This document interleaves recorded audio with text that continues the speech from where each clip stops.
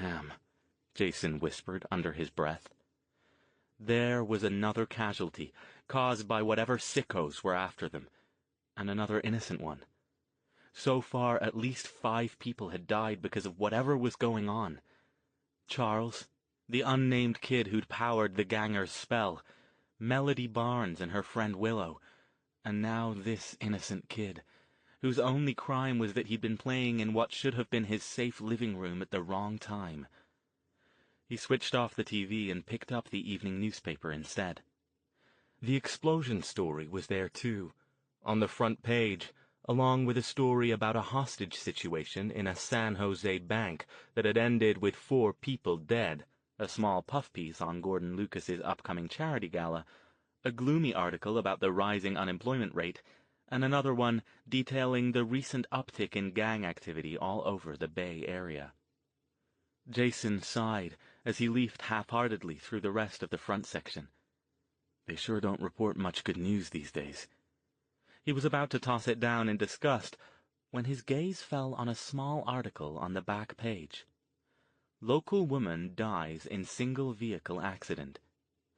A San Jose woman died today after the vehicle she was driving veered off the road and struck a light pole. The accident occurred at 1:30 p.m. near the intersection of Middlefield and San Antonio Road in Mountain View. The victim's identity was withheld pending notification of next of kin, but an unnamed source has tentatively identified her as Isabel Oliveira, 54, a housekeeper. Witnesses claim that there appeared to be no cause for the sudden swerve. An autopsy will be conducted to determine if a medical condition was responsible. Jason just stared at the paragraph, scanning it over again to make sure he hadn't read it wrong. When Stone came back out a couple of minutes later, he held up the page. "Look at this." The maid read it over, frowning. "I'm very sorry to hear that," he said at last. "I would very much have liked to have a chance to talk to her about her involvement in what happened. And if she wasn't involved, then I've lost a good friend." Jason nodded. "Look at the time, though. If the explosion happened at 1 and the accident happened at 1:30 in Mountain View, then she didn't have much time to get away." He paused, thinking. "Kinda makes you wonder if she didn't have help veering off the road, doesn't it?" "I wouldn't be at all surprised at this point," Stone agreed. "That's one mystery we'll likely never solve, though, unless the autopsy results show she had a sudden heart attack or something." "Add it to the list," Jason said sourly. He leaned back on the sofa with a loud sigh of frustration. "And hope the cops don't decide to pursue the connection between the explosion and your housekeeper dying in an accident a half-hour later." He spread his hands. "So what do we do now? You said you might have some ideas. Now's the time to spill 'em if you do, because I'm fresh out." Stone looked troubled. "I do," he said. "But give me until morning. I still need to do a bit more thinking about it." "Why?" Jason glared at him. "If you've got something that might work, spit it out. You said you wanted to go on the offensive, so let's do it. I'm as tired as you are of sitting on my ass waiting for somebody to try to kill us again." "It's not that simple."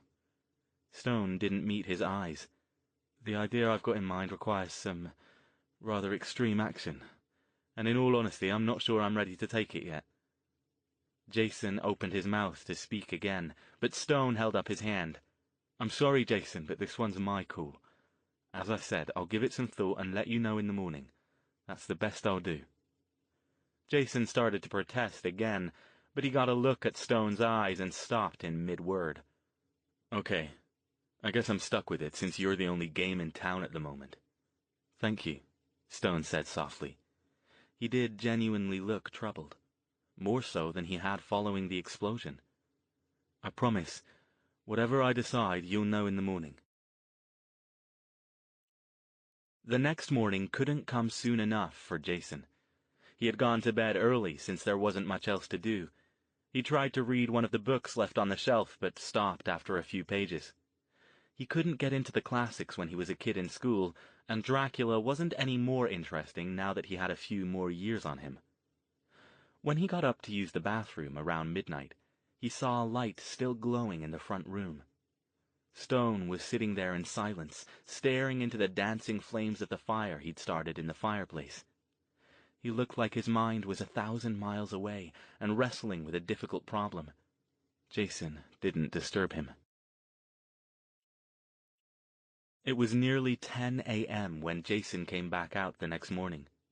Stone was still sitting in the same chair, and the fire had burned itself into ashes. "Did you even sleep at all?" "Not much," the mage admitted. "Had a lot to think about." "And? Did you come to a decision about this idea of yours, whatever it is?" Stone nodded slowly.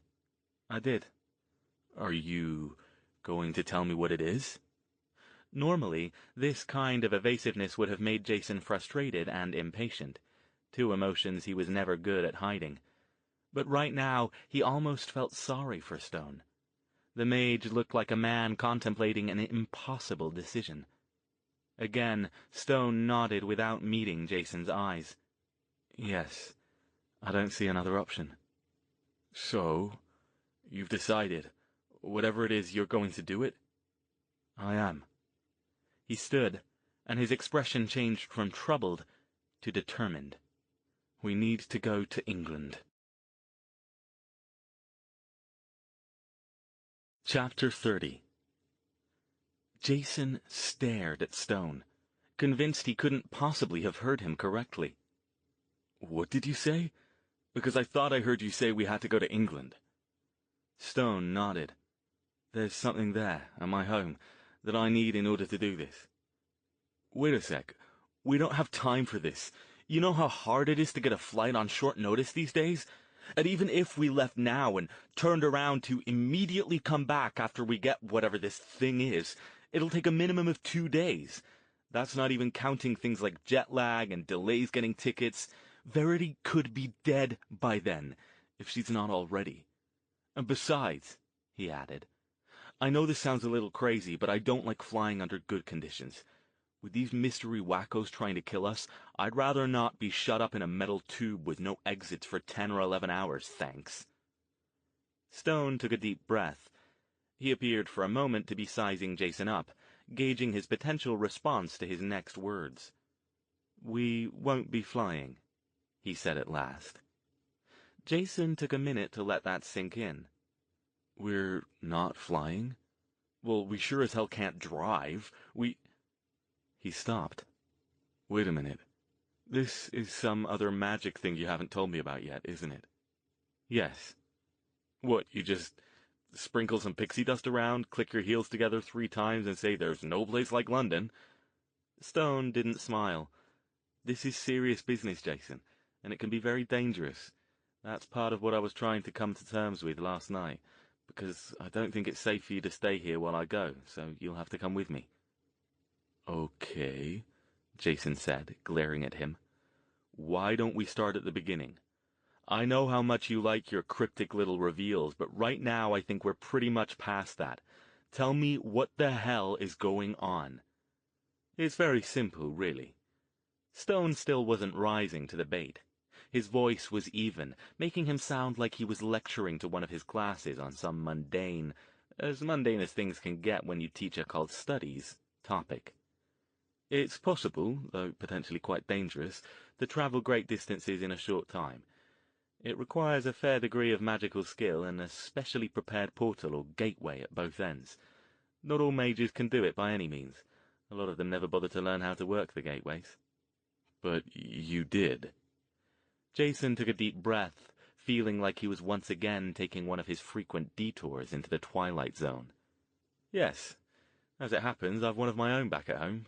It's one of the few active ones in England, and only a few people there know of its existence." "You built this thing?" "No, it's been around since many years before I was born. I come from a long line of mages."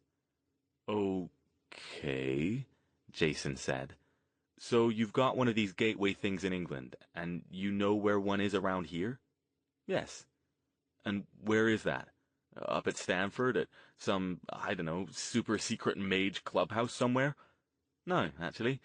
It's in the basement of a local restaurant." Why do I even bother asking? "A restaurant?" Yes, but listen, that's not the important part. Stone moved closer, his own bright blue gaze boring into Jason's eyes, as if attempting to read his mind. Jason shifted uncomfortably, by no means sure that wasn't exactly what he was trying to do. Okay, what is then? The method by which we'll be traveling, Stone said. He began pacing around the room restlessly as he continued. You see, the gateways connect to their destinations by means of an extra-dimensional space we call the overworld. Extra-dimensional space? Jason's eyebrows both went up. Holy crap, it is the Twilight Zone. It's hard to explain without a lot of theory that will no doubt bore you senseless, even if I had the time to explain it to you. Here's what you need to know if you're going to come with me. The reason it's dangerous to travel this way, especially with those who aren't familiar with it, is that the overworld has its own population. Population of what? Jason was almost afraid to ask. Stone shrugged. Nobody's hung about up there long enough to study them. But here's the thing. They're drawn to any kind of strong emotion, especially negative emotion. When traveling in the overworld, it's absolutely imperative that a person keeps himself completely under control. No fear, no anger, no disagreements with one's companions. Even excessive happiness or curiosity can draw them out to investigate. And what happens if you draw them out? They attack you, and more often than not, they kill you. Or, if you're lucky, they just drive you mad. Jason stared at him. You're kidding, right? I told you it was dangerous. You can see why I'm reluctant to do it, especially with someone with your, shall we say, previously demonstrated self-control issues. Jason stood there for a long time, contemplating this. Finally, he ventured, So you want me to travel through this tunnel of freakouts with you, keep myself from getting scared or angry, and eventually will pop out on the other side in England? And then once you get whatever it is you're after, we have to do it again? That's about it, Stone said, nodding. Believe me, if there were any other choice, I'd take it. I'd leave you here if I thought you'd be here when I got back. What makes you think I won't be? He demanded, even though he wasn't at all sure he wanted to take this particular trip. He wasn't by nature a fearful guy, but this was just off the rails when it came to weird shit. Because I know you, Stone said. Tell me, if I left you here, would you sit quietly in the house and wait for me to come back? Or would you be bored or frustrated or guilty enough in a few hours that you'd set out in search of your sister on your own, just so you could tell yourself you were doing something? Jason sighed. He didn't answer, but he didn't have to. His silence was all the answer either of them needed. Changing the subject, he asked, So what is this thing that's so important that you have to get it in England? Can't you just have somebody get it and ship it to you, whatever it is? No, that's not possible. It's a book, which is all I'll tell you at the moment. But I wouldn't trust anyone to ship it, even if anyone could get at it. Even my caretaker back home doesn't know about it. It's carefully hidden under magical lock and key in an area of the house he doesn't even know exists. Of course it is. Jason tried not to sound sarcastic, but his capacity for accepting weirdness had been just about exhausted recently. This concerned him, because he expected things were about to get a hell of a lot stranger before tomorrow. He sighed. He knew how much was at stake here, and every day they hadn't located Verity was another day when the DMW or whoever was directing them or some other random danger could find her. But he had to be honest, too. I don't know if I can do it. Surprisingly, Stone nodded. He even looked sympathetic. I know. It's not easy, even if you know what to expect. My first time through when I was an apprentice, on a lot shorter trip than the one we'll be taking, I was so frightened that the two other mages I was travelling with had to knock me out to keep us from being attacked. Even then they had to run like hell because I attracted unwelcome attention. Then how do you expect me to be able to do this? I'm pretty sure I can keep from getting angry, but I can't stop myself from being scared, can I? You can, Stone said. Let me ask you this. Do you love your sister? Jason glared. What kind of a stupid question is that? Of course I love her. And naturally you want to see her home safe, right? Otherwise, why are we doing this at all? Yeah, of course I do. I'd give anything to have her back right now. I can't stand the thought of her being out there and me not knowing where she is. All right, then, Stone said, his tone gentle. That's your talisman. If you're tempted to be frightened, just use that as something to hold on to. You're doing this to help your sister. Her only hope of getting home safely is if you can manage this without letting your fear get the better of you. He paused a moment to let that sink in, then continued. I promise you, Jason, I give you my word, it's only dangerous if you let it be. If you can keep your feelings under control, it's safe as houses. Considerably more unnerving, I'll admit. Nothing that can be done about that, sad to say, but completely safe. Jason took a deep breath. How long will it take? The trip through, I mean. It varies, but for that distance I'd say perhaps 2 or 3 minutes. That's all? You made it sound like it would be a lot longer. Believe me, it will seem longer. Time works differently there. It will feel like you've been up there a long time, but once you're through, you'll see that it wasn't that long at all. Jason nodded. As was often the case lately, he knew that ultimately there was only one answer. He might have washed out of the academy for pasting an instructor a good one on the chin, but at least the to protect part of the police motto, to protect and serve, was wired pretty deeply into his DNA. Let's do it then, he said, before I lose my nerve. Chapter 31. The restaurant Stone had referred to turned out to be in Sunnyvale, and was called, amusingly enough, a Passage to India. It was a hole-in-the-wall place in a decently upscale cluster of eateries of various ethnicities on Murphy Street. The sign outside showed its name in stylized letters that were apparently supposed to look Indian. You're kidding, right? Jason said when he saw it. This is all a big joke, and you're about to drop the punchline. Stone chuckled. There are more jokes at work here than you might suspect. For instance, the owners are actually British, though they did spend some time in India in their youth. And one of them is a mage? He nodded. His partner knows all about it, though. When you run a restaurant together, it's pretty difficult to hide a teleportation portal in your basement without your partner getting wise at some point that something dodgy is up. So we're not going to end up in India by accident? Jason pulled into a nearby space and shut off the engine. I certainly hope not, since I don't know of any gateways there. Come on, we're in time for the lunch special. The food here is quite good, and we'd best have something to eat before we do this. No idea when we'll get to again. It was a bit early for the lunch rush, but the restaurant was well populated, even at this hour. A waitress waved Stone and Jason toward a table, dropped menus in front of them, and immediately scurried off to help other customers. Stone studied the menu while Jason looked around. They didn't have many Indian restaurants where he came from, and his dad had always been more of a steakhouse kind of guy anyway. The waitress showed up again. Stone ordered the special and recommended that Jason do the same. When the woman finished jotting down their orders, Stone motioned her closer. I'd very much like to speak to Martha or David if they're around. Please tell them Alastair Stone is here. She looked a little confused, but nodded and disappeared toward the back of the restaurant. After about 5 minutes, a short, balding, and cheerful-looking man about 10 years older than Stone came out of the kitchen and made a beeline for their table. Alastair, he said, smiling broadly. I haven't seen you in ages. Morning, David. Stone shook his hand, then indicated Jason. This is my friend Jason Thayer. A pleasure, I'm sure. David pumped Jason's hand with great enthusiasm. Are you a student of Alastair's? Jason began, but before he could say more, Stone shook his head.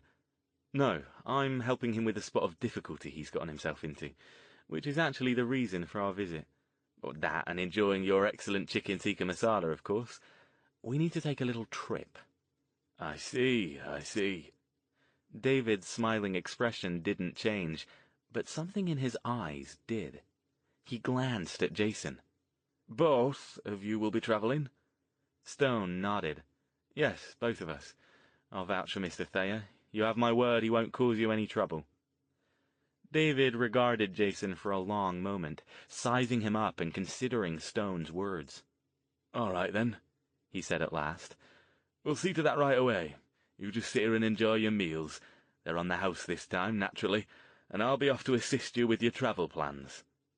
He waved goodbye to them and hurried back toward the kitchen. Jason watched him go. "So, how does this work, anyway? Do you have to pay to use the gateway? Are you on some kind of timeshare where you all get a certain number of uses every year and everybody fights over Christmas?" Stone chuckled, shaking his head. "No, nothing like that. It's more professional courtesy. I use their gateway on occasion, and in return I help them out when they need a favor. Technically it doesn't belong to them in a conventional sense. Several other mages help to set it up, so there are a few of us who have access to it." "Are there others around here?" "Not many in the country. I'd estimate there are fewer than a dozen permanent gateways in the United States. Most are back east." "I see." Jason only half-jokingly wondered if he should be taking notes on all this stuff. "You said permanent gateways. Are there temporary ones, too?" Stone nodded. "There are. It's possible to set one up that's only intended to last for a few hours at most, but they're extremely difficult and expensive to construct, and frightfully dangerous to use. You'd only ever want to set one up if you absolutely had to get somewhere in a hurry, but you didn't have access to one of the permanent ones." The waitress chose that moment to show up with their food, so he waited until she had placed the dishes before continuing. "I once had a colleague who was part of a group that was trying to discover a way to make the temporary gateways safer." "I take it he didn't succeed?" "She. And I have no idea. We lost touch, and I never heard anything more about it, so I guess not." Jason nodded. "Can you do it? Set up a temporary one, I mean." "I can, but I wouldn't. I can't think of anywhere I'd ever need to be so quickly that I couldn't just use this one here, or mine at home if I'm back there. Or, just take a plane," he added.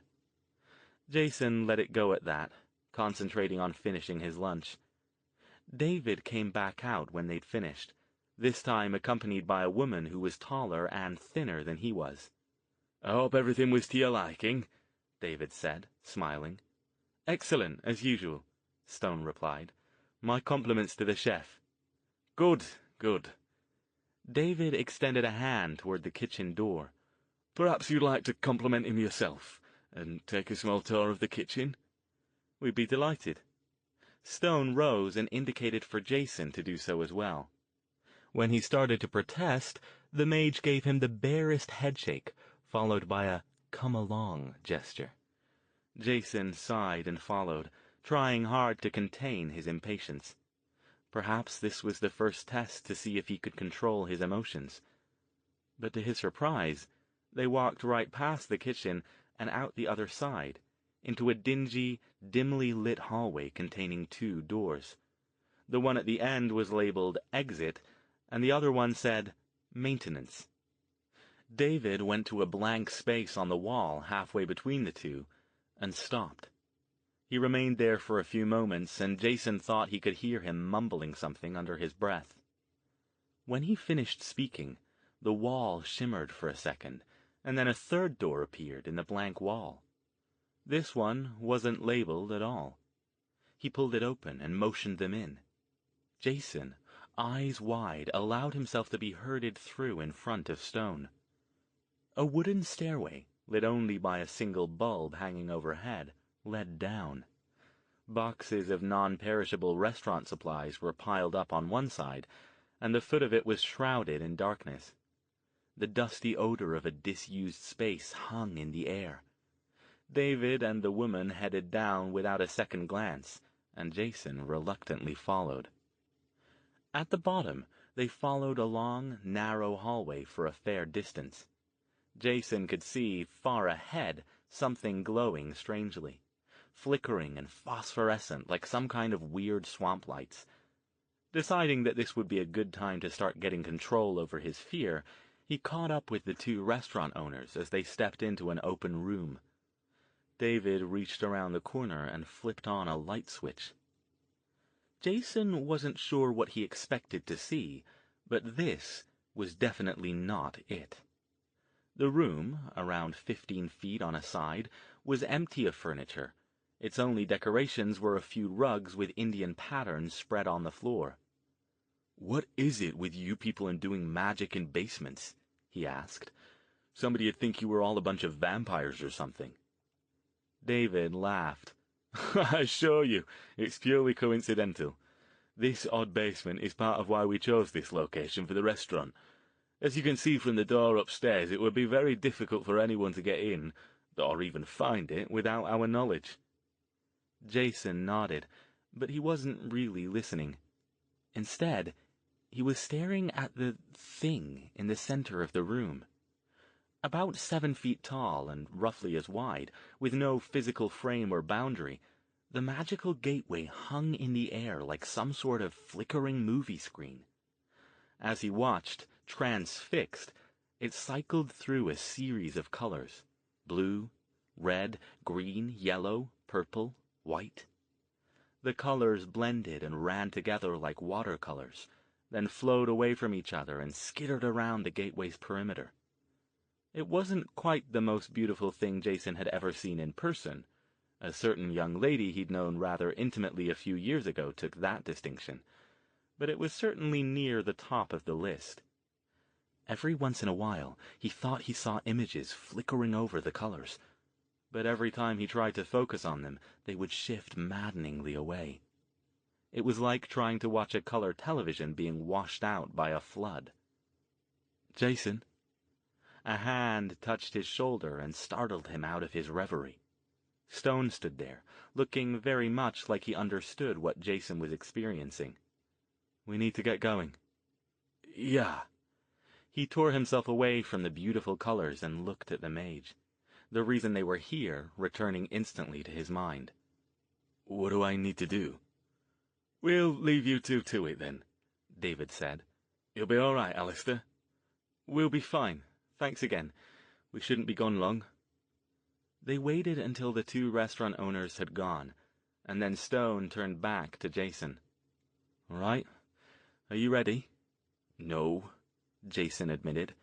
"But that's okay. I don't really see how I could get ready for this. Let's just do it before I lose my courage. Maybe I should have had a nice stiff drink first," he added, wondering if perhaps he should go back to the restaurant and do just that.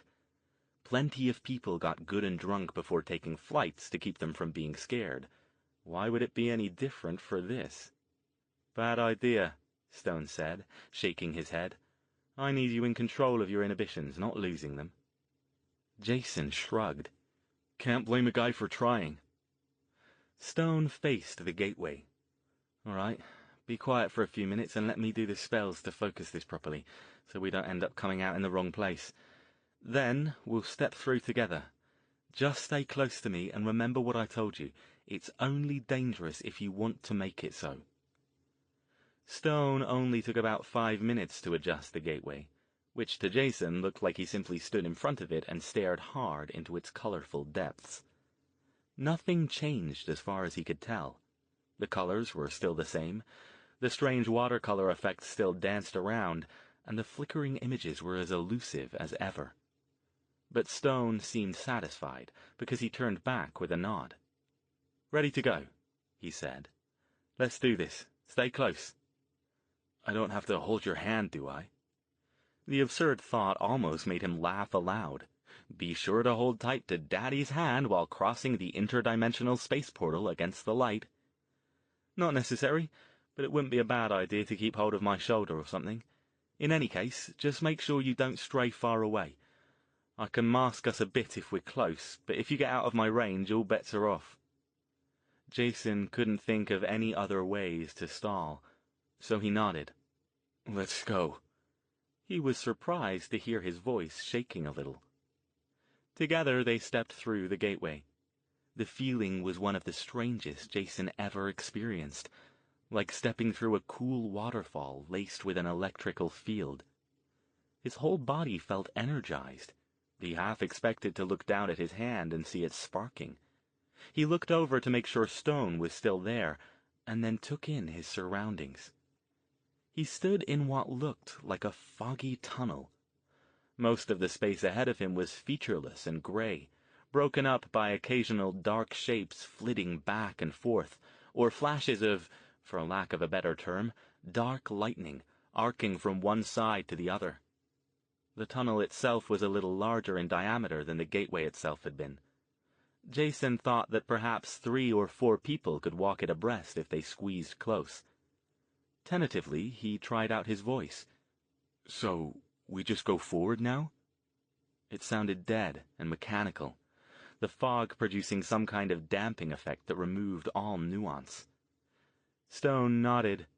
Jason noted that the mage's expression was unreadable, but there was a definite tightness in his jaw that suggested this trip was not a walk in the park for him either. "Yes," he said. "There's really no way to get lost. Just follow the passage." He moved forward, and Jason hastened to follow. There were sounds here, too, but nothing that was possible to distinguish. Vague growls, mechanical rumbles, far-off dissonant cries. All of them were soft and almost subsonic, and all of them were making Jason's skin crawl. "Doc," he muttered, deciding that grabbing Stone's shoulder might not be such a bad idea after all. "Hold it together, Jason," the mage said evenly. "Just keep moving forward, slow and steady. That's the way. Try to just look straight ahead if you can, and remember verity." 1 step. 2. 3. Was the tunnel getting darker? Was it getting bigger? He wasn't sure, but he thought so. 4 steps. 5. The vague, subsonic sounds were speaking to him. He knew it. He couldn't understand them, but nonetheless he was convinced they were focused on him. He took a deep breath. "Something's here," he whispered. Stone nodded. "I can feel it. That's normal. It won't notice us. Just keep moving." "It's looking for me." His hand tightened on Stone's shoulder. The sounds were seeping into his brain now, into his body, into his soul. The tunnel was definitely widening out and getting darker. He could barely see Stone next to him anymore. It was just a dim figure moving along through the fog. He could have been anybody. What if it wasn't Stone? What if one of those things had taken his place when Jason wasn't looking? What if it was even now leading him off the path into darkness, into madness? "Jason!" Stone's sharp voice managed to fight its way out of sounding dead and mechanical. Something poked Jason's hand, and he yelped. "What the—" he demanded, but then stopped. The voices had receded. Stone was right there next to him, solid as ever. He let his breath out slowly. "Thanks," he said, voice still shaking. "I think I needed that." "It's all right." The voice was even again. "Just focus on verity. Remember that we're doing this to help her. We're almost there now. His head snapped around to look at something behind them. "Oh, bugger." "What?" Jason demanded. But by the time he got the words out, he needn't have bothered, because the reason for Stone's exclamation was obvious. About 20 feet behind them, or whatever passed for that distance in here, a dark something was detaching itself from the fog and moving in their direction. It didn't have a shape. In fact, it looked like nothing more than a darker piece of the rest of the tunnel.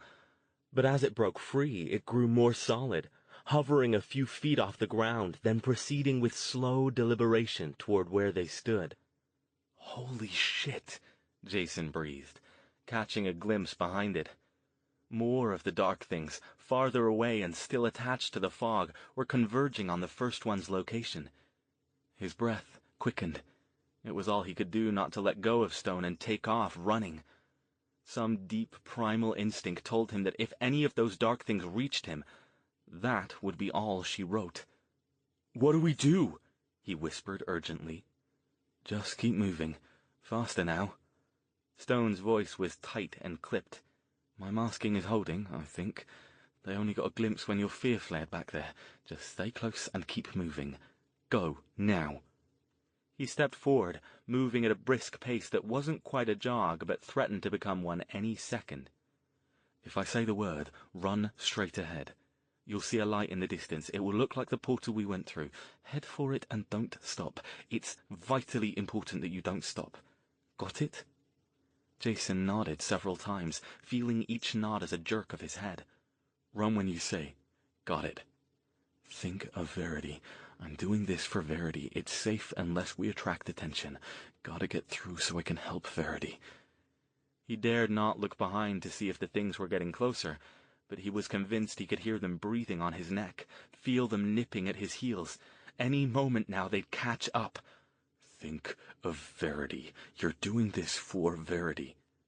"See the portal up ahead?" Stone's soft, even voice said on his right. Jason looked. Far ahead, so far that it looked like the tiny beam of a flashlight shining toward them. He could see faintly shifting lights. He nodded. Yeah, I see it." An unbidden thought popped into his head, reminding him of a poster he'd seen once in a head shop. What if the light at the end of the tunnel is coming from the oncoming train? "All right. When I say the word, we're going to run for it." The mage's tone was tight and flat. He sounded like a frightened air traffic controller trying to talk down an 8-year-old piloting a jumbo jet. "Ready now?" "Ready." Oh God, oh God, oh God, they're right here." "Go!" Stone's voice boomed out, echoing from one side of the tunnel to the other. Jason felt the mage's shoulder tense as he flung himself forward. Jason barely gave him a one-step head start before he was at his heels. He dared a glance behind him and wished he hadn't. There were more of the things now, milling around in great agitation. As the two of them began to run, the things seemed to catch their scent. "Run, run, run!" Jason yelled. Younger and faster than Stone, fueled by a panic that he couldn't begin to articulate, he soon overtook the mage. He grabbed Stone's arm in a death grip as he went by and pulled him forward, his eyes fixed on the ever-growing, ever-shifting portal up ahead. The things were all around them now. Stone waved a hand, and a shimmering shield formed to enclose them. A couple of the dark shapes dived for them, but bounced off it. The places where they hit flared bright, while the overall brightness of the shield dimmed correspondingly. Jason was pretty sure it wouldn't take much more than a couple of hits. The portal was just ahead. Desperate now and running on animal flight instinct, he grabbed Stone bodily and just about threw him through the glowing space, then flung himself through behind him. Just before he went through, one of the things cruised up next to him, and he got a good, close look at it. But then he was through the electric waterfall and sailing forward, his momentum crashing him hard into a gray stone wall. That was all he remembered.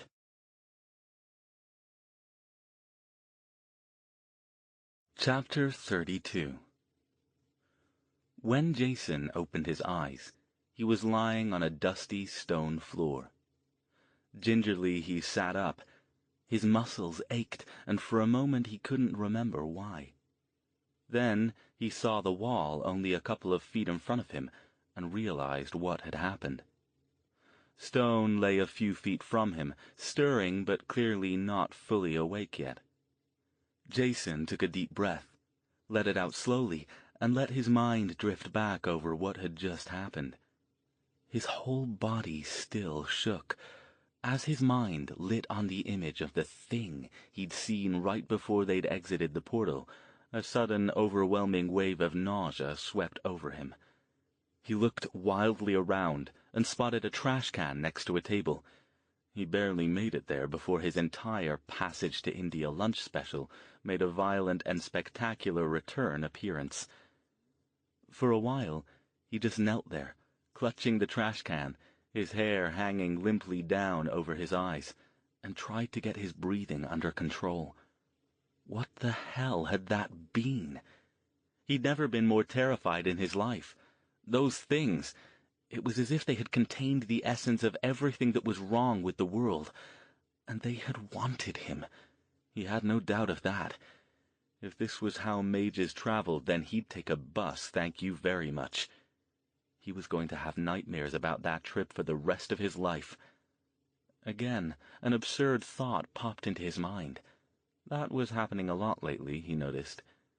He'd never done drugs with his friends back in high school, but he was pretty sure he had just won the distinction of having the worst bad trip ever. Too bad he couldn't tell anybody about it.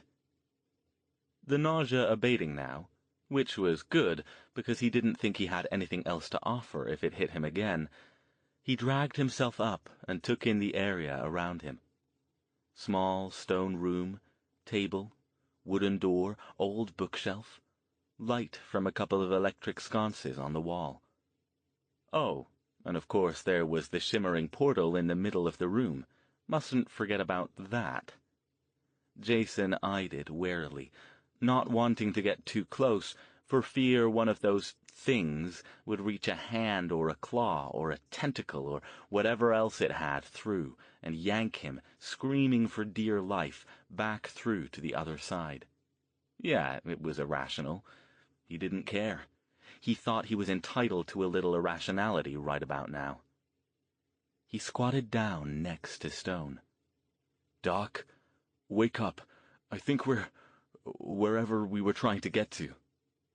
His mouth tasted horrible, and he wished that guys still carried handkerchiefs, or better yet, that he could get his hands on a large quantity of water.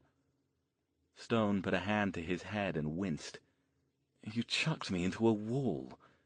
"Yeah, well, sorry about that. I hit the same one myself. I wasn't exactly thinking straight at the time, you know." "Yes, that didn't go so well, did it?" He pushed himself up on an elbow and looked around at his surroundings. "At least we made it to the right place." Wrinkling his nose, he added, "And what's that smell?" "Don't ask. Trust me." Jason took hold of his arm and helped him to his feet. "So, what now? I'm going to go out on a limb and suggest that whatever book you came here to get, it's not on that shelf over there." Stone glanced over. "What? Oh, no, of course it isn't. Come on, we've got a bit of a hike up to the house. I don't want to stay here long, but I could definitely use a drink, and I think you could too." "Yeah, definitely. But first a nice bottle of mouthwash and a big glass of water." He paused. "What the hell happened in there? You said it was safe if I kept it under control." Stone moved over and opened the heavy wooden door, waving Jason out. "You didn't." "I did," he protested. "I was fine until they started talking to me." That stopped him. "Talking to you?" he asked, fixing that intense, "I may or may not be reading your mind" gaze on him. "What do you mean? They actually spoke to you? Intelligibly?" Jason shook his head. "No, I couldn't understand what they were saying, if that's what you mean. There weren't really words, but I could tell they wanted me. It made me feel strange. It's hard to explain. Like at one point," he shuddered with the memory, "I was convinced that you weren't really you. Like they'd taken your place and were leading me off the path." "Fascinating," Stone said, almost to himself. Then, louder, "I've never experienced anything like that before. But then again, I've never made the trip with a non-magical companion." "Might have told me that before we left, Doc," Jason protested. "Slipped my mind," Stone said. "And would you mind terribly if I asked you to stop calling me Doc? Just Alastair is fine." "Sorry, man, too many syllables. You know how lazy we Americans are. How about I just call you Al?" Stone looked stricken. "No. Just no." Jason grinned. "Al it is, then." Stone sighed loudly, but didn't push it. He once again motioned Jason out, then closed the door behind them. Then he waved his hand at it and muttered something under his breath, and it became just another part of the solid stone wall. There was a stairway outside the door, leading up. "Oh, look, more basements. I'm proving my theory, you know," Jason said with a grin. "I think not," Stone said, heading up. "You'll see." At the top of the stairway was a long, narrow trap door, about the size of a standard interior door, but set into the ceiling. It had a rope attached to one end. Stone pulled it, and the door swung smoothly down to reveal a short stairway of its own, like the kind people sometimes use to get into their attics. "Hold on," he said. He went up first, and Jason heard him fumbling with something that sounded heavy. Then, whatever it was, slid aside, and a patch of dim light appeared above them. "Where the hell are we?" he demanded. "Come on up." Stone was already scrambling higher, and seemed to be climbing over something. Jason followed him to the top of the dropped staircase, and discovered he was standing on a narrow ledge inside an enclosure around 7 feet long and 3 feet wide. There was a stone cover that had been shoved aside. That must have been what Stone was fumbling with. The rest of the room was empty. The whole thing looked vaguely familiar to Jason, and he realized what it was. Leaping out quickly, he stared at Stone with wide eyes. "This is a crypt!" "I told you it wasn't a basement," Stone reminded him, with a quirked eyebrow and a grin, pulling a false bottom over the trap door and settling it into place. "Now budge over so I can put the cover back on." Jason helped him move the lid back onto the sarcophagus. It wasn't nearly as heavy as it looked, he discovered. And then he looked back at Stone. "Why do you have the entrance to your portal inside a crypt?" Stone shrugged. "You have to admit, it's not a place that your random passerby is likely to investigate." He crossed to the exit and muttered something at the door, which made a small click and swung minimally open. "Come on." Outside it was dark. Jason was confused until he remembered that if Stone was telling the truth, they were in England now. If they'd left at lunchtime, then it was already evening here. As he expected, they were standing in the middle of a graveyard. "What is this place?" he asked, looking around. It didn't look large, perhaps a grand total of 40 to 50 graves, with headstones scattered haphazardly around, along with the crypt that dominated the space. The whole area was surrounded by trees, making it intimate and more than a little creepy. "It's my family's plot," Stone told him, heading toward an opening in the trees. "Your family has a private cemetery?" Jason hastened to keep up, beginning to wonder just how much more there was to his strange new friend. It was okay, though, getting the subject of conversation back to mundane things, even mundane, creepy things, was helping him get his bearings again. "Not exactly grand enough to call it a cemetery," Stone said. "It's been here for centuries. Nobody left but me now, so—" He didn't finish that, but kept going. Jason saw he was heading up a small path through the trees. After 100 feet or so, the path broke free of the trees onto a large, empty field. Far off in the distance, the dark bulk of what looked like a massive house rose into view. It was toward this that Stone seemed to be headed. "Is that your house?" Jason said, hurrying to catch up again. "What, you live in a castle?" "Yes, that's my house, and no, it's not a castle. It's a dump mostly, to be honest. You'll see.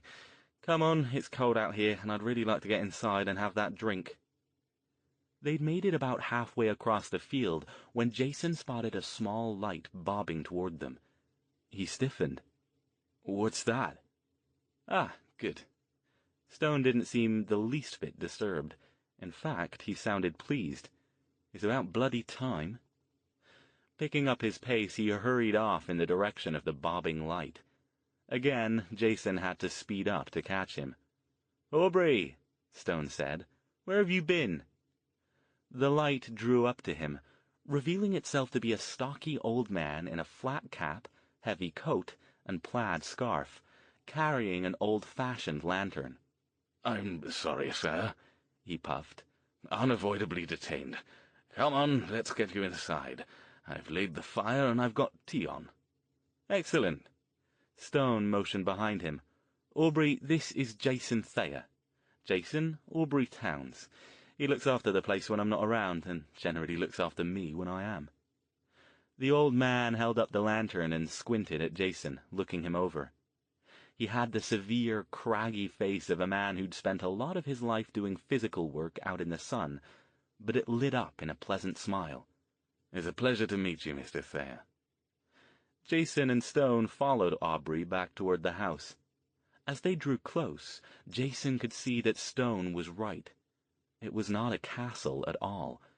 Instead, it was one of those huge, dark, Gothic mansions that you saw on TV adaptations of novels about rich girls who died of consumption, or creepy old men who kept orphans prisoner in their basement. It had a central hall, flanked by two smaller wings, and the whole place presided over a circular, gravelled driveway, like some sort of malevolent spirit. Jason half expected to see gargoyles on the edge of the roof, but all he saw as they passed by were a couple of wayward crows and a whole lot of missing shingles. "This place must be great at Halloween," he muttered, loud enough for Stone but not Aubrey to hear. "It's a little grim," Stone agreed. "Needs far more work than I can afford. The trust fund barely covers basic maintenance and repairs, and Aubrey's salary. And even so, we have to close off one of the wings because we can't afford to heat it. It does look a bit better in the daytime. You'll have to take my word for that, though. We'll be long gone by then." Aubrey opened one of the heavy double front doors and waved them inside. They walked through an entryway into a large, open great room with a soaring, shadowy ceiling and an enormous fireplace dominating the left wall. Arranged around it were some comfortable-looking old couches and chairs, and a low table. And it was this area that Aubrey motioned them to head for. "Please," he said. "Sit down. I'll bring you refreshments. You both look tired." "What I really need," Jason said, "is a bathroom. And a stiff drink or two," Stone added. He pointed off at a hallway leading from the other side of the room. "Blue's over there, Jason. And Aubrey, don't spare the alcohol." When Jason returned, feeling much more human after rinsing his mouth out several times and drinking a large quantity of water, Stone was seated on the couch in front of the fire. Aubrey must have returned, because on the tables was a plate of small cakes, a teapot and cups, 2 glasses, and a large bottle of something amber and alcoholic. Jason threw himself down at the other end of the couch with a loud sigh. "Feeling better?" Stone inquired. "Yeah, as good as I can feel after having the crap scared out of me." "Good. Why don't you sit here and have a drink? Please don't get yourself drunk, though. We're heading back soon, and I think you see now what I meant." Jason froze. "Doc, Al, I can't do that," he said. "There's no way you're going to get me through that thing again." Stone gave him a rueful smile. "Jason, I'm afraid there really isn't any other option. If you want to help Verity, we need to get back home." "I'll take a plane." Jason leaned over and poured a healthy dose of liquor, he didn't even care what kind it was, into his glass. "That could take days, especially if we have to explain to the authorities how you got here in the first place without a passport. And I can't get on with what I need to do without you." "You take the plane too." Jason was aware that he was being completely irrational, but he still felt like he'd earned the right after what he'd experienced. "Jason, you know I can't do that even if I wanted to. There's no way I'm taking what I came here for on a commercial flight." "I'm sorry. I can't do it." "You can, and you will. Verity's depending on you. And besides, now that I know what happened to you, I can do something about it." Jason looked up, not daring to let any flicker of hope reach his face. "What do you mean? You're just saying that to get me in there again." "No, believe me, Jason. I've no more desire than you do to have a repeat performance of what happened today. That frightened me almost as much as it did you. We had a very narrow escape back there." "No shit." He paused, and took another drink. "So, assuming that you really can do something, what can you do?" "I can put a block on your mind so they can't reach it." "What the hell does that mean?" "It's hard to explain. Think of it as being a bit like hypnosis. I'd forgotten that most mages' mental protections are more highly developed than the average person's.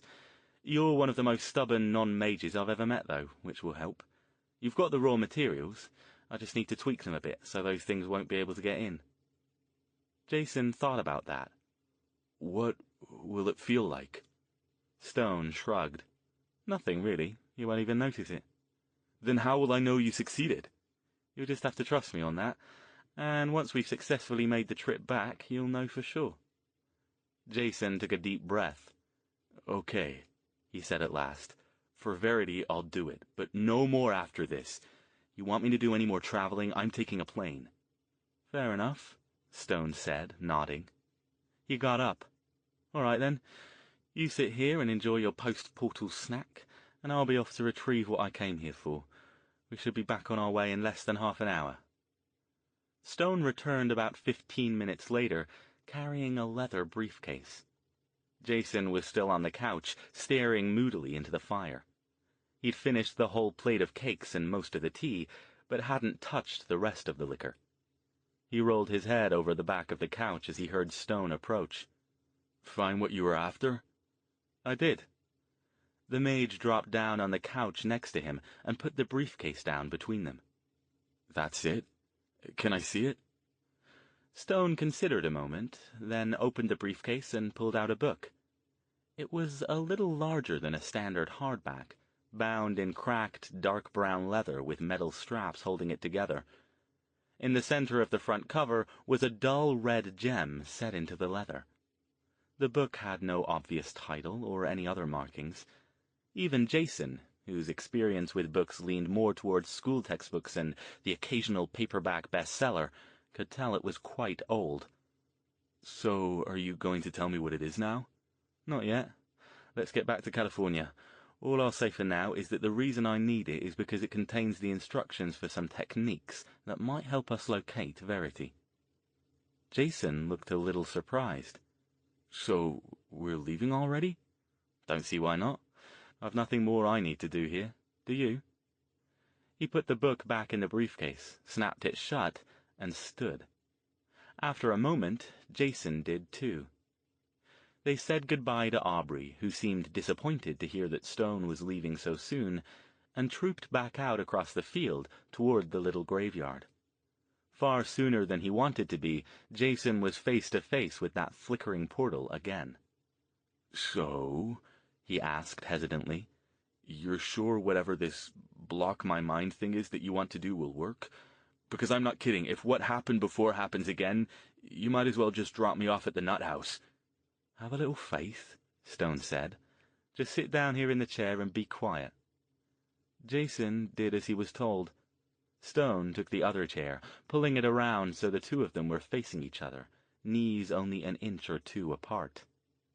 Leaning forward, Stone reached out and put 3 fingers on Jason's forehead. "Watch my eyes," he said in a low voice. "Just keep watching, and try to keep your mind as clear as possible." "You're not gonna, read my mind, are you?" Jason couldn't help sounding a little alarmed. There were more than a few thoughts in there that he'd rather not have Stone, or anybody else for that matter, mucking around in. "I'll give away one of my secrets, Jason," Stone said, amused. "Mages can't read minds. If anyone ever tells you we can, they're lying." "You could be lying telling me you can't," Jason pointed out. "Quite true," Stone admitted. "Now be quiet and just watch my eyes so we can get on with this." Jason sighed. "Yes, master," he said, in his best Igor the Hunchback imitation. He leaned back and focused on Stone, humming over a mindless tune in his head to try to keep it clear. The mage's eyes were bright blue and quite steady, focusing on Jason's without a blink. "That's it," he murmured. "Just keep doing whatever you're doing." His fingers moved a bit as if probing for a particular spot, then settled. A few seconds passed in silence, and then he pulled back. "There," he said. "All done." "That's it?" Jason reached up and touched his forehead. He didn't feel the slightest bit different. There wasn't even a tingle. "I did say that you wouldn't feel anything," Stone reminded him. "Now come on." He picked up the briefcase and motioned toward the portal. "No need to set it this time. It's already good to go." It was the hardest thing Jason had ever done in his life to step into that portal again. But he knew if he didn't do it, he'd never be able to look at himself in the mirror. "They don't let you have mirrors in the crazy house," he told himself, and stepped forward into the flickering light. The trip back through was as uneventful as the previous trip had been horrific. The tunnel of fog was still there, as were the black flitting shapes and the occasional flash of black lightning. But the voices that had plagued Jason on the trip out were absent now. He walked briskly next to Stone, keeping a loose grip on the mage's shoulder, and before he had time to be afraid, they were stepping out into the storeroom of a passage to India. He realized that he had been holding his breath almost the whole time, and let it out in a rush. "Oh, we made it." "See? I told you that you could trust me." Stone gave him a wicked grin. "Come on.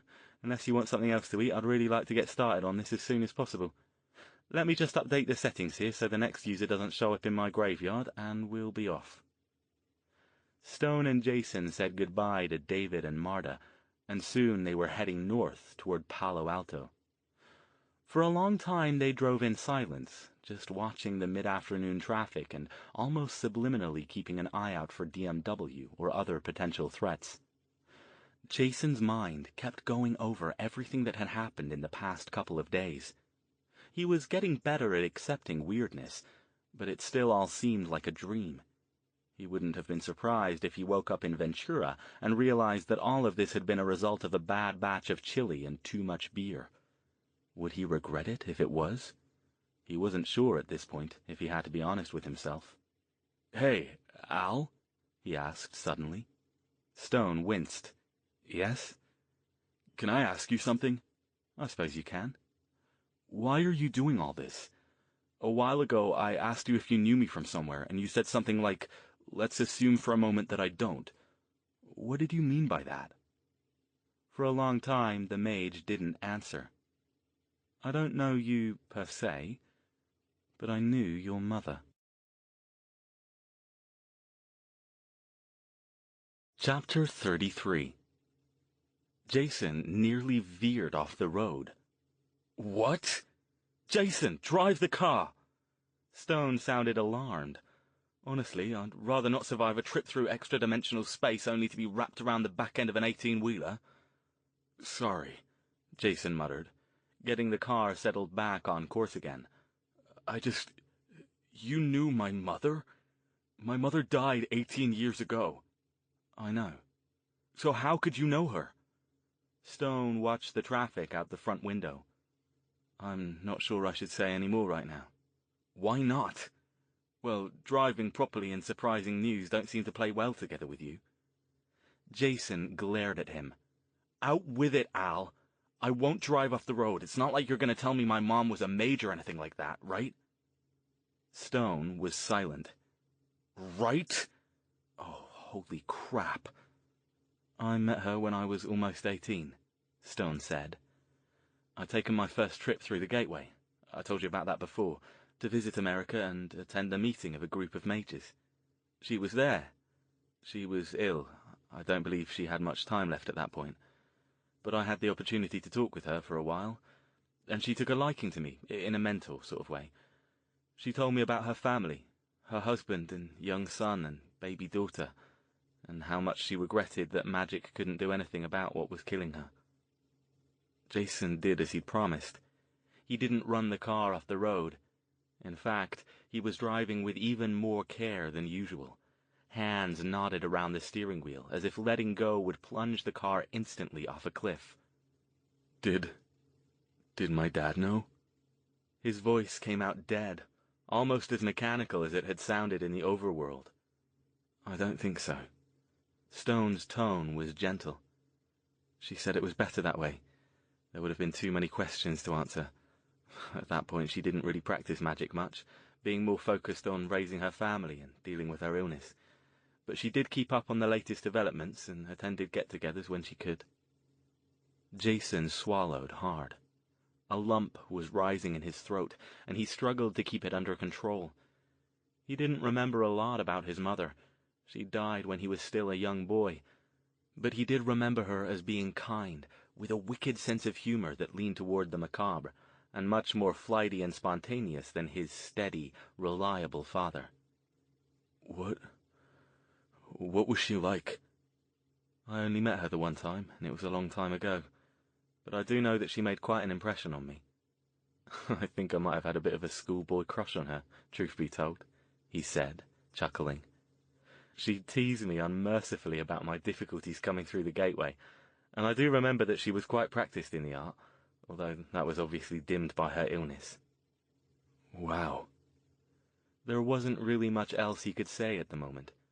Of all the shocking things Jason had heard and seen and experienced in the past few days, to find out that his own mother... Just... wow. He glanced at Stone.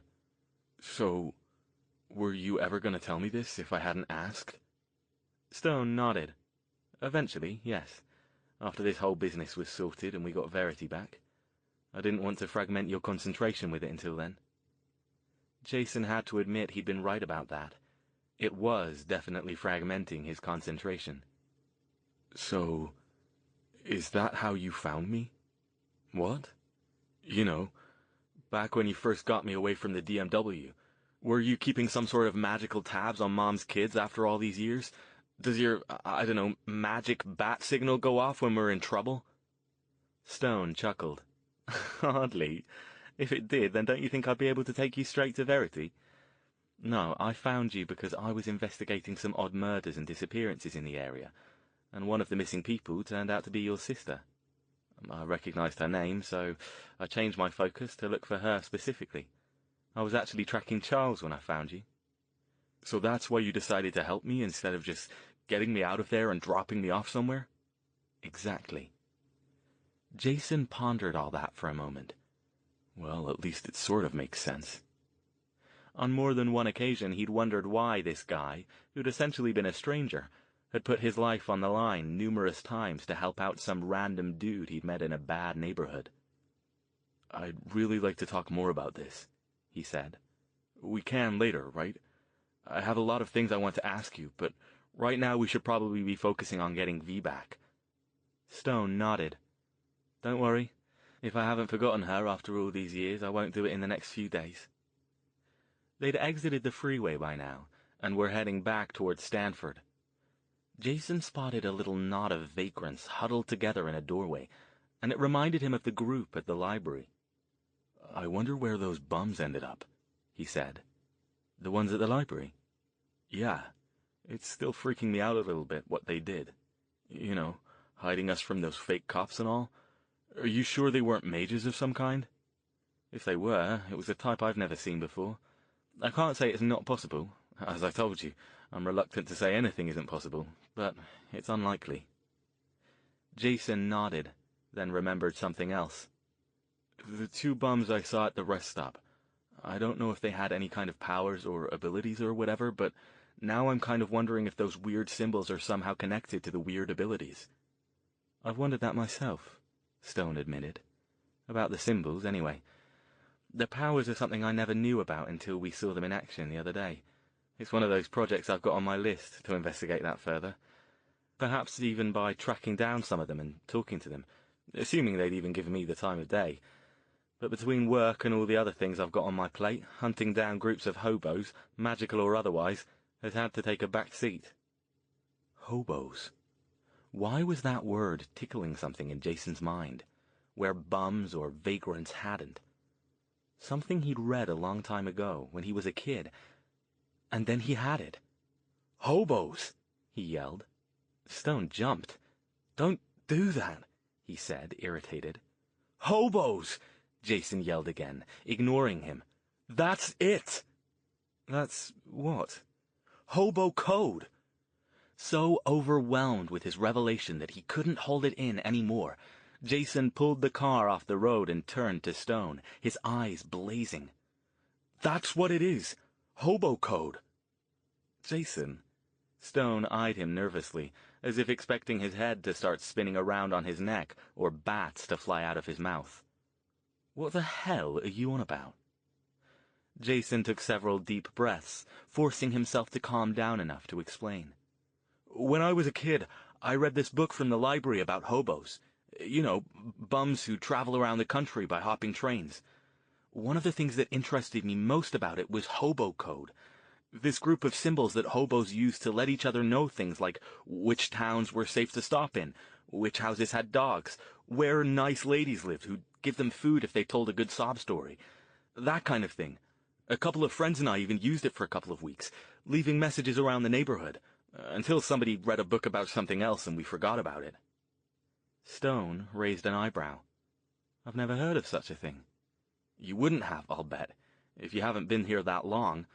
I think it's pretty much an American thing, and it was mostly from a long time ago, back when a lot of hobos used to ride the rails. But man, I wish I still had that book. Those symbols in your notebook look a lot like it. I'll bet the bums use these new ones in the same way, to pass on information, warn each other about dangers, things like that. That would imply some sort of organization, Stone said slowly, thinking. Remember, I told you I've seen those in other parts of California too. I wonder how far-reaching they are, and if they're only used by vagrants who have these odd powers. Does that mean there are a lot of them? Jason finished, eyes widening. That's crazy. How could there be that many magic bums and nobody knows about them? Stone didn't answer. They'd almost reached the cottage now, and he didn't say anything else until they'd arrived and were back inside. He pulled out the old book he'd brought back from England. You might as well find something to do for a while, he told Jason. I'll need time to study what we'll be doing. Believe me, this is not something I want to get wrong because I read it through too fast and missed a step. You still aren't going to tell me what you're planning to do, are you? I will, but not yet. He was looking serious again.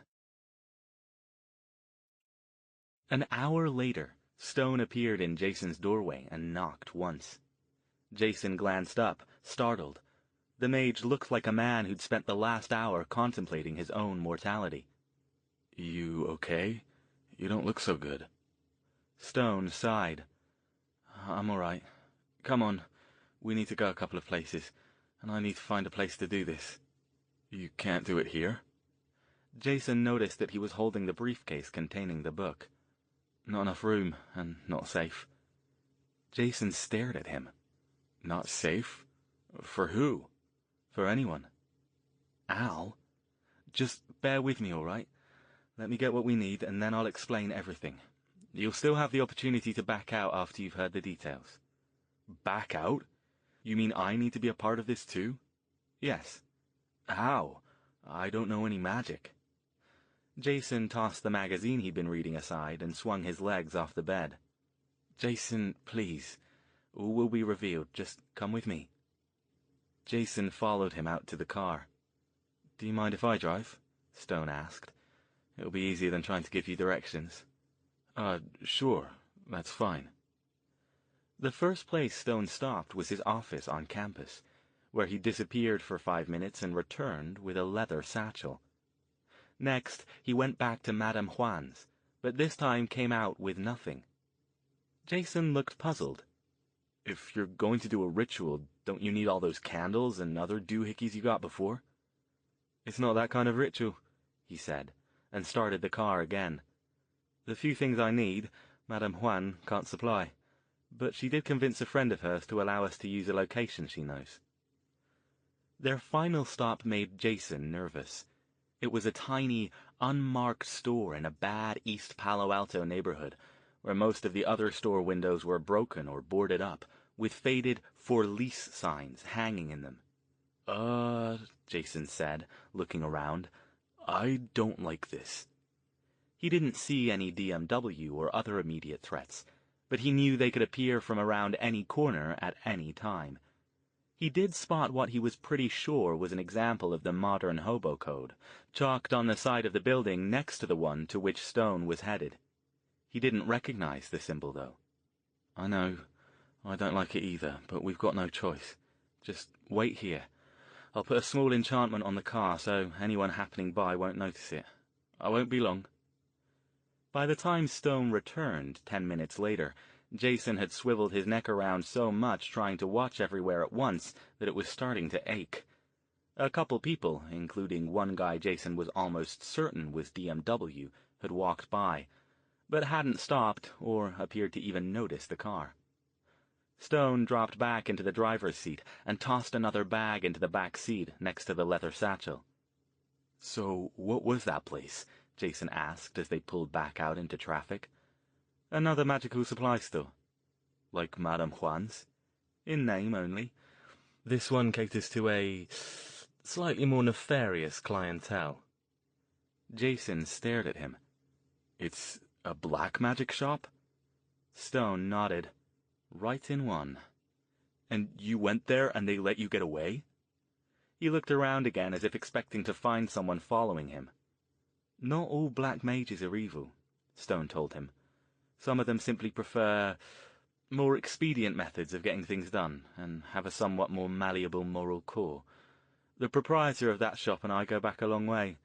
I wouldn't call us old chums exactly, but we're not enemies. Occasionally we compare notes on research problems."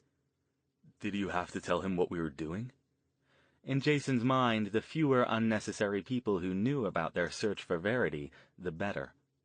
Stone shook his head. "No, the items I purchased were fairly generic." He chuckled a little. If old Stefan knew about what I was preparing to do and how I'd learned to do it, he'd have been practically salivating to get his hands on my book. I can't let that happen. I have a lot of respect for his abilities, but I would never trust him with that sort of thing. "Wait a sec," Jason said, twisting in his seat to face Stone. "You're going to do black magic? I thought you said that was a bad idea, that it, what did you say, corrupts your soul or something." "Not corrupts.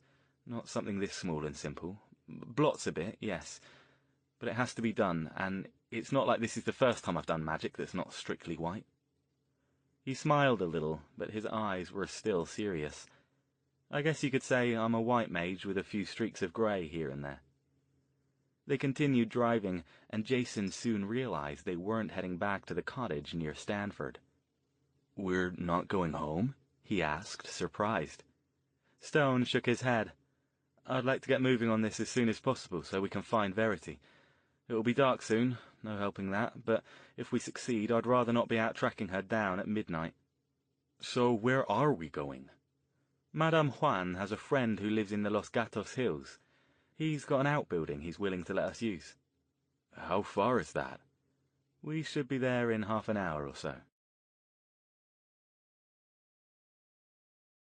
Chapter 34. Jason could tell right away that the place they were going was a much more upscale end of the Bay Area than most of those they'd been visiting. Even nicer than the part of Palo Alto where Stone's place had been. "Madame Juan's friend must have money." "No doubt," Stone agreed, as they left the main drag and turned right onto a tree-lined, two-lane road. It meandered past some expensive homes for a couple miles, then began to gain elevation and grew more twisty.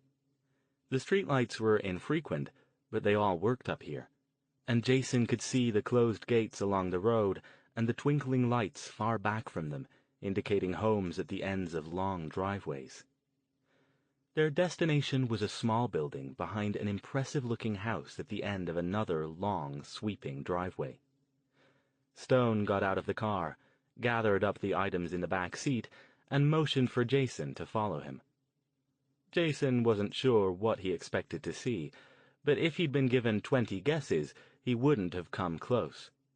Looking over Stone's shoulder, he saw a large, empty room with a smooth wooden floor, track-ceiling lighting, and a full-length mirror along the opposite wall. At about waist-height along the mirror was a wooden bar attached to the wall and running its full length. There was nothing else in the room except for a couple of small tables, 3 folding chairs, and a stack of cardboard boxes labeled Xmas stuff piled against the far right wall. The room had no windows, and the musty smell of a disused space hung in the air. "What is this?" Jason asked again, stepping inside. His footsteps echoed ominously.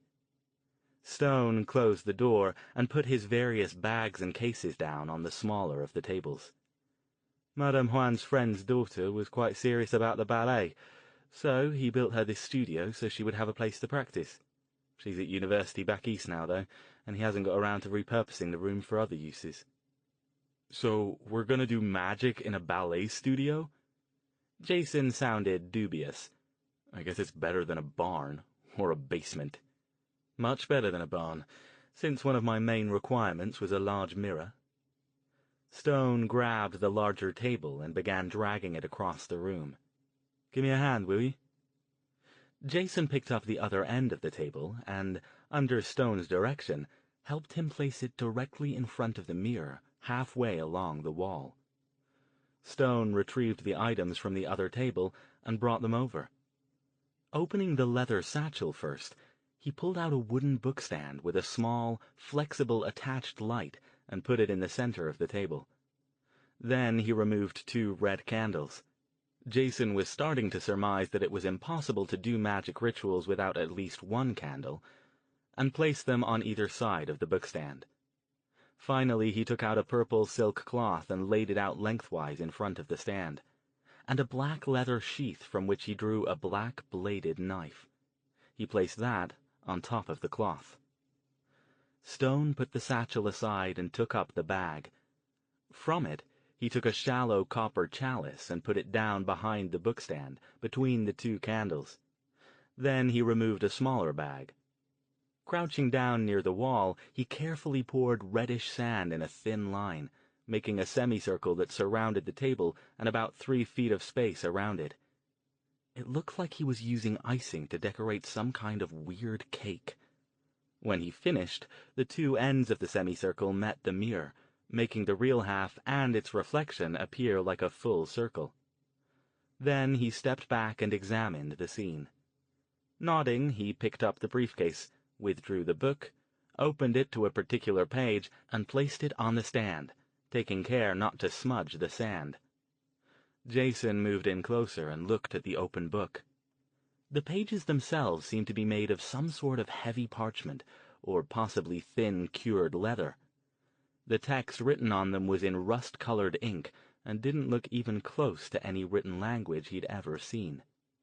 There were several diagrams on the 2 pages, including a small depiction of a chalice like the one Stone had placed, and another that looked similar to the knife currently resting on the purple cloth. "Okay," he said. "Looks like you're all set up here. You mind filling me in on what we're doing?" Stone nodded. Before he spoke, though, he lit the 2 red candles, flicked on the bookstand's light, and then moved over to switch off the overhead lights. The result was an eerie, flickering glow around the table, illuminating the items and about 3 feet of mirror on either side of the table. The bookstand's light was not harsh, but it was bright enough that they could see the open pages. "First of all," he said at last, "I have to tell you that I've lied to you about something." Jason stared at him, startled and a little nervous. "You did?" "Yes. I told you that it's not possible to do summoning spells with only 1 mage." Okay. Yeah, I do remember you saying something like that." I also told you that it wasn't possible to use magic to locate someone without a tether object, which was why we couldn't try again after your sister's stuffed bear was destroyed in the explosion." "So, it is possible, then?" Stone nodded. "It is. The things I told you before assumed that the only magical techniques available were of the white variety." Jason eyed the items arrayed on the table. "You're going to use black magic to summon something?" "Exactly." Stone's eyes picked up the flickering flames of the 2 candles, giving him an uncomfortably demonic look. "We're going to summon a spirit, and, using you as our tether object, send it off to search for your sister. If all goes well, it will find her and return to us with her location." "Using me? What do you mean?" Stone looked him up and down. "This is the part where you get to back out if you want to. I will tell you that this particular technique does involve a certain amount of danger. To me, more than to you, but there is still a chance that something could go terribly awry and you could sustain serious injury, or worse. Consider that a disclaimer." "What do I have to do?" Jason was trying to keep his fear under control, reminding himself that he was doing this, all of it, for Verity. "And how big a chance is there that something will go wrong?" In order for a living person to serve as a tether for a location spell, 2 things must occur. First, He or she must have some strong connection to the person sought. The stronger, the better. Blood ties work best, though strong feelings will do in a pinch, especially if there's a sexual connection. You, as her sibling, are nearly ideal. The only better choice would be a parent or child. That makes sense, Jason said, nodding. And since both our parents are dead and she doesn't have any kids, that pretty much makes me the best you got. But what do I have to do? What's the second thing? The second thing, Stone told him, is that the tether must provide his or her life essence to fuel the casting. Life essence? Blood. Blood, Jason repeated. He had the wild urge to laugh, along with his inner 12-year-old. Oh, that's a relief. I thought you meant the other life essence. I'm not really feeling up to providing any of that right about now. But still. How much blood? Not much. A few drops into the chalice there. That's what the knife is for. I'll have to provide some as well, since I'll be doing the actual summoning. Jason was still confused. Okay, I have to cut my finger and bleed into a cup. That doesn't really sound that hard, or that dangerous. I don't get it. Stone's expression was sober. Jason, first of all, the sacrifice of life essence to fuel a spell is extraordinarily powerful, even in such a symbolic fashion as just a few drops of blood. I've never done anything like this before. This summoning is fairly minor. I'd never attempt it if it weren't, but nonetheless, this is uncharted territory for me. I think I know what I'm doing, but if I'm wrong... He shook his head. If the spirit breaks free from my control, I have no way of knowing what it will do. Spirits don't like to be controlled or ordered about. That's why it normally takes so many mages to do a summoning. It requires that level of willpower to keep the summoned spirit confined, and to ensure that someone doesn't become tempted to use it for his or her own purposes. By doing this ritual, he pointed at the open book, we're circumventing those safeguards. The only thing keeping us safe is my ability to keep this spirit under control, and to not allow it to tempt me. And if it breaks your control? Jason started. If it breaks my control, that likely means it's killed me. And since you're the only other living being in the area, you'll probably be its next target, for having the audacity to participate in its summoning. After that, it'll almost certainly return to its home plane, but there's always the chance it will decide that it likes it here and run wild for a while before returning. But we won't care at that point, since we'll both be dead, Jason pointed out, only half sarcastically. True, Stone admitted. But it's also possible that it might go after Verity, since she's the one it was meant to go find in the first place. And if it does find her, I can guarantee it will do more than simply point, shout, "Found her," and nip off home. Jason pondered that. So that's the choice, then? You don't have any other way of finding her? Stone shrugged.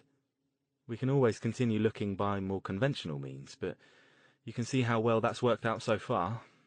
It's up to you, Jason. I won't think any less of you if you decide you don't want to do it. This is dangerous stuff. To be honest, a small part of me will be relieved if you decide not to do it, but even in this short time we've known each other, I think I know you well enough to guess that that's not going to happen, is it? No, Jason said. He sounded resigned, and he didn't look at Stone when he said it. If you're willing to do it, I'm willing to do whatever I can to help. I owe V that much. All right, then. He pointed to the spot to the left side of the table. Stand there, inside the circle, but be careful not to touch it or smudge it. Remember before how I told you not to do that because it would give me a nasty headache if you broke it while I was inside? Well, this time it's a bit more serious. Once we've got the spirit here, breaking the circle will almost certainly mean both our deaths. No pressure, he added, with a quirky smile. Jason did as instructed, fearful that for the one time in his life his natural dexterity would desert him and he'd stumble right onto the sand line. But that didn't happen, and after a moment he stood in front of the table. He felt his heart beating a little faster than normal, but he wasn't as nervous now as he had been prior to stepping through the teleportation gateway. Either he was beginning to trust Stone more, or black magic blood rituals bothered him less than traveling through other dimensions. Stone nodded and stepped in next to him, standing to the right side. He took a couple of deep breaths, squared his shoulders, and picked up the knife. "Ready? Last chance to back out?" "Let's do it," Jason said. He held out his hand. Stone took his wrist and guided his hand over the chalice. Jason glanced at him. His face was utterly expressionless, his eyes focused fully on what he was doing. He raised the knife and quickly sliced Jason's finger. Jason winced a little, but held steady, allowing Stone to turn his hand over so the drops of blood fell into the copper chalice. The mage reached out and turned the page of the book. Jason, now sucking on his sliced finger, examined it, but could make no sense of it. These pages didn't even have illustrations, just densely packed text in the same weird language. Stone began to recite something in low tones. He waved a hand over the chalice, and a faint glow began emanating from it. "That's you," he murmured. "Now we'll add a bit of me and see what happens." He held out his own hand over the chalice and made another slice, allowing his blood to drip down and mingle with Jason's. The glow got brighter, taking on a reddish hue. Stone set the knife down on the cloth, all the while reciting words in the odd language that sounded to Jason a little like Latin, but not quite. Not that he knew any Latin, but he was pretty sure this wasn't it. "All right," Stone said, in a low, murmuring tone, barely moving his lips. "Now comes the fun part, where we get to find out if we succeeded. Remember, whatever you do, whatever you see, don't step out of the circle or break it." The mage's jaw was tight, his forehead dotted with beads of sweat. Jason alternated between watching Stone's face and his hands moving hypnotically over the chalice. There was no doubt about it, the glow was brighter now. Something, it looked like a wisp of fog, was forming under his hands. He continued reciting the incantation, his voice growing louder, his hands moving as if he were a sculptor, bringing form to the shapeless mass of fog. After a few moments, Jason realized that was exactly what he was doing. The little reddish mass was taking on a humanoid shape and growing larger. It rose out of the chalice like a genie emerging from a lamp. Stone watched it without blinking, his hands never still. A couple of times Jason thought he saw a jerky motion as he appeared to lose control for a split second, but then he got it back, and the little figure continued to roil and grow. This went on for a while. Jason had no idea how long, and he wasn't about to take his eyes off the proceedings to check his watch. The figure was about half human size now, and Stone seemed to be having a harder time controlling it. His incantation picked up in speed, and Jason could hear his voice shaking a bit, but he was afraid to say anything and disrupt the mage's concentration. Expecting that the figure would continue to grow larger until it reached man-size, and then step out of the chalice, Jason was startled when it suddenly disappeared. "What?" he demanded, sure something had gone wrong. Stone's shoulders slumped a little, but he didn't look disturbed. "Watch the mirror," he said softly, raising his head to do the same. "Any minute now." And then a form was shimmering in the mirror. It started out insubstantial, but slowly solidified into a bare-chested, reddish-skinned humanoid a little taller than Stone. It appeared to be standing directly behind the two of them, its head rising in the space between them. Jason whipped his head around. He couldn't help it, but there was nothing there. The room behind them was empty. He turned back, and there it was in the mirror, solid as the two of them. Its body writhed as if it were fighting invisible bonds. Its expression was cold, malevolent, and it was glaring at Stone. It said something, its voice the sound of old bones rubbing against ancient parchment. Jason couldn't make out a word of it, or even that there were words. All he could tell was that the thing looked pissed. Without warning, it lunged at Stone, its muscular arm actually reaching out through the mirror and going for his real-world throat. It took all of Jason's willpower not to leap backward, but Stone stood firm. He raised his hand and barked a command in a booming voice. The figure recoiled as if it had touched a hot stove. Its hand and arm receded back into the mirror, and it was left glaring at the mage from the other side.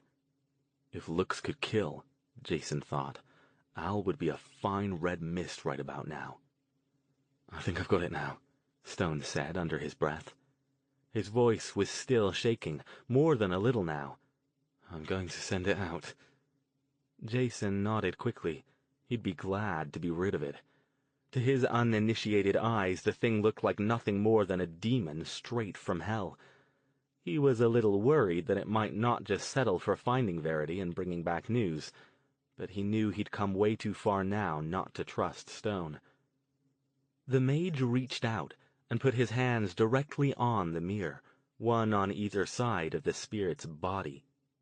He met its eyes without blinking and uttered a short, sharp sentence that sounded like a command.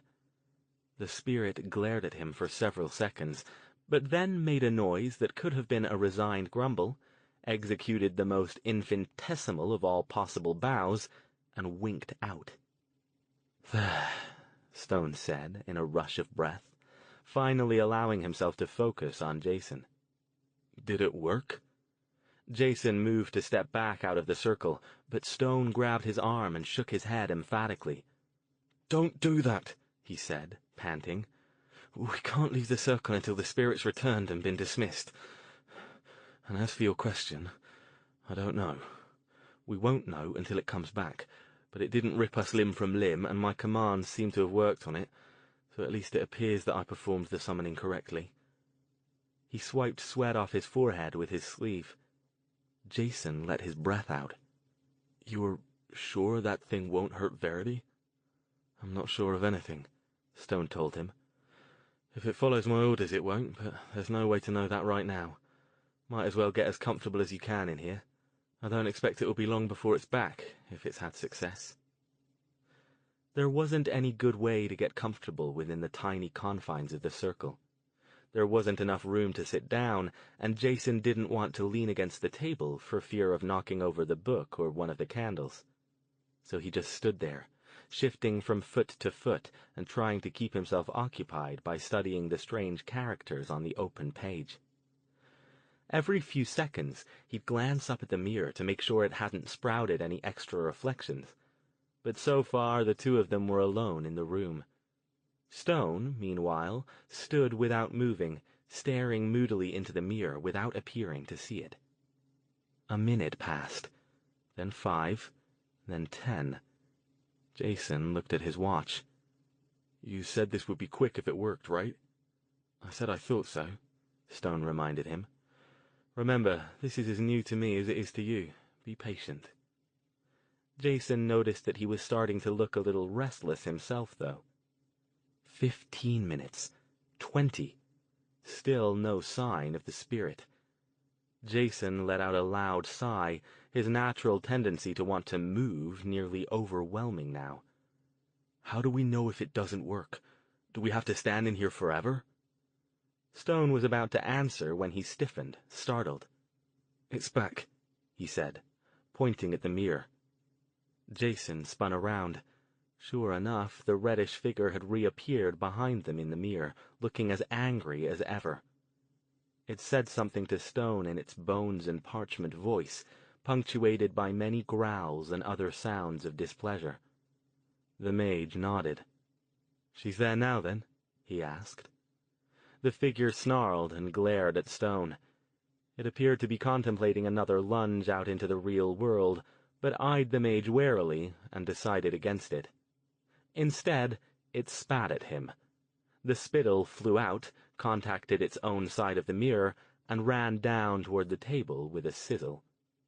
Then it reached out with a ropey, muscular arm and attempted to sweep all the objects off the table on its side of the mirror. The candles, knife, and chalice went, careening silently over the edge and out of sight. The book remained, and the creature screamed in agony as its arm contacted it. "It's fighting me," Stone said under his breath. "I'm going to release it now." He reached up with both hands and put them on the mirror again. Loudly and clearly he uttered a long sentence in the strange Latin-like language, then pulled his hands back abruptly and clapped them together in a sudden, sharp sound that made Jason jump. He stumbled, reeling back, realizing with horror even as he did so that he had no way of stopping himself. He was going to fall over backwards, taking out a good chunk of the circle when he landed. As he went over, he got a last look at the creature's face. Instead of looking angry, it looked suddenly surprised and triumphant. That lasted about 2 seconds.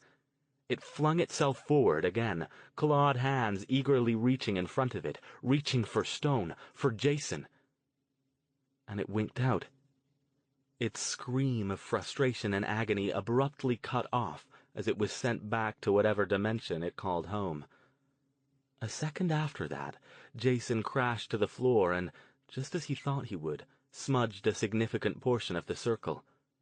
A look of absolute terror flashed across Stone's face before he realized the spirit had already departed. Stone leaned over, clutching the table and breathing like he'd just run a marathon. "Good Lord, Jason," he got out between breaths. "If you'd fallen only 3 seconds sooner." Jason was already rolling back up to his feet, shaking as what had almost happened hit him full force. He couldn't even say anything, so he just nodded. "If we ever do this again, remind me to make a bigger circle, or find a companion with smaller feet." The mage had recovered himself sufficiently to stand up, and was already blowing out the candles. "Switch on the light, will you? And bring those bags back over here. We have to hurry." Jason did as he was told. "Did it find her? It sounds like it did." "It told me where she is now," Stone said, gathering the candles and chalice and stuffing them into a bag. "I'll clean this stuff up later. We need to get going." He put the knife back in the sheath and put that in the satchel along with the bookstand, then carefully picked up the book, closed it, and slipped it into the briefcase. "Can't do anything about the sand. It'll take too long to clean up. Just scatter it around. With any luck, we can get back here with a broom before Madame Juan's friend returns from his trip." "Where's V?" Jason kicked the sand around until it no longer resembled a semicircle, then hustled the table back over to where they'd found it, while Stone finished arranging the rest of the gear in the bags. "San Jose, in an area near downtown. There's some kind of encampment near the Guadalupe River. More than one, I think, but the spirit's given me enough information that I can find her. Come on, let's go. It won't take that long to get there from here, but the way things have been going, I want to be as fast as possible, in case something spooks her and she moves again, especially since we won't be able to drive the whole way." Jason waited until Stone had shut off the lights, locked up, and stashed all the gear in the trunk, before speaking again. "Encampment? You mean homeless encampment?" "Probably." Stone started the car and headed out through the gate, and back down the winding road as fast as he dared. Jason shivered. He knew about homeless encampments. They didn't have as many back in Ventura County, but one of his outings when he'd still been a police cadet had been helping to rouse the vagrants out of places they weren't supposed to be. It was a dirty business, even when the homeless themselves didn't cause any troubles. The lack of sanitation facilities made the larger camps into smelly cesspools, full of flies and scavengers. "You think she's hooked up with one of these groups of magic bums?" "I'd be surprised if she hadn't," Stone said. "It makes sense. The woman we know she was with seems to be affiliated with them, and from what you've told me, she doesn't have the street savvy to survive on her own. If she's still alive, she must have joined up with someone, or multiple someones, more likely, for protection." Jason leaned forward, willing the car to go faster. He knew it wasn't safe for Stone to push the old Ford any harder, but that didn't stop every nerve in his body from being on edge. They were close now. They had to be. Chapter 35. They were back to the freeway. Jason checked his watch. It was almost 8 o'clock. At least it wasn't raining, and there was enough of a moon out that they'd have some visibility. Stone drove for a few miles, then took another exit. A left turn and a few more blocks took them into the heart of downtown San Jose. Jason noticed clusters of homeless again, squatting under overpasses and in abandoned parking lots. They eyed the car as it went by, and when it stopped for lights, a couple of them approached carrying signs. Stone ignored them and drove on when the light changed. Jason looked everywhere at once, always on the watch for potential danger. Pretty quiet down here, really. San Jose is fairly dead at night, from what I hear, Stone told him, unless something's going on at the arena, which there doesn't appear to be tonight. He pointed up ahead. There's the Guadalupe River Bridge. She's down there? Jason peered out the passenger window as they drove over it, as if he might be able to see Verity standing there waving at him. Close by. Stone took the next right and drove down another quarter-mile or so, then pulled off and parked. He looked grim. I hate to leave this stuff in the car, but I think it's safer than taking it with us. I'll do what I can to mask it. Hurry up, Jason said, impatient. He was already out of the car, and it was all he could do not to just take off running, calling his sister's name. No offense, Stone said, moving around to the trunk, but I'm going to make sure no one gets hold of this book. Just keep yourself together for another minute or two, and we'll be off. Jason grumbled, but didn't argue. He spent the 2 minutes prowling around near the car, keeping watch for anyone approaching them. There, Stone said at last, coming up alongside him. Let's go. Stone had parked the car near a large, open area that Jason could see was a park as they got closer. He could identify a volleyball court, a couple barbecue pits, and several picnic tables in their vicinity, and the park itself seemed to stretch out a fair distance on both sides. They're in here? He asked quietly. Stone shook his head and pointed ahead of them. The river's up there, and the encampment is near it. As I said, there are quite a few of them, under overpasses, under the branches of large trees, hidden in the bushes. They're all along the river. The police don't bother them much because they don't have the manpower, and as soon as they break up one camp, another one forms. I see stories about them in the newspapers sometimes. Jason was looking around as they moved forward. This whole place is pretty creepy in the dark. Stone nodded. Keep your wits about you. Do you have any sort of weapon? Jason pulled his knife out of his pocket and flipped it open. Never did find a gun. He wished now that he'd tried harder. They were moving out of the park area now, down into thicker underbrush. Jason could see evidence of human habitation, discarded food wrappers, a mangled old shoe, some newspapers, a shredded sleeping bag. He was reminded of the story he'd read what seemed like an eternity ago, about the group of homeless who'd been discovered murdered around the remains of their campfire, and wondered if it was near here. He couldn't recall if the article had contained any details. He glanced over at Stone. The mage was still looking grim. You okay? He whispered. Fine, Stone replied.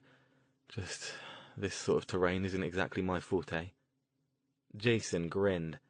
Guess they didn't have Boy Scouts in England, eh? Stone didn't answer. They continued to move forward. The ground sloped down now, and Jason could see trees and bushes stretching out ahead of them on either side, hiding the river mostly from view. Stone touched his arm and pointed to the left, then started moving in that direction. They walked in silence for another 5 minutes or so, Jason getting more and more impatient. Every once in a while, they could hear or see indications that they weren't alone. The far-off glow of a campfire, the sudden sound of a laugh or a raised voice, a snatch of music from somebody's portable radio, but they all sounded far away. Are we getting close? Stone nodded. Yes, this looks like the area the spirit showed me. Spirits are notoriously bad about giving directions, They don't understand north or south or 300 yards past the rock shaped like a bird's head. They're more about impressions.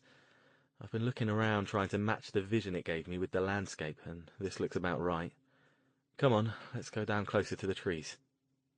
Jason followed him. Did the spirits show you the camp? Is it under an overpass or under a tree or what? Hard to say. It couldn't really show me the camp itself. It tried, but the vision was fuzzy. I can't explain it better than that. It might just have been the spirit exerting its will any way it could. As you might have noticed, it wasn't exactly ecstatic to be doing my bidding. But it couldn't have, I don't know, shown you the wrong place, right? Suddenly, Jason was even more nervous than he had been before. He wished his mind would shut up and stop giving him ideas like that. I don't think so, Stone assured him. If I had it under control, it had to follow my orders. If I hadn't had it under control, you saw what would have happened. I think the best it could do is try to circumvent my wishes as much as it could. Jason nodded, hoping the mage knew what he was talking about. They were approaching the trees now, only about 20 yards away. He squinted into the dimness, looking for movement, and wishing there was more illumination than what the moon and the few functional lights in the park were providing. "See anything?" he whispered. "Not yet." He crept forward, moving more slowly now and trying to keep as quiet as he could, and Jason followed him.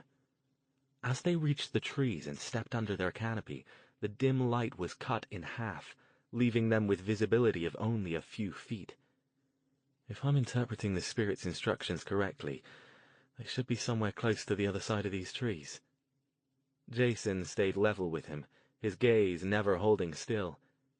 He spotted the symbol first and grabbed Stone's arm. The mage jumped a little. "What?" he asked irritably.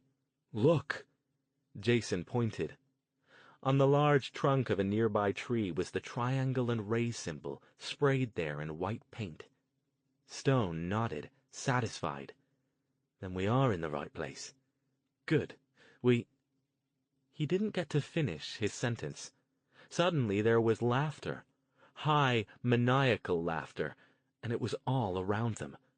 Leather-jacketed figures stepped out from behind 3 of the trees, including the one with the symbol on it. "Hey, assholes!" one yelled. "Right on time!"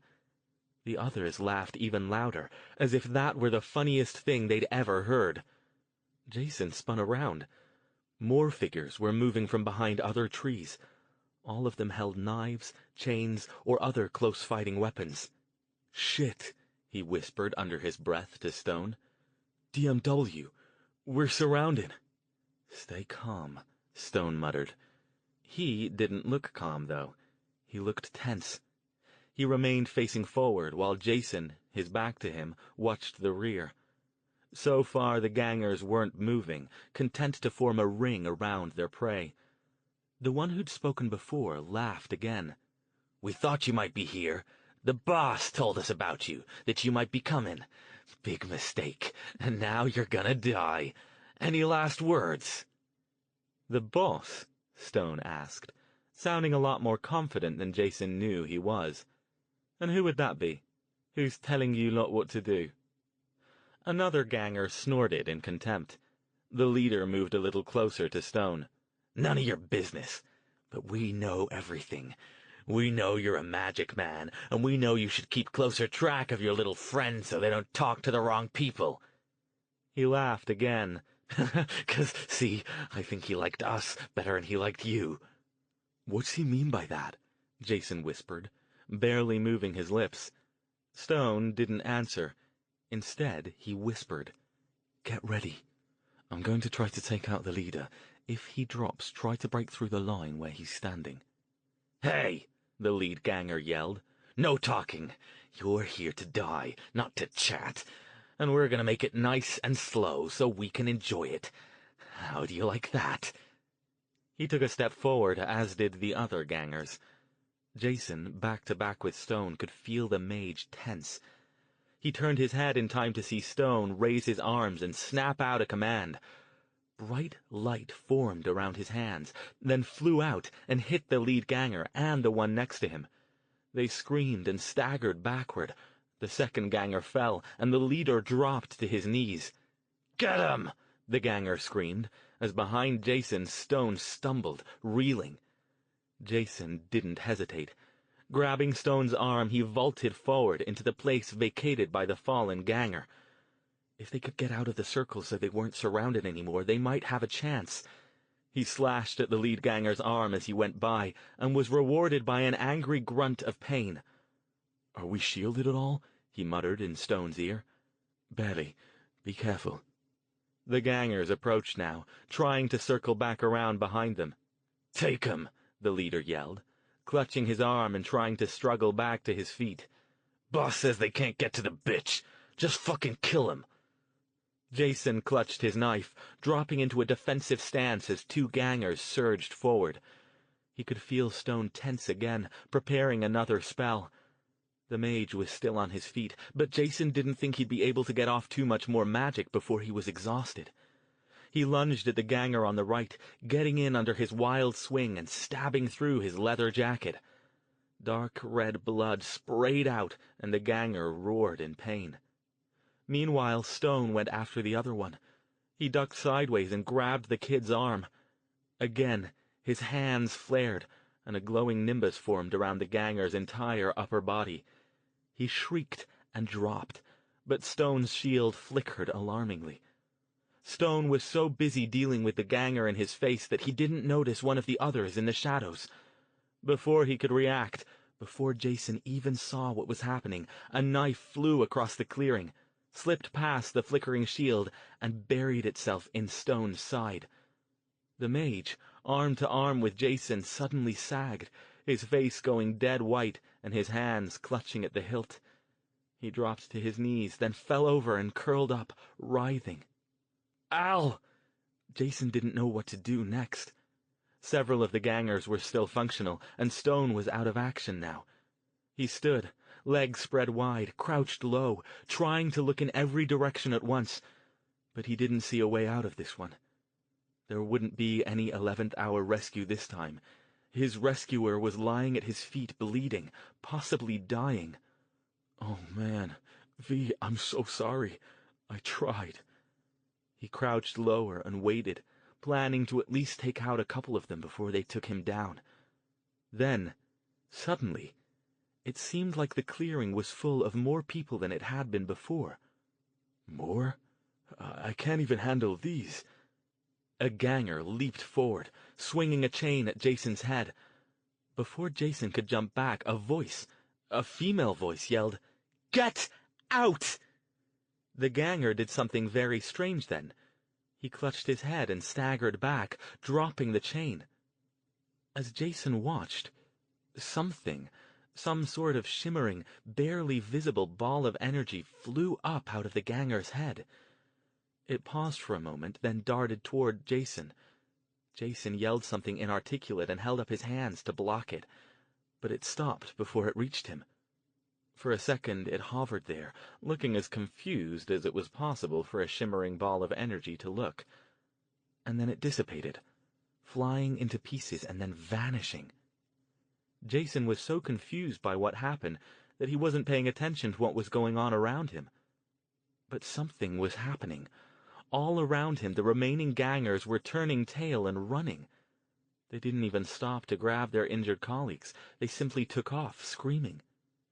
Jason could see other figures moving around the area now, figures in shapeless clothes. Bums?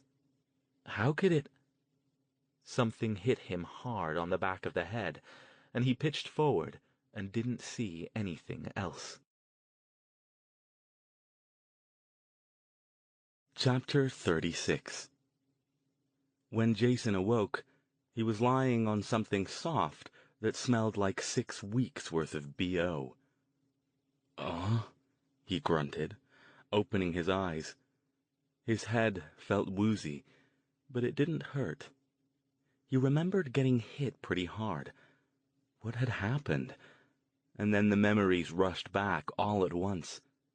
Shoving himself up to a sitting position, he looked around quickly. "Al?" "Shh," said a voice behind him.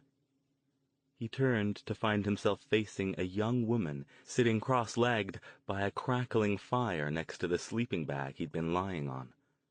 A slender, pale young woman with dark brown hair cut boy short, a battered black leather biker jacket, and big, dark eyes. Jason's mouth dropped open, and he didn't even bother to close it. Instead, he spun around so he could face her fully. "Verity?" She smiled wickedly. It lit up her whole face, making her look like a goth pixie. "Hi, big brother. Long time no see." He stared at her. He hadn't seen her in years, but even back then he had never seen her look this good. Even with her face smudged with dirt and the lingering odor that told him she hadn't bathed or done laundry in quite some time, her face looked alive, engaged. Okay, let's just come out and say it. She didn't look crazy. For a minute, all he could do was look at her, drinking in the sight of her, not daring to believe that after all this time he'd finally caught up with her. When he did finally speak, all he could manage was, "Where have you been?" Again, she smiled, reaching out to pat him on the shoulder. "Don't worry. I'll tell you everything. I knew you were looking for me, but I didn't know how to get hold of you." "How did you—" he started to ask. But then another thought shoved the question out of the way. "Al! Where's Al? Is he—" He scrambled to his feet, looking around. He stood in the middle of what looked like a hobo camp, with a couple fires, some ragged-looking tents, and sleeping bags spread out on the ground. Several figures, covered in tattered, shapeless coats and hats, also huddled around the fires. A shopping cart full of various bags was parked to the side, and somewhere a dog barked.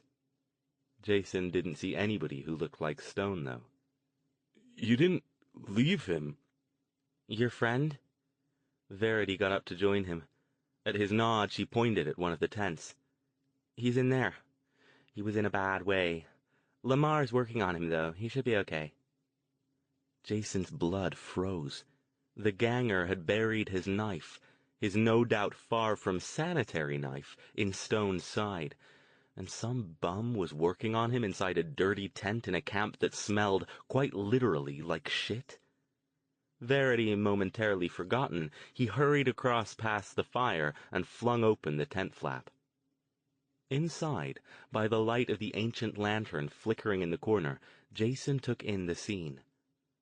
A large middle-aged white woman in a garishly colored sweater, and a slim black man with close-cropped gray hair and wire-rimmed glasses were crouched down on the tent's floor, leaning over the unconscious figure of Stone.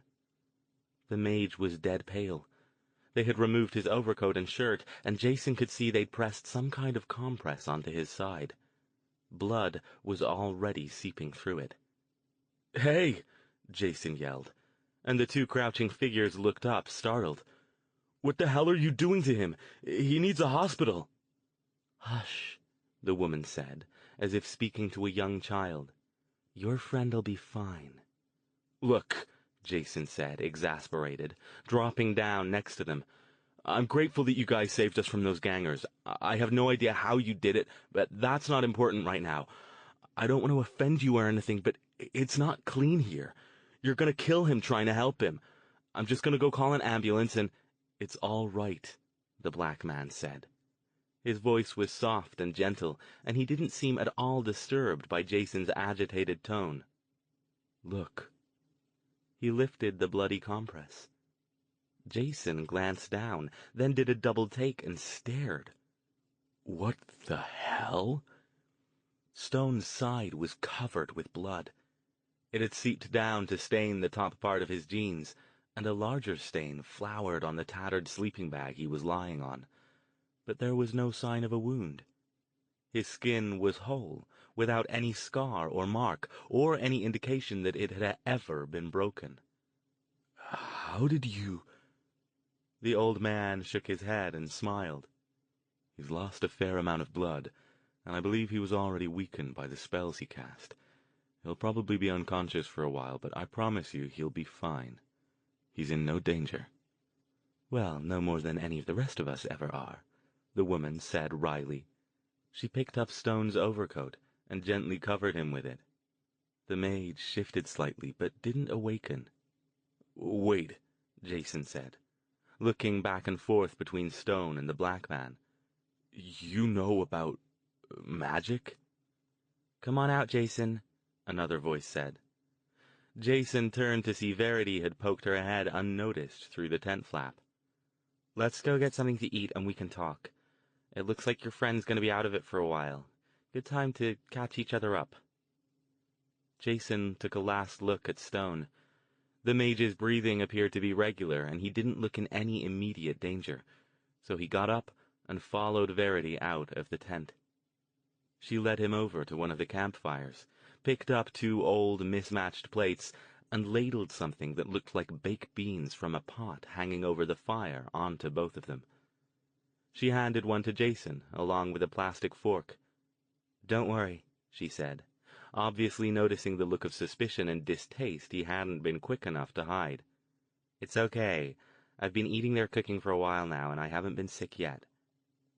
She took his arm and steered him over to a tree no one was sitting under. "Have a seat. You took a pretty good thump on the head back there. They fixed you up too, but I'm betting you're still dizzy." Jason was indeed still a little dizzy, but he had no idea how much of it was from the hit on the head and how much was from the shock of all that had happened to him. He sat down next to his sister and took an experimental taste of the beans. For bland, spice-free beans, they weren't bad. He realized he was hungry, but more hungry for answers than food. "I don't know where to start," he said with a sigh.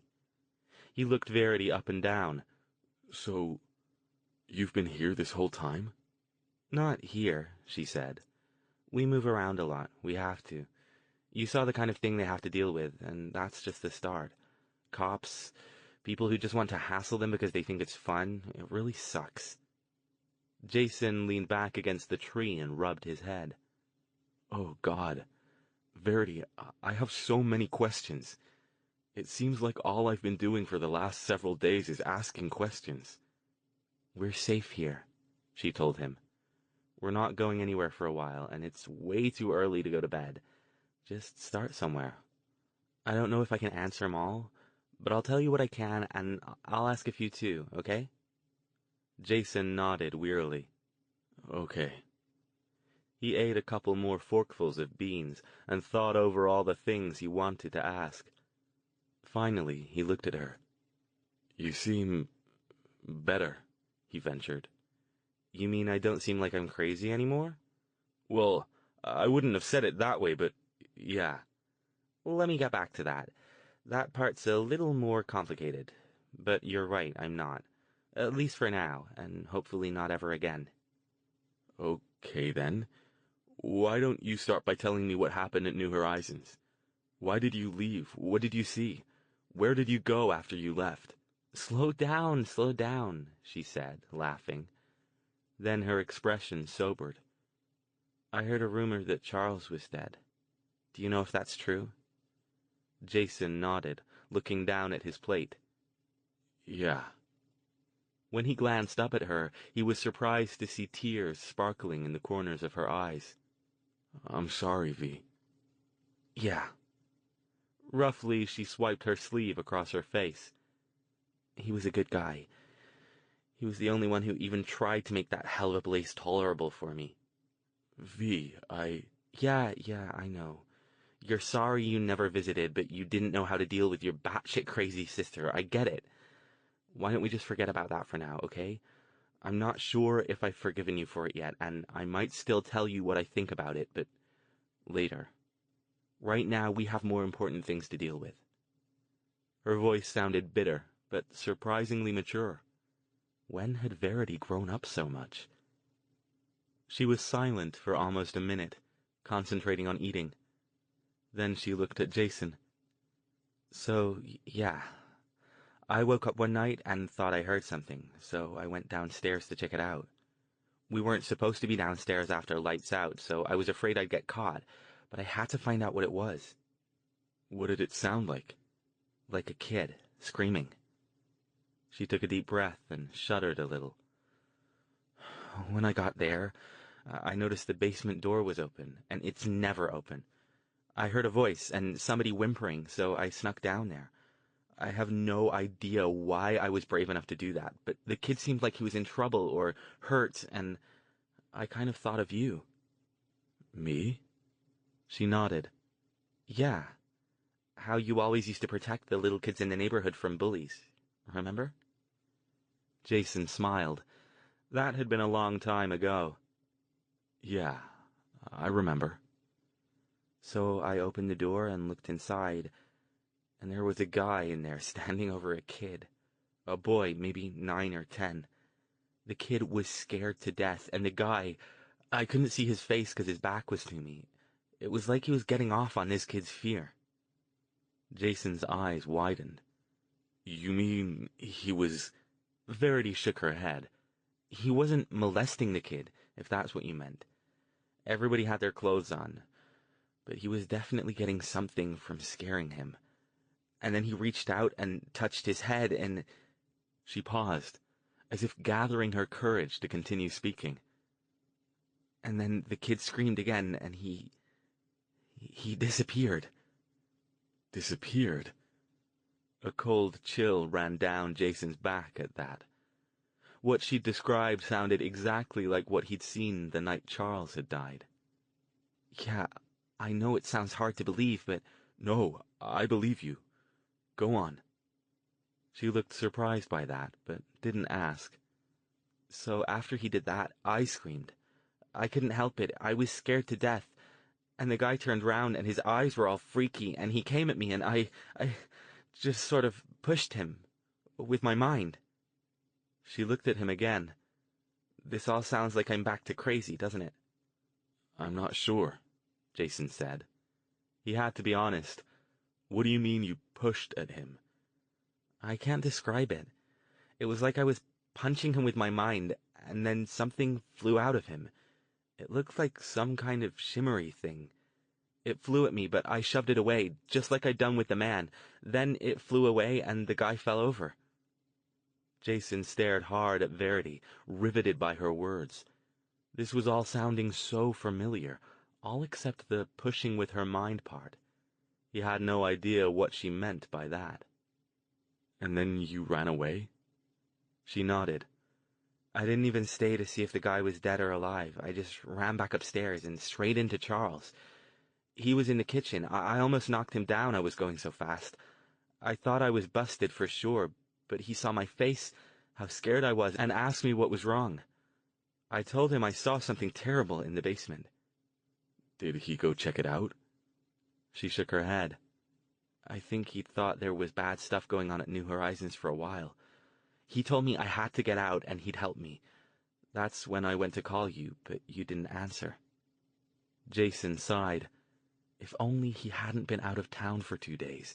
If only he'd been there to take her call. How different the events of the last few days could have been. I'm sorry about that. I wasn't home when you called.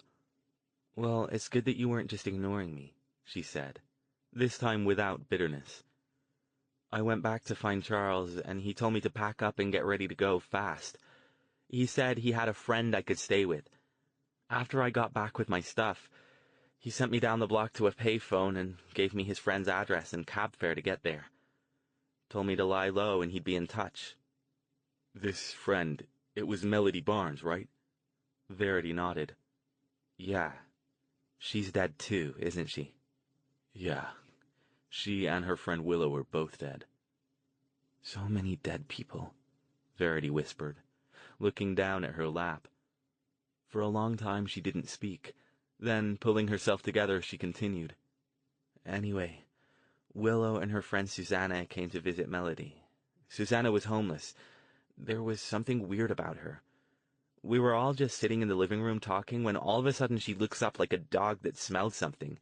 She told us somebody bad was coming, and we all needed to get out. But Melody didn't want to go, Jason said. Right? Yeah. She thought it was all a big joke. Susanna was getting really agitated, and Willow kept trying to get Melody to go. She told her to take me out, too. Susanna grabbed my arm and practically dragged me out the back door. Willow told us to go, and she'd bring Melody. We never saw them again after that. Do you know what was after you guys? Jason asked. I didn't at the time. I really had no clue what was going on. Remember, I was still pretty much out of it back then. I know now, though, it was that gang, Dead Men Walking, the one that ambushed you and your friend tonight. Jason nodded. Where did Susanna take you? We talked to Willow at the hospital before she died. She told us to go to this abandoned fruit packing plant in Redwood City. Is that where you were? Yeah. It was a safe place Susanna knew.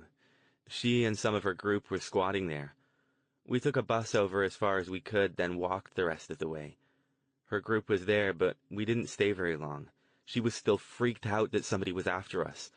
The others, they seemed to really listen to what she said, so we all cleared out. That was when we headed down here. We met up with another group, and they were the ones who told us you were looking for me. But by that time, I couldn't contact you because nobody knew where you were. Jason leaned back against the tree, picking at his cold beans and mulling over everything she'd told him. Okay, so that explains where you'd been all this time. But it still doesn't explain why the DMW and God knows who else is after you. Does it have something to do with the guy in the basement? Do you even know who he was? She shook her head. I don't know who he was, but I'm sure that's what it had to do with. So it wasn't that Delaney guy? Dr. Delancey? She looked surprised. No, it wasn't him. He was full of himself and could be a real asshole sometimes, but I don't think he was part of this. Taking a deep breath, she continued. Okay, now you know where I was, but I guess you need to know what's going on here, why I'm hanging out with these people. I was wondering about that, Jason said, nodding. It sounds like they kind of took you in and took care of you. That's a good thing, but why homeless people? Al, my friend in the tent there, Alastair Stone, and I, are getting more and more convinced that there's more to them than meets the eye. That's true, isn't it? Verity looked off into the camp, watching the various residents moving around. Yeah, she said. Your friend's a mage, isn't he? You know about mages? Jason was surprised. For a bunch who were supposed to be as secretive as Stone had implied they were, a lot of people seemed to know about them. Only since recently, she said. A lot of the Forgotten know about them. Forgotten? She nodded. That's what they call themselves, the special ones. The ones with powers, you mean? Yeah. Jason leaned forward, searching her face. What's with the powers? He asked. We've seen some of them in action, but I don't really get it. Do they all have them? Where did they come from? Are they mages? Al says they're not as far as he can tell, but it sure seems like magic to me. Verity spread her hands in a how-should-I-know gesture. I don't really know anything about mages except that they exist. But a lot of the Forgotten have powers. They don't have a lot of control over them. They just kind of happen, you know? When they need them to, I mean. Jason thought of the way one of the library group had concealed them from the fake cop. You mean like hiding people? She nodded. Yeah, that's one of them. That one's fairly common. Most groups have somebody who can do that. So what would the other ones be? Lots of things, she said, shrugging. Lamar can heal. You saw that with your friend. That's pretty rare. We're lucky to have him. Some are like detectors. They can tell when something dangerous around or getting closer. Some of them can influence animals, you know, calming down mean dogs and that kind of thing. One lady, I think you met her. She's one of the group who told us they'd seen you. Has a shopping cart with all these bags, and she always seems to be able to dig around and pull out whatever she needs at the time. Jason remembered the old lady with all the tote bags at the library. Yeah, I think I do know her. Another one some of them have. I thought this was kind of cool to find out. You know how you can drive by a building a bunch of times and never really see it? Yeah. He knew exactly what she meant. Every town had them, those nondescript, faceless buildings, usually government offices or businesses that didn't cater to the public, that everybody missed unless they had some reason to be there. He called them invisible buildings. Some of the Forgotten can do that. Make a building hard to find like that. It's not like you can't find it, but if you're not sure where you're trying to go, or you're not looking for it specifically, you tend to just go right past it without seeing it. Jason thought about how they'd passed the fruit packing plant the first time, and had to turn around and do another pass before they found it. Where do these powers come from? Does anyone know? Have they always had them? They haven't told me everything, so I'm not sure about that part, but from what little I've been able to put together, I think the powers started showing up right around the time things started going bad around the country. Jason stared at her. His mind was spinning again, trying hard to put things together. Wait a minute. Hasn't anybody thought this whole thing is too big a coincidence to be a coincidence? What are you talking about? You're telling me the Forgotten started to get these powers around the same time stuff started going to hell? Which is about the same time you started having your episodes. You don't think this stuff is all connected? He remembered what Charles had said. And Charles was telling me this. Around that same time is when he said people around here started to get meaner. It might have happened around Ventura, too, but maybe not as bad, since there are fewer people down there. Verity looked contemplative. Are you saying that something happened back then to cause all of this? That's crazy, Jason. What could it have been, and how could it have happened without anybody knowing about it? I don't know. I think I need to talk to Al about this when he's awake. It doesn't make any sense, but I can't shake the idea that there's something more to all this. He looked at her again.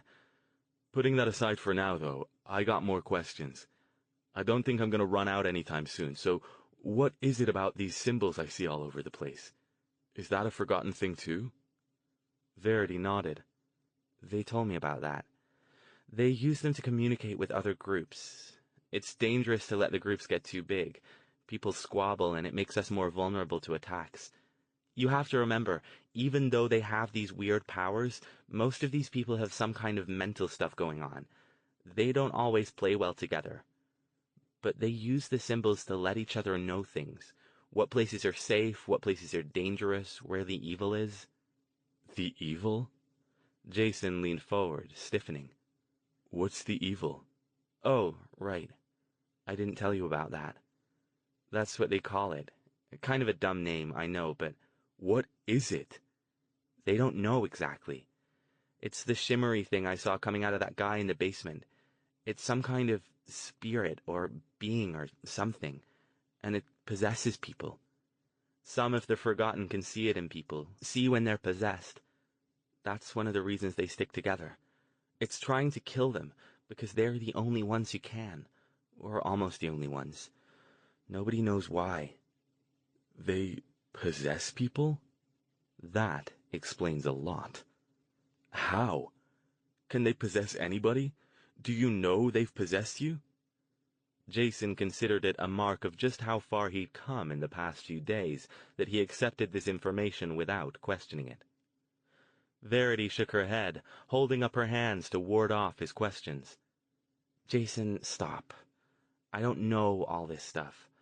I've only been around them for a few days, and some of what I only know from listening to them talk. You should really talk to Lamar or to Marilee. They can tell you more. And they're some of the more together of the group. Jason was barely hearing her.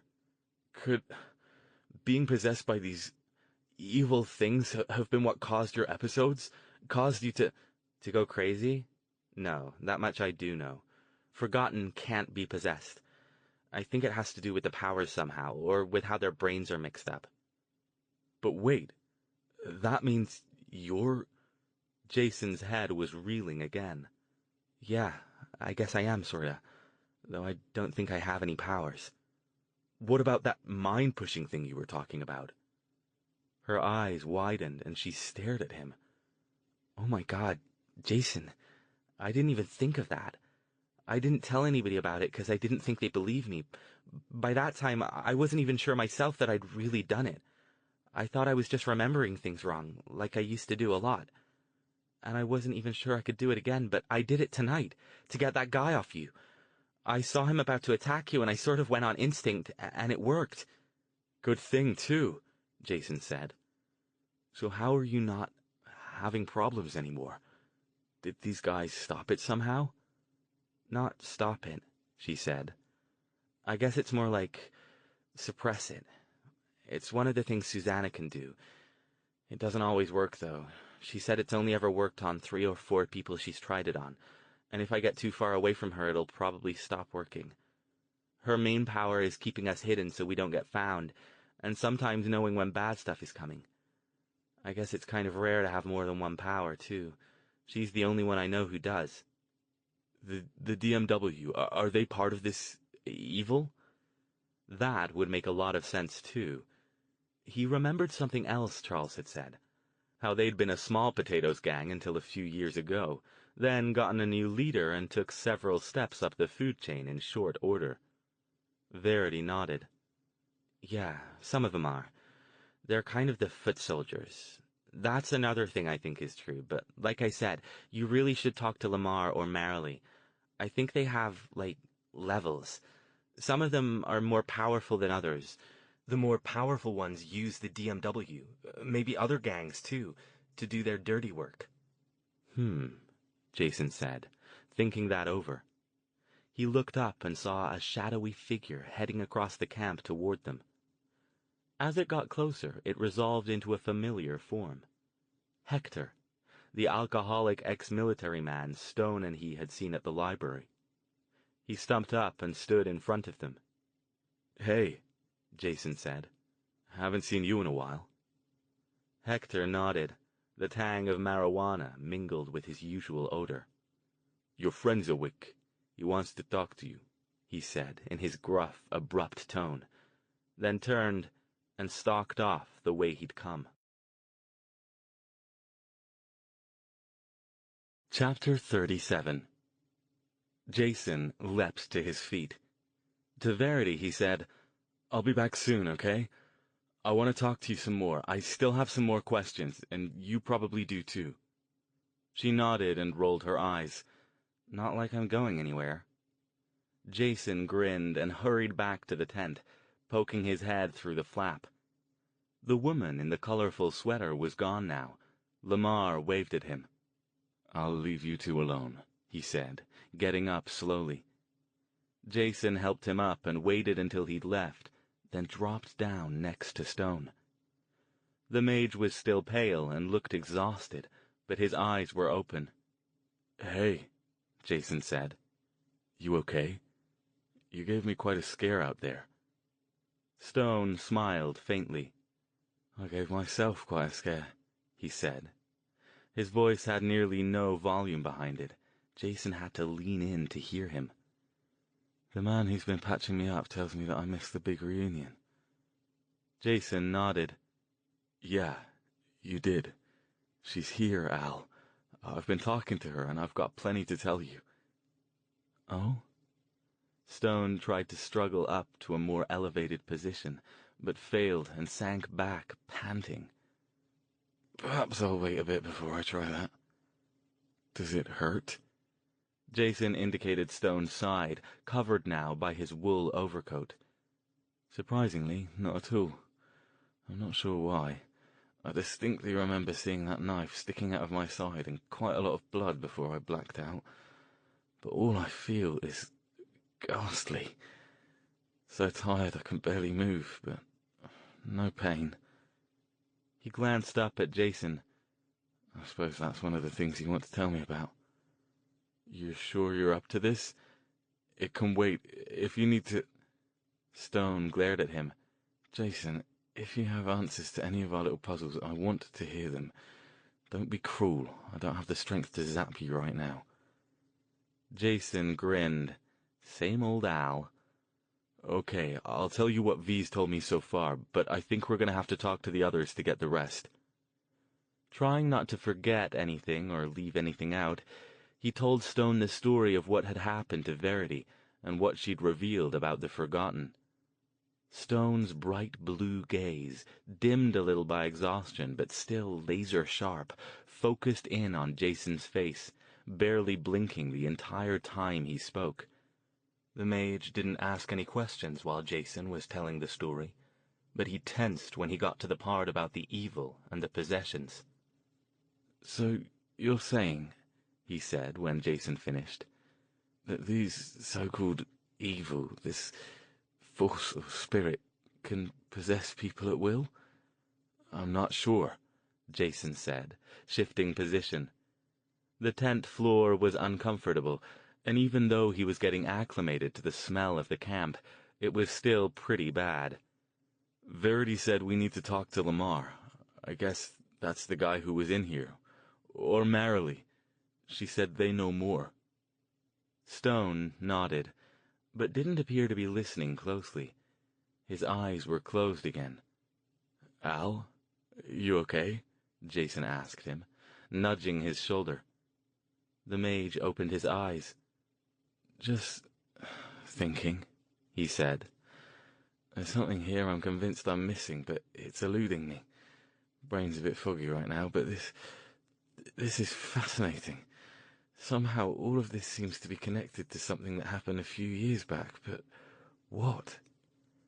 "I was hoping you'd know," Jason admitted. "You're the resident expert on weird shit and magical phenomena around here. Back then I was neck-deep in criminal law classes and running obstacle courses and getting yelled at by guys with short haircuts and big ears." Stone nodded vaguely. "Can you go find Lamar, or this Marilee person? I don't know how much longer I'll be awake, but this is important. I have questions for them." "Yeah, give me a sec. You want anything to eat?" "No. Just find them." Jason got up and hurried out of the tent, looking around. People seemed to be settling in for bed now, laying out sleeping bags and bedrolls around the two fires. He found Lamar digging into a plate of beans under a tree. "My friend wants to talk to you if that's okay," he said. "Or if you're busy, Marilee. I don't know who that is, though." "Verity's been telling you about us," the old man said. It wasn't a question. "Yeah, and Al, Dr. Stone, she said you knew he was a mage." Lamar nodded. "We saw the spells he was casting when the DMW showed up. Those were no forgotten abilities." "He's a mage," Jason confirmed. "And he wants to ask you about some things Verity didn't know about. Are you willing?" Again, Lamar nodded. He had a slow, methodical way about him that made him seem like a real doctor, rather than merely a homeless man with supernatural healing powers. "I'm willing. You should ask Marilee to come as well. She's over there by the fire, near her cart. I'll meet you there." Jason looked over to where he had pointed and was surprised to see the old woman from the library sitting next to an overflowing shopping cart. He realized he'd never known her name. Moving over to her, he saw that she was knitting something in her lap, while the small black kitten batted at the ends of her needles. "Hi," he said, smiling. Cocking his head at the kitten, he added, "I see you and your friend are still doing fine." The old woman, Marilee, looked up at him and returned his smile. "Well, hello," she said. "Didn't get a chance to talk to you before. It's good to see you, even in times like this." "Same here," he said. "Hey, would you mind coming with me to the tent? Lamar's there, and my friend you met at the library. He wants to talk to you." "I thought he might," she said, nodding. She offered the kitten to Jason, carefully stowed her knitting in one of the bags hanging off the side of her cart, then used the cart to pull herself to a standing position. "Your friend is very lucky." "Yeah, it's a good thing you guys were here, for sure." He followed her as she shuffled toward the tent. Lamar was already inside, seated next to Stone, who appeared to be asleep. He opened his eyes as Jason and Marilee came in, though. The two of them lowered themselves to seated positions. It took a few moments because space was tight and they didn't want to jostle Stone too much. As soon as Jason had sat down, the kitten leapt out of his arms and settled herself in the crook of Stone's arm. "She certainly does like you," Marilee said with approval. "Kitties always know. That's why I like them." When they were all arranged, Stone looked at Lamar. "Thank you for coming," he said, still speaking very softly and more slowly than his usual tones. "And thank you for whatever you did for me. I doubt I'd be here talking to you now if it hadn't been for your efforts." Lamar nodded solemnly, but didn't speak. Marilee fussed around the mage a bit, pulling up his overcoat cover and mopping his forehead. "Jason's told me a bit about you, things he's learned from his sister. He's told me about your abilities, and how you use them to help keep yourself safe from the evil, you call it?" Again, Lamar nodded. "Yes. Can you tell me a bit more about it? About your abilities and about this evil? Do you know anything about its nature? Do you know where your abilities came from, or why you have them?" "Dr. Stone," Lamar said, leaning forward to look into the mage's eyes. "You're a mage. I know this, and I know also how curious your kind are, how they want to know everything and study everything. That's your nature. I understand this, but what we have, what we do, we haven't studied it. It simply is." Stone sighed. "It can't simply be. Jason told me it started appearing 5 years or so ago, but no one knows why. Is it a cause or an effect? Did it affect people who were already mentally unstable, or did it cause them to become so?" "Nobody knows," Marilee said. "Maybe both. Take your sister, for example. She said she was fine until she just started seeing things, thinking things were seeking her, trying to kill her. But others—" She shrugged. "Hector, you met him. He had problems with drugs and alcohol before any of this happened, and something about the war did something to him." "So this, whatever it is, took hold of people, drove them mad, or madder, and caused them to develop these odd abilities? Do all of you have these abilities?" Lamar shook his head. "No, and there are degrees of them as well. Some of them are useless, some are common, like the ability to shield one or more people or a location, or the ability to sense when the evil is nearby, while others are much less so, like my particular gift. No one knows what determines a person's ability."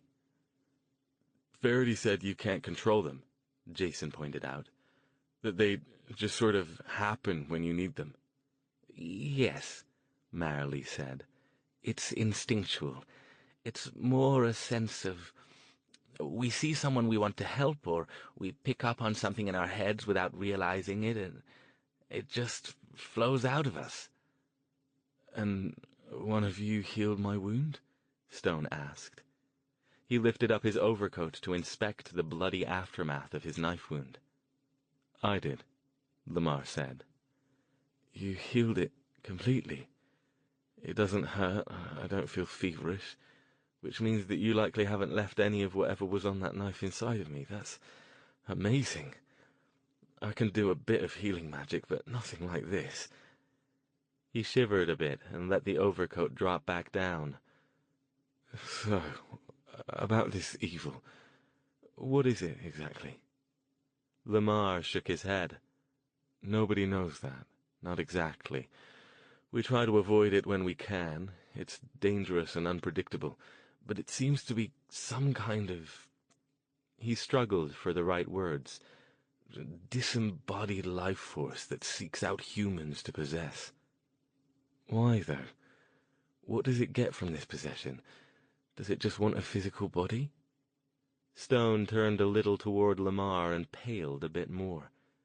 He seemed frustrated with the limitations of his own physical body right now. Jason could tell his mind was trying to go a mile a minute, but his body was failing him. Merrily pushed him gently back down. "It seems to want emotions." Stone looked startled. "Emotions? Strong ones," Lamar clarified, "and particularly strong negative ones. It seems to feed best off despair, depression, anger, fear." "So that's what it tries to cause," Merrily finished. "It wants to cause trouble, to make people scared or unhappy, because it seems to grow stronger when it's near that." "Wait a minute," Jason said, leaning forward. "You're saying it gets off on this negative emotion?" He looked at Stone, eyes wide. "You mean like those things in the overworld?" "I thought of that too," Stone said. "But it's not the same. Those seek to destroy it, not to feed on it. Lots of incorporeal things respond to emotion in one way or another. And remember, we've been using the overworld for decades. Whatever these are, they're apparently quite recent." "Yeah, good point," Jason admitted. Lamar looked perplexed by their words, but responded to the original question. "Yes, we think the evil feed on emotion, and so far everything we've seen has supported it." "Verity said she heard you talking about levels of this evil. She said she wasn't sure what you meant, and that we should ask you about it." "That much we do know," Lamar said. "Just as the power levels of our abilities vary, the power levels of the evil vary as well. We think there are one or two very powerful ones that direct activities in this entire area, with lesser minions doing their bidding." "Do you know where these big ones are? Are they possessing somebody too?" Jason asked. "Is it possible for these things to act independently of a host body?" Stone added. His voice was taking on more power now. Clearly, this whole business had piqued his not inconsiderable curiosity, and he was doing his best to fight his exhaustion to find out as much as he could. Lamar and Merrily were looking a little overwhelmed under their two-pronged onslaught of questions, but they did their best to keep up. "We don't think they can operate without bodies," Lamar said. "You understand this is all based on observation, and not just from our own group. The various forgotten groups compare notes when they encounter each other, but as you well know, we all have our limitations, so some of the stories might be nothing more than the guesses of a disturbed mind." Stone nodded with a go-on gesture. Lamar shrugged. "Like I said, we don't think they can operate without a body. What we think is that the more powerful the evil, the longer it can exist without one. We're not sure if it's even possible for the weakest ones to find another body once the one they're in is destroyed. But the strong ones, they might be able to go for a while, days or maybe longer. But they can't do anything when they don't have one." "Where do they go if they can't find another body? Are they destroyed?" Merrily looked rueful. "We don't know. We're not even sure if it's different depending on how powerful they are. Maybe the weak ones just go poof, and the strong ones go back to wherever they came from, or maybe they all just die if they don't." "How do you get them out of a body? Do you have to kill the body?" "Yes," Lamar said. "Knocking them unconscious isn't enough to do it, at least as far as we've seen. Some of us are able to see them leaving a body when it's killed. In fact, we think that the more powerful evil sometimes uses the weak ones as pawns. They send them off to do something suicidal, like walk in front of a train, just to generate the strong emotions that the rest of them need to thrive." "Or push someone in front of one," Stone said softly. "That would explain some things I was investigating when I met Jason." "What about what Verity can do?" Jason asked. All three of the others looked at him oddly. "What can Verity do?" Lamar asked. "Oh, that's right. She didn't tell you, but she said she can make them leave." "What?" Lamar's eyes were wide. Jason nodded. "She said she's done it twice now, once at the halfway house and once tonight when one of those gangers was attacking me. She said she can't control it, it just happens." "She can make the evil leave its host body without killing it?" The old man was staring at him now, and so was Marilee. "That's what she said." Jason looked back and forth between them. "I take it that's odd?" "I've never even heard of anyone who can do it," Lamar told him. "Bloody hell, I'm an idiot," Stone said, looking disgusted. "Huh?" Jason turned back to him, confused. "Why?" "That's it. You told me about it before. It was all right there in front of me, and it went right over my head." "Told you about your sister's encounter with the man in the basement. How she drove the spirit out of him by pushing with her mind." "Yeah, and?" Stone sighed. "Oh, don't you see? From what you've said, all of these people, they have these abilities with regard to the evil. They can hide from it, detect it, do useful things that help them stay one step ahead of it, but none of the Forgotten seem to be able to fight it. Until now."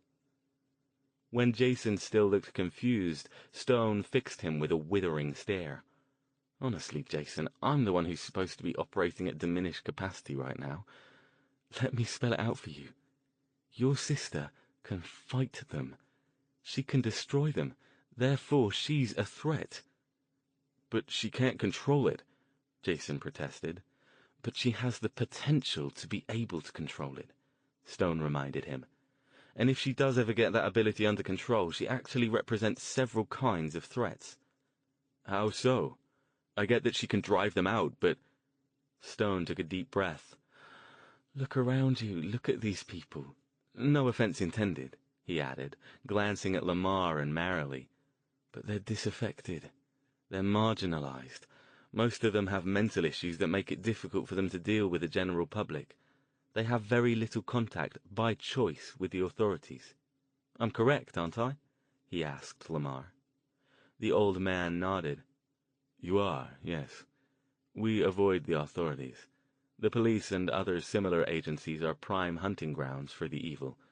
They prefer to possess people in authority when they can, because that lets them get away with causing more trouble without being caught." Stone nodded. "Exactly. So the fact that the Forgotten know about the evil make them a threat, but not a large one. Certainly it sounds like they would like nothing better than to be rid of you, but they don't consider you an imminent threat because you can't tell anyone about them. No one would believe you, you have no way to prove it, and it sounds so far-fetched that it comes out like the ravings of a deranged mind." "You're right," Marilee said, nodding sadly. "Every once in a while one of the younger or more idealistic Forgotten tries to tell someone about what's happening, but it never works. We talk to each other, we know. Eventually we just stopped trying, and we concentrate on our own safety and dealing with the evil when we're forced to." "Right," Stone said. He struggled to a more upright position, and Jason stuffed a couple more tattered pillows under him. "But Verity, though she's by all appearances one of the Forgotten, she's not only lucid, but she's got friends who will believe her about the evil, and who have the capacity to do something about them. Jason here presumably still has contacts in the law enforcement community, and I, as they say, have quite a lot of experience with believing 6 impossible things before breakfast. So suddenly, instead of a bunch of mentally unhinged homeless people, they're dealing with a young girl who has the capacity to destroy them one at a time, her highly motivated brother, and a fully trained mage. That's going to tip the odds in a direction they aren't going to like one bit." Exhausted from getting all that out, Stone sank back, going pale again. Jason was finally catching on. "So," he said, "that's why they were after her, and after us? They didn't want us all to meet up, because as long as they kept us separated, or better yet, made sure we were dead, then all they'd have to deal with would be the mage and the brother, who were confused as hell about what was going on, and the girl who didn't have any support system." "Gold star for the man in the leather jacket," Stone said faintly, nodding. "But the question is, how did they know all of this?" Jason asked. "I have a theory about that," Stone said. "It's conjecture, but it fits." "Yeah?" "Remember the story you said Verity told you about driving the evil out of the man in the basement?" "Yeah." "I don't think that one was destroyed. Lamar here said that the Forgotten think that the more powerful evil can survive outside a host body for a longer time, perhaps even days. I think the man Verity found in the basement was not one of the minions, but one of the more powerful versions. If it was able to escape and find a new host body while retaining its knowledge of what went before, then it would have had very good reason to want to track her down. That makes sense, Jason admitted. It even fits. If it took it a while to find another body, then it couldn't be tracking V. That would have given her time to get away, and by the time it found one, she'd disappeared and hooked up with the Forgotten, who could hide her. Exactly, Stone said, nodding. But Jason's eyes widened. That still leaves another question. And what's that? Remember what Verity said she found the guy doing? Draining that kid for power like that ganger did the night Charles died? But I thought you said that was something mages did. Black mages. Not this evil thing. Stone just stared at Jason for several long, silent seconds. Bloody hell, he whispered. What? Stone raised up on his elbow again, heedless of what the exertion was doing to him. Jason, you're right. You're right, and that changes everything. Jason didn't even think Stone was aware that Lamar and Marilee were there any longer. I don't get it. Why? Because, Stone said, as if talking to a slow toddler, it means these things can coexist with mages. It means they can possess us. Do you realize what kind of danger that could represent? He turned his laser-like gaze on Lamar. When the evil possesses people, does it submerge their personality? I don't think so, he said. Not entirely, anyway. And why do you think that's true? Because we don't know where these things came from, but they're obviously alien, and we've seen that they prefer people in positions of power. They would never be able to perform the sorts of jobs that they do. We think some of the stronger ones have possessed high-level police administrators, politicians, businessmen, with nothing but their own knowledge. So you're saying, Jason put in, that they let these things possess them? That's pretty far-fetched. I agree, Lamar said. I don't think they allow it exactly. But I do think, and others agree with me, that some people are more receptive to them than others are. What kind of people? The old man shrugged. Weak-minded people, or people who might be more willing to do the kinds of things that the evil wants them to do. I think they seek out those kinds of people. So-called evil people, Stone said, or at the very least people whose moral compasses are a bit more shaky than the average citizen's. So you think black mages would be more receptive because they don't mind causing pain? Jason asked. Hard to say, Stone said, finally allowing himself to sink back down again. Mages in general have strong minds. We're trained for it from the time we're apprentices. It's very difficult to compel us to do anything against our will. I'm not sure what this evil could offer a mage that would make him or her willing to let it in. Mental possession. He shivered. To have one's mind taken over by another being, that's something I can't imagine any mage would ever allow. So, either it's an isolated incident, and somehow they got through to an individual mage, or I'm incorrect, and there's more going on here than I've begun to understand. Or some of them are powerful enough that they can force their way in without permission, Jason suggested. Oh, that, Stone agreed. Jason could see that despite his best efforts to continue with the discussion, the mage's strength was failing. Listen, he said. You look like you could use a good night's sleep. Why don't we clear out of here and let you rest, and we can talk about this some more in the morning. His suspicions were confirmed when Stone nodded without protest. I hate to admit it, but you're right. You could probably do with a bit yourself. Yeah, probably. I think I'll go talk to V some more, and then find a place to catch a few hours at least. He nodded to Lamar and Marilee as he got up. The two of them got slowly to their feet as well. Marilee smiled down at the kitten, who was still snuggled up next to Stone. She can stay with you if you like. I think she likes you more than she likes me. Stone didn't answer. His eyes were already closed. Jason exited the tent and waited for the two old forgotten to follow him. He's gonna be okay, right? I don't need to take him to a hospital or anything? Lamar shook his head. He should be fine. He's just tired from the magical exertion and the blood loss. What about my sister? She was saying that someone here was keeping her from having her crazy thing. If she leaves here, she'll go back to the way she was, won't she? Probably, yes, the man told him. As I told Dr. Stone, we have no idea what causes these symptoms. There just seems to be some people who are susceptible to them, and your sister seems to be one of them. Unless we can somehow cut off the source of the symptoms rather than simply blocking it, then moving away from the one who can do the blocking will have predictable results. Jason looked him up and down. Can I ask you something? Of course. Don't take this wrong. You know I'm grateful for what you did for Al, and I'm sure he is too, but you don't seem like the rest of the people here. What do you mean? You look like them, he said, taking in Lamar's thin, stooped frame, ragged clothes, and unshaven face. But you don't act like them. What were you before you were here? Lamar smiled gently. I was a doctor, a long time ago. Seriously? He nodded. A good one, too. But I had some issues in my life that I wasn't very wise at coping with.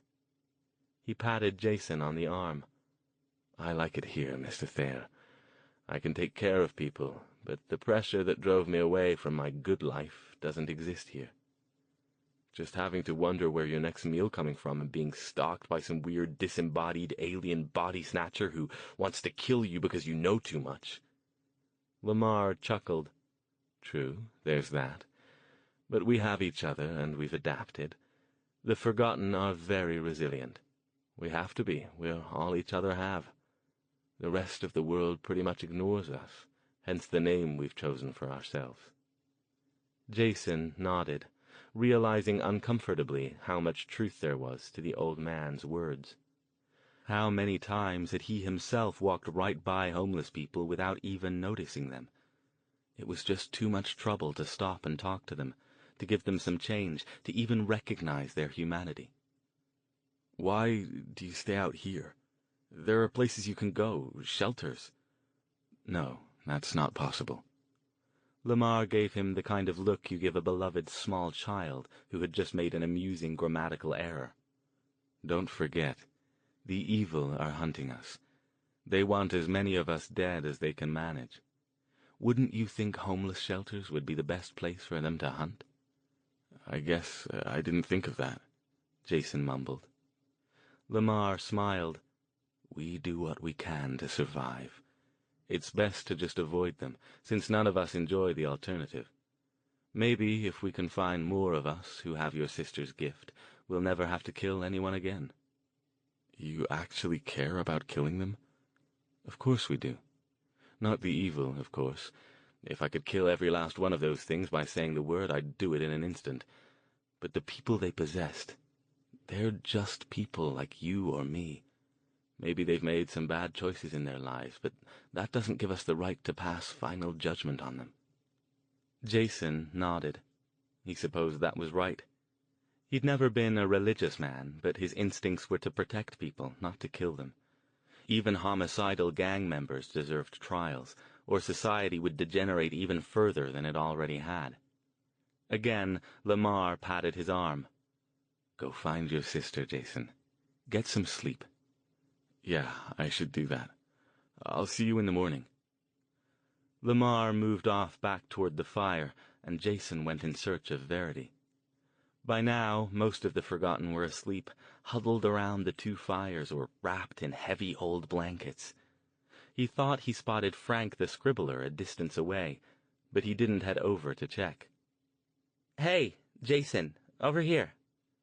He looked up and saw Verity still sitting leaned against the same tree where he'd left her. Hurrying over, he sat down across from her. Is your friend okay? Yeah, he'll be fine. I'm just glad you guys had somebody who could help him. Verity nodded. Lamar hasn't been here long, but everybody respects him. He's kind of the leader of our little group, and sometimes he helps out settling disputes when other groups get together. These guys squabble a lot when everybody gets their different kind of crazy going at once. You ever watch somebody with germophobic OCD trying to deal with somebody who never takes a bath, even when they get the chance? In spite of himself, Jason chuckled. I feel bad for some of them. There's this one little boy about 9 who never says a word. He just sits and rocks and goes along wherever somebody leads him. He mutters to himself in some kind of weird gibberish language and seems to get really agitated when the evil's nearby. They use him kind of like a canary in a coal mine. But up until a day or two ago, nobody could talk to him. Then this other guy showed up and seemed to hit it off with the kid right away. He couldn't figure out why nobody else could understand what he was saying. Wow, Jason said, shaking his head. This is all just so overwhelming. A few days ago, I was back home playing poker and getting in bar fights, and now look at me. My crazy sister is a magic bum.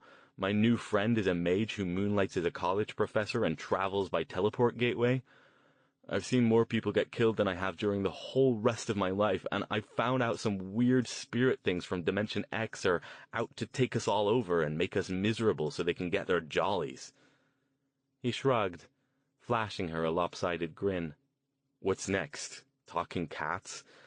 We're all just living in somebody's fishbowl? I wake up to find out this was all the world's most elaborate dream? Verity chuckled. Don't call us magic bums, Jason. That's not cool. Sorry. Just realizing how freaked out I really am, and how much I've had to keep hold of it so I don't just start running around like I'm as crazy as some of these folks are. Think of how I feel, she reminded him. Meeting Susanna, having her be able to block whatever it is that was causing me to have problems, it was like coming up from being underwater. I know you don't know it or realize it, but there were lots of times during the last few years when I was perfectly okay. It was weird. It was like waking up from a dream, having no idea where I was or what I was doing, and knowing that there was nothing I could do to prevent it happening again. You know how hard that is? It got better toward the end. I'm glad, or I never would have gotten out of that place alive. I hope you're not mad at me for all those times I yelled and screamed. I hope Dad wasn't. You know, Dad's gone, right? Jason asked gently. She nodded, her eyes sparkling with unshed tears. Yeah, I know. They told me once during one of my lucid periods. She looked up at him. Jason, what will you do now? The question startled him. What do you mean?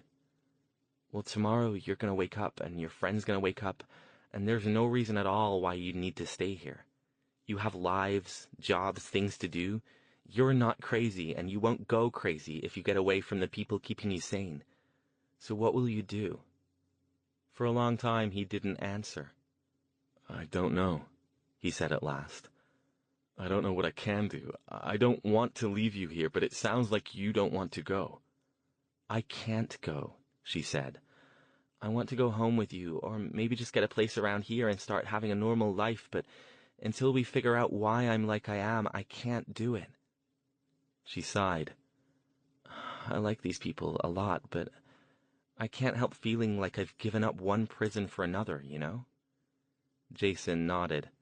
Yeah, I can see that. I'll think about it, see if I can come up with anything. Or maybe Al can. He's good with that kind of thing. I'll ask him tomorrow. How did you meet him, anyway? She asked. You two don't exactly seem like you run in the same circles. He wondered if he should tell her, or if it would just make things more complicated. But as usual, he knew the answer. V, he knew Mom. What?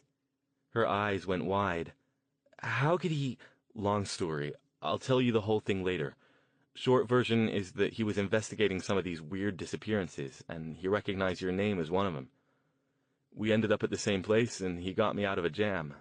That's why he agreed to help me. To help us, he added, nodding toward her.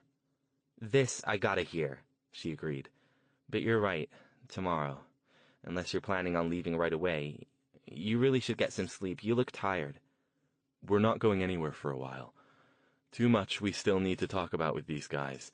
They seem to have the other piece of the puzzle we've been trying to solve, which means I won't be able to pry Al away with a crowbar. Maybe between us all we can come up with something. He dragged himself to his feet. Where do you sleep, anyway? There's a tent on the other side of the fire. I share it with Susanna and Lissy. Jason remembered the Spacey girl from the library and nodded. Okay. I'll see you in the morning. And V. Yeah? Impulsively, he pulled her into a quick, hard hug. It's good to have you back. She kissed his cheek. Yeah, it's good to be back. Thanks for not giving up on me. Chapter 38. Jason didn't sleep that well. The ground was hard, and his mind was too busy to let him get much rest. That, and he still wasn't convinced that the DMW weren't going to show up and massacre them all while they slept. That didn't happen. He wasn't sure if it was because one or more of the Forgotten were masking them for view, or if the gang had simply decided to call it a night and lick their wounds. Either way, by the time the filtered light of the sunrise woke him, he'd only gotten about 3 hours of sleep. When he sat up, he was surprised to discover that some of the Forgotten were already awake, including Marilee. The old lady was cooking something in a pot over the near fire, occasionally seasoning it with various things she pulled from the bags hanging off her shopping cart. "Morning," Jason said as he came over. "Oh, good morning. I didn't expect you to be awake yet. Would you like something to eat?" She motioned toward the pot. "I'm making some oatmeal." "No, thanks. I'm gonna go check on Al." "I checked on him a little while ago. He's still asleep, but he looks fine. I'd leave him alone until he wakes up, though. He can use all the rest he can get." "You need help with anything?" "Oh, no, I'm fine. But thanks for asking." He wished she did have something for him to do, since he hadn't brought any of his gear, and he didn't feel comfortable wandering off. He was lucky, though. Apparently these people weren't much for sleeping in. By the time the sun was up, so were most of them, gathering their things and rolling up their bedrolls. Some of them filtered off in groups of 2 or 3. Jason didn't ask where they were going. He figured by that time it was safe to go check on Stone, though, and then he'd go find Verity. The mage was awake when Jason poked his head through the tent flap. He did look better, still tired, but not nearly as pale as he'd been last night. The black kitten was still curled up next to him, fast asleep. "I was wondering when you were going to show up," he said, a little irritably. "Sorry. Marilee said you weren't awake yet and that I shouldn't bother you. Just woke up a bit ago. How do you feel?" "Still fairly ghastly. My back hurts from sleeping on the ground. I'm starving, and I'd like very much to get out of this tent, but I'm not sure whether I should chance it yet." "Why don't I bring you something to eat? Marilee's making oatmeal. Then we can talk for a bit and figure out what we want to do next." "Excellent idea." Jason got up and went back outside. He'd collected a largish bowl of oatmeal and a plastic spoon from Marilee, and was heading back to the tent when Verity intercepted him. "Morning," she said, falling into step. "Where are you going?" "Taking this to Al," he said, indicating the bowl. "Ah, can I come with you? I want to talk to you guys some more." Sure." Soon they were back inside the tent, seated on either side of Stone's makeshift bed. He accepted the oatmeal gratefully and made a tentative attempt to prop himself up to a mostly sitting position. He evaluated that for a few seconds, then nodded and began eating. "So," Jason said, "Verity wants to know what we're planning to do. She can't leave here because she'll lose it again if she gets away from Susanna, but we can't stay here forever." "No," Stone said. "We can't." He looked at Verity. "Pleasure to meet you, by the way. Forgive my lack of manners." He set the bowl and spoon carefully down and offered her his hand. "Alastair Stone, and I've heard a great deal about you." Verity shook his hand, looking amused. I've heard quite a bit about you too, last night, she told him. All of it lies, I'm sure, Stone said, raising an eyebrow. So, Jason here tells me that your current lucidity is due to some sort of power one of these people has. Something about blocking out whatever's causing your mental issues? Verity nodded. Susanna, she can do that sometimes. I'm not sure if it's permanent because I'm afraid to get too far from her and find out, but she says I'll probably go back to the way I was if I do. I see. I wonder if there might be something I can do about that. What do you mean? Stone shrugged. I'm not certain unless I examine you, but I have some expertise with this sort of thing. There's a chance that I might be able to put a more permanent block in place. Her eyes widened, her expression warring between hope and cynicism. You can do that? She asked, leaning forward. As I said, I don't know, and I'm not really in a position to check now, but it's possible. I'm assuming you don't want to remain here. No. It's like I was telling Jason last night. I'm really grateful for what these people have done for me. I wouldn't be alive if they hadn't taken me in and hidden me from the DMW, but... She sighed. I don't want to spend the rest of my life in a homeless camp because that's the only way I can avoid going back to the halfway house. Or somewhere worse when I turn 18. Quite understandable, Stone said, nodding. Then he looked at Jason. We need to figure out our next move. Do we even have a next move? I mean, we found V. That's what we were trying to do. If you can do something that will block the crazy rays so she won't go right back to the way she was before, then that's it, isn't it? She can come home with me, or... He shrugged. I don't really have much dragging me back down to Ventura. If she'd rather stay up here, I can find odd jobs here as easily as I could there. Well, Stone mused, it can be it, if you want it to be. It's up to you. Jason cocked his head like a confused dog. I don't get it. What else would there be? We could go after it at its source. What? He stared. Al, are you getting hit by the crazy rays? We don't even know what the source is. Even if we wanted to, how would we find it? I think he's right, Verity said suddenly. Jason swung around to face her. What? Why? Haven't you had your fill of whatever these things are by now? She spread her hands in an encompassing gesture. Look around you. All these people are always scared, always hiding, because whatever this thing is, it's looking for them. It wants to kill them. They don't really have any way to stop it. And you think we do? She looked at Stone. I don't know. Do we? No idea, the mage said, but the wheels in his mind were obviously turning. It would take a fair bit of research, not only to figure out where the one in charge is, assuming that Lamar and the others are correct and there even is one in charge, but in order to go on the offensive against such a thing, we'd need to prepare. Jason sighed. Clearly his friend and his sister hadn't realized that it was safe to step out of the Twilight Zone now and come back to the real world. Can we talk about this later? I think right now our priority is getting V straightened out so she can leave, then getting back to civilization. And a shower, he added, sniffing his leather jacket and wrinkling his nose. Verity glared at him. Don't you get it, Jason? You're part of the problem. You use words like civilization. The Forgotten are plenty civilized. Just because some of them are a little strange and they have to live like this doesn't make them any less human. You're quite right, Stone said softly. This past night has been quite an eye-opener for me.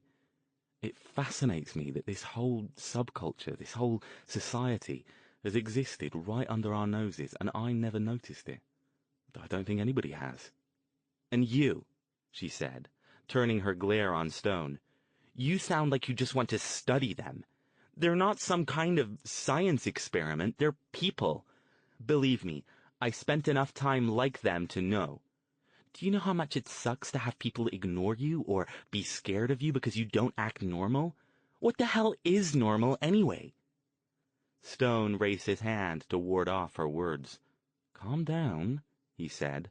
I make no secret of the fact that, yes, I'd like to know more about this society, and especially about these unusual powers many of them possess. As a mage, that interests me professionally. But in case you've forgotten, they've also saved my life.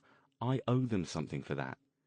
If there's anything I can do to help rid them, and the rest of us, as it happens, of this threat, I'm willing to do what I can. Verity turned back to Jason. Jason, what about you? He shrugged, looking resigned.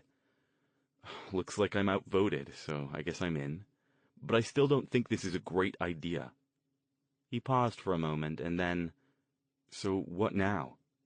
Now, Stone said, you hand me my shirt and help me up.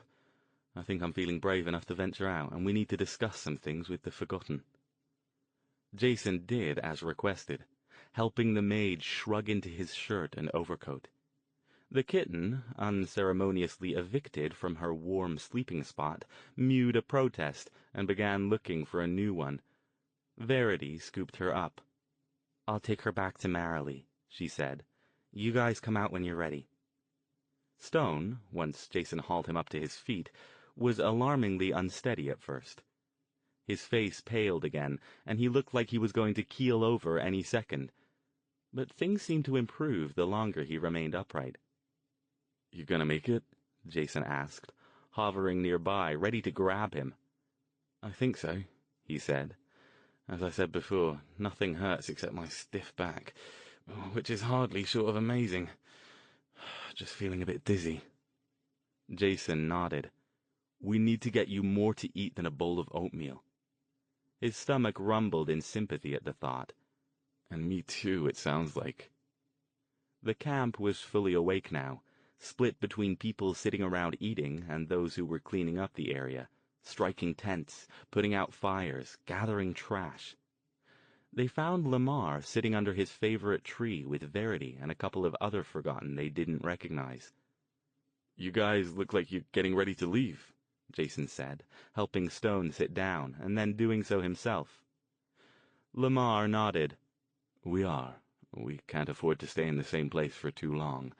Our concealment abilities aren't foolproof, so we like to move around every few days at least.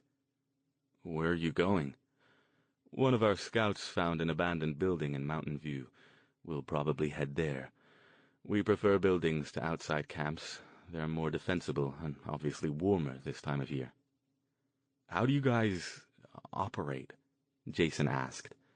How do you get food, move around? It seems like you're pretty mobile. Lamar shrugged. We do what we can do. Sometimes we take the bus, though for obvious reasons we can't do that as a large group, so it can be dangerous. Some of us do odd jobs to earn money, some beg, and some know the places to go where they can find things that others have discarded. There are people who help us, sympathetic restaurant owners and such. Sometimes we'll deal with charities that we know to be safe. There are a few around here, like the Salvation Army and Gordon Lucas's events when they come around. They're two of the few outfits where we've never sensed any evil involvement. Forgotten groups don't really have any formal organization, but generally each small group takes care of its own, pooling resources, using our talents to help how we can. How many groups are there around here? No way to know, really. We cross paths occasionally and compare notes. Aside from our symbols, I believe Verity told you about them, that's the only way we have to communicate with each other. Sometimes we leave notes in specific places in public buildings. Libraries are popular, naturally. And you pretty much stay in this general area? As much as we can. Sometimes a group is forced to move completely out of its area, but that's a drastic choice and not made lightly. Our group moves around from a little north of Palo Alto to the south part of San Jose. It's safer when we know the area. The safe places, the places to avoid. Stone, who'd been silent thus far, nodded and then said, May I ask you a few questions? Of course. You're looking much better this morning, by the way. I'm glad. Thank you, and thanks again to you, the mage said. You said before that you believe that there are levels of evil, that there are more powerful ones directing the activities of lower-level ones. Lamar nodded. Yes. Do you have any idea how this hierarchy works? Is it a formal structure? Do they literally report up a chain of command? Or is it more of an informal thing, where the powerful entities have an agenda and they communicate it to their minions and leave it up to the minions to implement it? I don't know that, Dr. Stone, Lamar said. I don't think any of us have any desire to get close enough to the more powerful evil to be able to figure that out. If I had to make an educated guess, I'd say that the powerful ones confine their influence to more high-level issues, trying to infiltrate government, business, law enforcement, while the lower ones are more concerned with simple mayhem to feed their need for emotion. So, Stone appeared to be working things out as he went along. The more powerful entities can gain their sustenance by more abstract methods? I'm not sure I understand what you mean. I mean, if what you say is true, then whatever they seek or need can be supplied in different ways. The weaker ones cause mayhem and misery to individuals or small groups, and they drink it up, while the more powerful ones incite their mayhem on a more subtle but larger scale. Perhaps it's an issue of concentration. If you're causing pain in one person, you need to cause a great deal of it to get the same effect as you would from causing a large number of people a smaller amount of pain. He shrugged. I'm just tossing out ideas now. I'm likely completely off track. It's as good a theory as any, Lamar admitted. As I said, we don't really have any way to check, even if that were something that we wanted to do. Generally, any of us who come into contact with the evil's higher echelons don't come back to tell the tale. Let's leave that for a moment, then, Stone said. Do these evil have any powers? Do they have abilities like the Forgottens, or like a mage's? Or is their power simply derived from the person they choose to possess? For example, if they possess a gang member, then they would acquire his strength, his knowledge of the streets and so forth, while if one possessed a police chief, its power would be largely in the chief's influence and his ability to direct the actions of numerous other people. Lamar thought about that for a couple of minutes, staring off into nothingness in a way that reminded Jason of Stone in one of his contemplative moods. I don't think I've ever heard of them exhibiting any abilities beyond what they get from possessing someone, he said at last. Unless they possess a mage, Jason reminded him. And we know they can do that. We know they've done that once, Stone corrected. As I told you before, I doubt there are many mages who would allow it. And like I said, maybe they don't have a choice, Jason said. And anyway, it's not once, it's at least 3 times that we know of. Stone raised an eyebrow. 3? Yeah. Don't you remember the DMW ganger who torched that kid to kill Charles? And the one who said he talked to your spirit thing. You said that there were a few minor talents in the DMW. I did, but there's no proof that the ganger was possessed, or even that the majority of the DMW are possessed.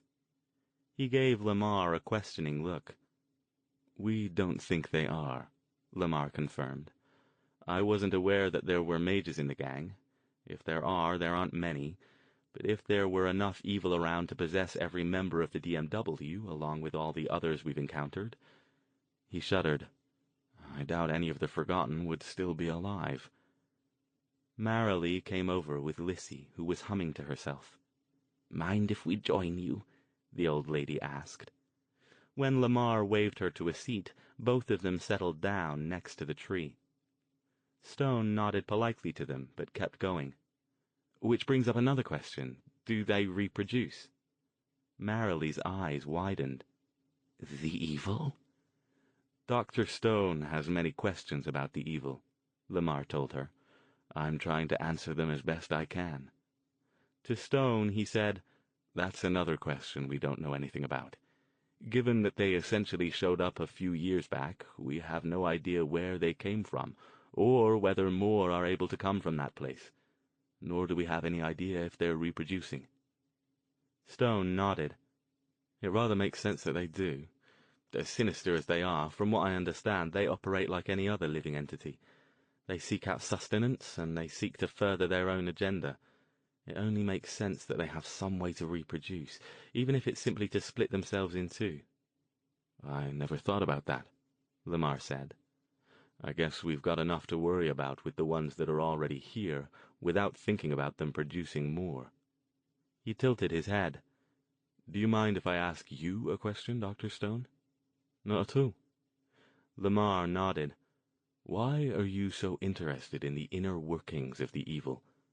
I understand that as a mage, curiosity is unavoidable, and this kind of phenomenon must be very interesting to you, but I sense that there's more to it than that.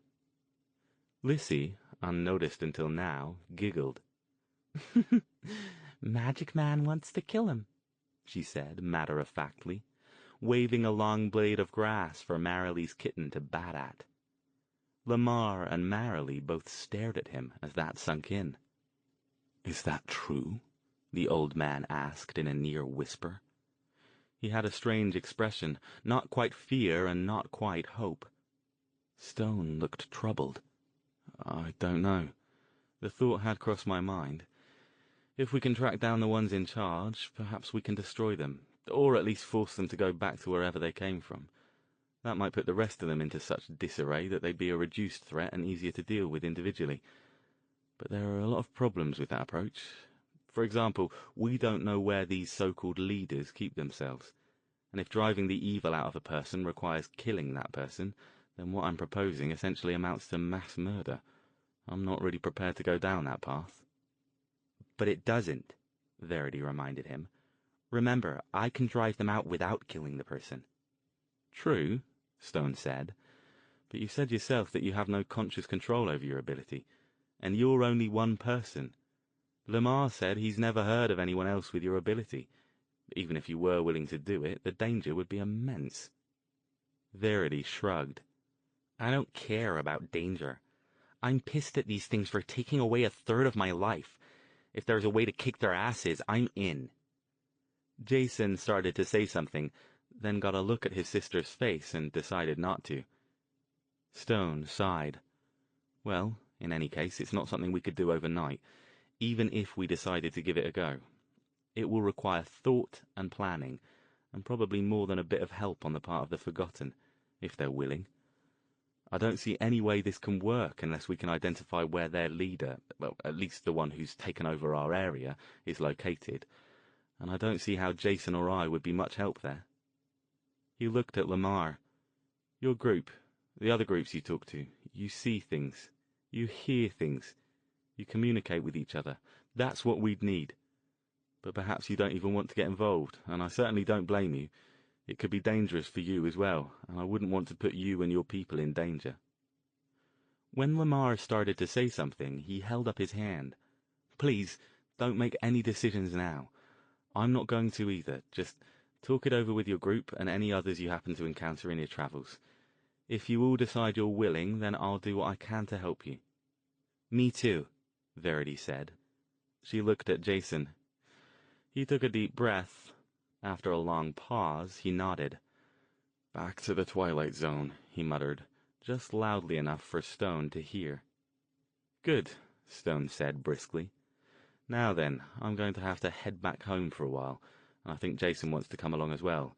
The question is, will it be safe to bring Verity along with us, if we get her back to Susanna's care by tonight when you've arrived at your new location? I think it'll be okay, Verity said. A couple of days ago she left for a few hours, and I was fine. I could feel something trying to touch my mind a couple of times, but I think it has to, I don't know, kind of build up a bit before it really takes hold.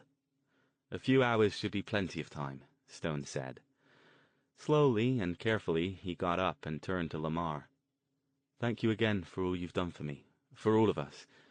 Believe me, although there's no way I can adequately repay you for saving my life, I'll do my best to help you if we decide to go through with this mad plan. Lissy giggled again. He talks funny, she announced. Jason and Verity got up too. Yeah, Jason said. Thanks for everything. I don't even want to think about what might have happened to V out there on the streets if she hadn't found you guys. Verity went over and hugged Lamar, then Marily. You guys rock, she said. We'll be back, I promise. If they try to keep me away, I'll sneak out and hitchhike. She looked back at Jason and Stone. I'm gonna go get my stuff and say goodbye to the others, and tell Susanna I'll be back soon." Jason and Stone waited for her to return, getting the group's proposed new location and directions from Lamar. "We'll be back later today," Stone told him. "Just need to take care of a few loose ends and see if perhaps I can't do something a bit more permanent to help Verity." "So she doesn't have to stay," Marilee said, a little sadly. When Stone started to speak up, she shook her head.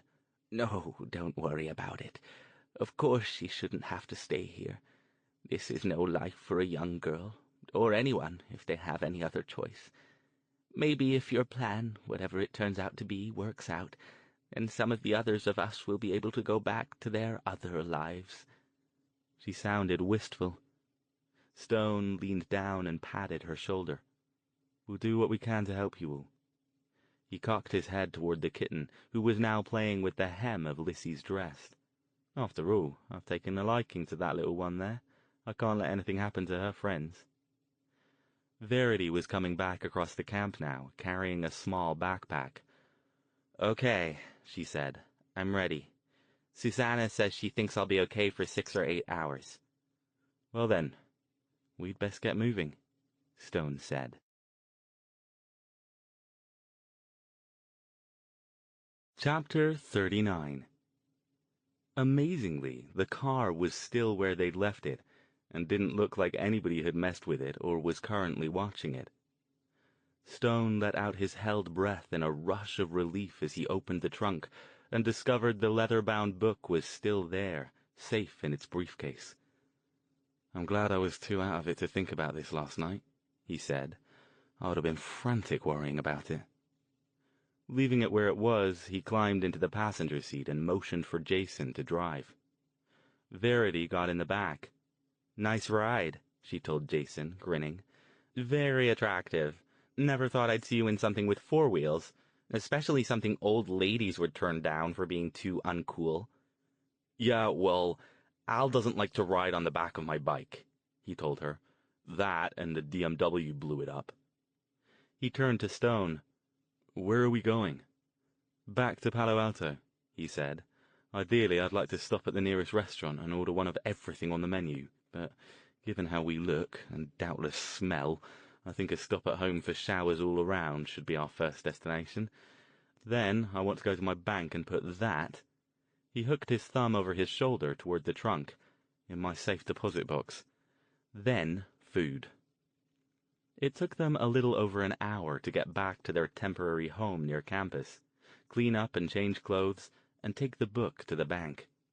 They did most of this in comparative silence, each content for a while to just sit back and catch up with his or her own thoughts. It was only after they were all seated around a table in the back of a little diner off El Camino and polishing off pancakes, eggs, and the rest of the sizable late breakfast they'd ordered that they'd started to discuss their plans. "So," Jason said, around a large mouthful of sausage, "you think you might be able to help V with her problem?" "I might," Stone said. "Once we get back to the house, I'll see. I don't really understand how these forgotten powers work. They've got to be some sort of magic, but, as I said before, it's no type I've ever seen. Nor do I understand the way the evil, or whatever it is that's causing these widespread issues, operates, so it might take a bit of effort to figure out how to block it." "I hope you can do it," Verity said. She looked like she was hardly daring to hope that it might be possible. "I want my life back." "Too bad she's not a mage too," Jason said, offloading more eggs onto his plate. "You have to admit it would make things easier." Verity rolled her eyes at him. "Yeah, and while I'm at it, I've always wanted a unicorn." She started to laugh, then stopped abruptly. Why are you staring at me like that, Dr. Stone?" At Jason's words, Stone had stiffened in his chair, fixing his probing gaze on Verity. "Al?" Jason was looking at the mage now, too. "Did I say something wrong?" "I'm a bloody fool," Stone whispered, looking disgusted with himself. "I seem to be making a habit of that lately." "What's going on?" Verity demanded. Stone didn't answer. He continued staring at Verity, unblinking, until she shifted in her chair. "Jason, tell him to stop looking at me like that. It's creepy." "Al, what the hell is going on?" Jason asked, looking angry. The mage broke his gaze away from Verity with obvious difficulty, shaking his head as if clearing a vision. "I'm not certain," he said.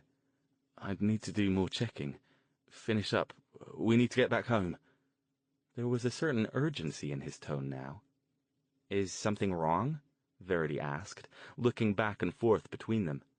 "Al, stop being cryptic, damn it!" Jason's voice raised a little now, causing an elderly couple 2 tables down to glance over at them in disapproval. Stone fixed his focus on Jason. "I didn't tell you something before," he said evenly. It was clear he was trying to keep something under tight control. "What?" "Remember when we were in England and you were asking about my gateway? I told you that it was many years old and that I came from a long line of mages." Jason nodded. "Yeah, and?" Stone sighed. "Magical talent is hereditary. It doesn't always show up. I don't think anyone's ever studied the genetics of it. But it's fairly uncommon, even if both parents are mages.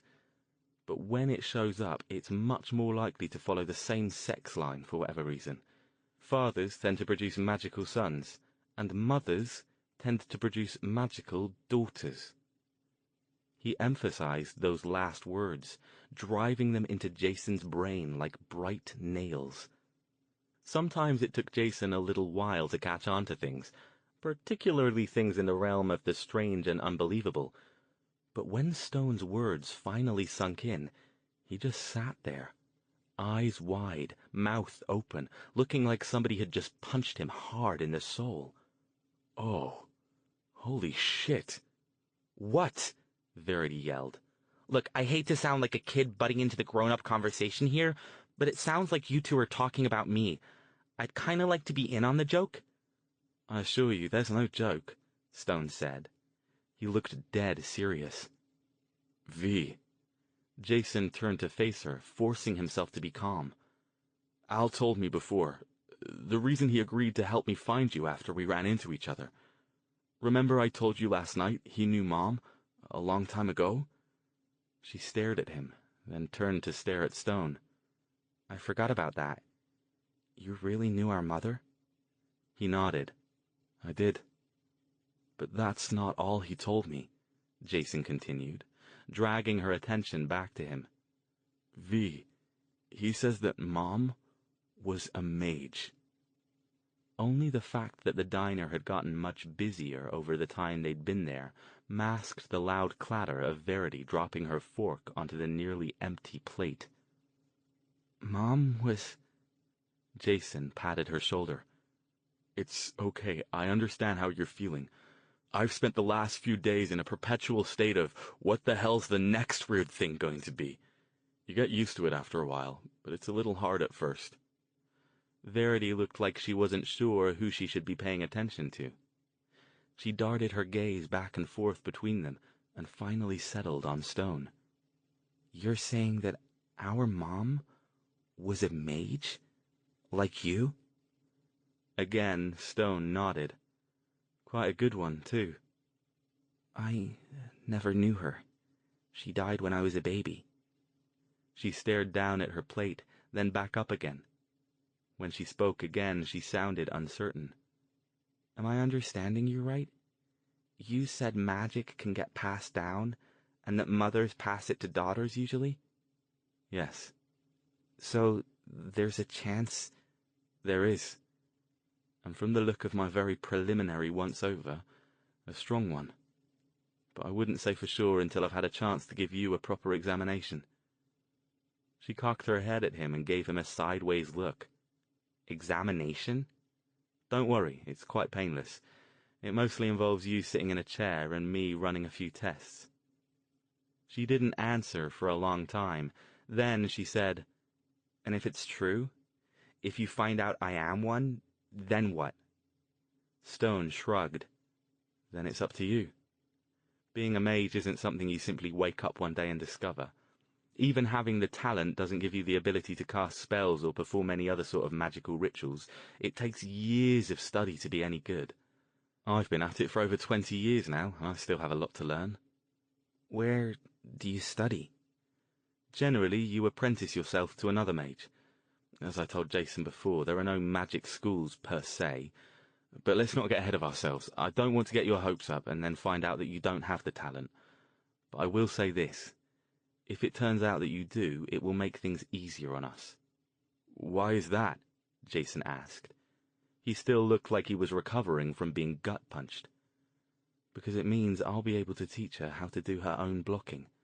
She won't need to depend on me or Susanna or anyone else to keep her mind safe. She'll have control over it on her own. Verity was getting that I'm not even daring to hope look again. I will? She asked in a near whisper. You mean whatever it is that's messing me up won't be able to do it anymore, and I'll control that?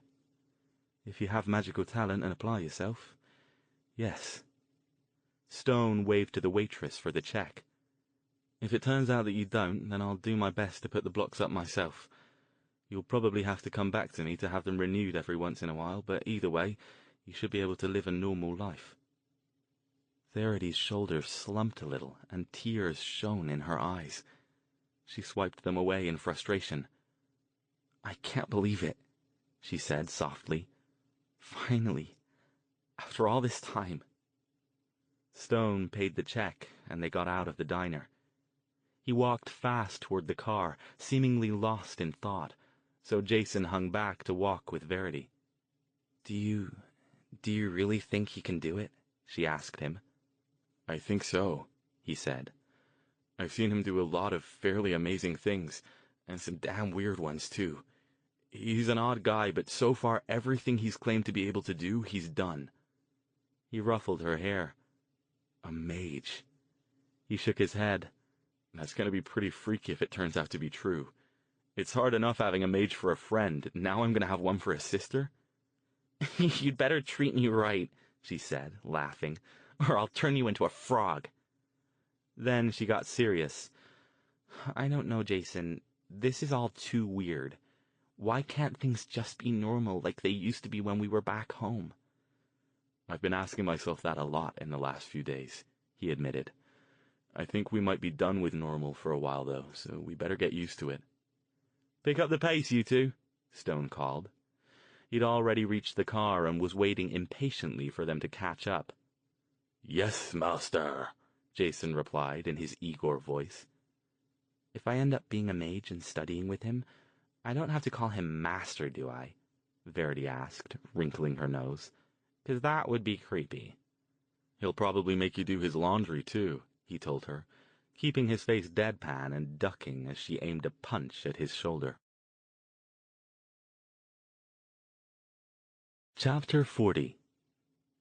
They arrived back at the house, and Stone waved Verity toward a chair in the living room. We'd best get this sorted now, because it will affect some of the things we do going forward. Nervously, Verity took the indicated seat. So I don't have to do anything? Not a thing, Stone assured her. He pulled up a stool in front of her and sat down on it, facing her and about as close as he'd been to Jason when he'd shielded his mind before they went into the overworld. And it won't hurt or feel weird? Stone shook his head. No, and I won't have to touch you in any way if that concerns you. She looked relieved, and Jason knew from her expression that it had concerned her. You, want me to clear out? He asked. No need, this won't take long. Jason nodded and took a seat on the couch. Al? He didn't look up from what he was doing. Yes? Is there any chance that He did look away then, facing Jason with a gentle, rueful smile as he shook his head. I'm sorry, Jason. No. I would have noticed when I did your shielding before our return trip. You're 100% non-magical. Jason sighed, not sure whether he was happy or dismayed to hear that. He supposed it didn't matter since it wasn't going to happen either way. Okay. Thanks for checking, I guess. I'd have told you if I'd found something, but I saw no point in disappointing you. He turned back to Verity. All right then, let's get this over with, shall we? I'll go ahead and put up the block if I can. Even if you have the talent, you'll need a bit of study and practice before you can do it on your own. She nodded. Okay, let's do it. The process took only about 5 minutes, during which Jason could see nothing happening other than Stone staring in that unblinking, laser-like way of his into Verity's eyes. Once, he held up a hand and slowly passed it across Verity's face from a distance of several inches away. For her part, Verity looked like she was trying to sit as still as she could, even though it was obvious this whole process was freaking her out more than she wanted to admit. When Stone finally switched off the stare and leaned back on the stool, she asked jokingly, So, Doc, am I gonna live? Stone didn't answer for several seconds. He appeared to be deep in thought. Well, he said softly, getting up. This is a first for me. I'm honored. I've never had the privilege of identifying a new mage before. Verity's eyes widened. Then, I am? You are, he said. And if I'm any judge at all, you've got the potential for some pretty impressive ability once you're trained. It doesn't surprise me, though, really. As I said, your mother was quite talented. She seemed stunned. Looking back and forth between Stone and Jason, she slowly got up out of the chair and rubbed her hand across her eyes. Wow, was all she could get out. Did you do the shielding? Jason asked Stone. Is she going to be okay away from Susanna? He nodded. I think so. It was very strange. That's most of why it took so long to do it. The identification itself was easy, but there's definitely something trying to get into her head. Something? Verity asked. You mean like one of those evil things? I don't think so. It's not that specific. It seems more like a force or an aura rather than an individual. Mind you, this is just wild speculation on my part, but if I had to qualify it, I'd say it's something that just exists in the world that you're susceptible to. I don't get it, Jason said. How could that be? You're saying there's something just floating around out there, and it makes some people crazy but not others? Essentially, yes.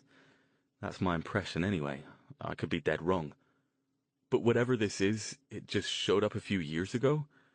Could it have been around before? Did it show up and affect her, or did something happen with her? Like, maybe that doctor was right about puberty.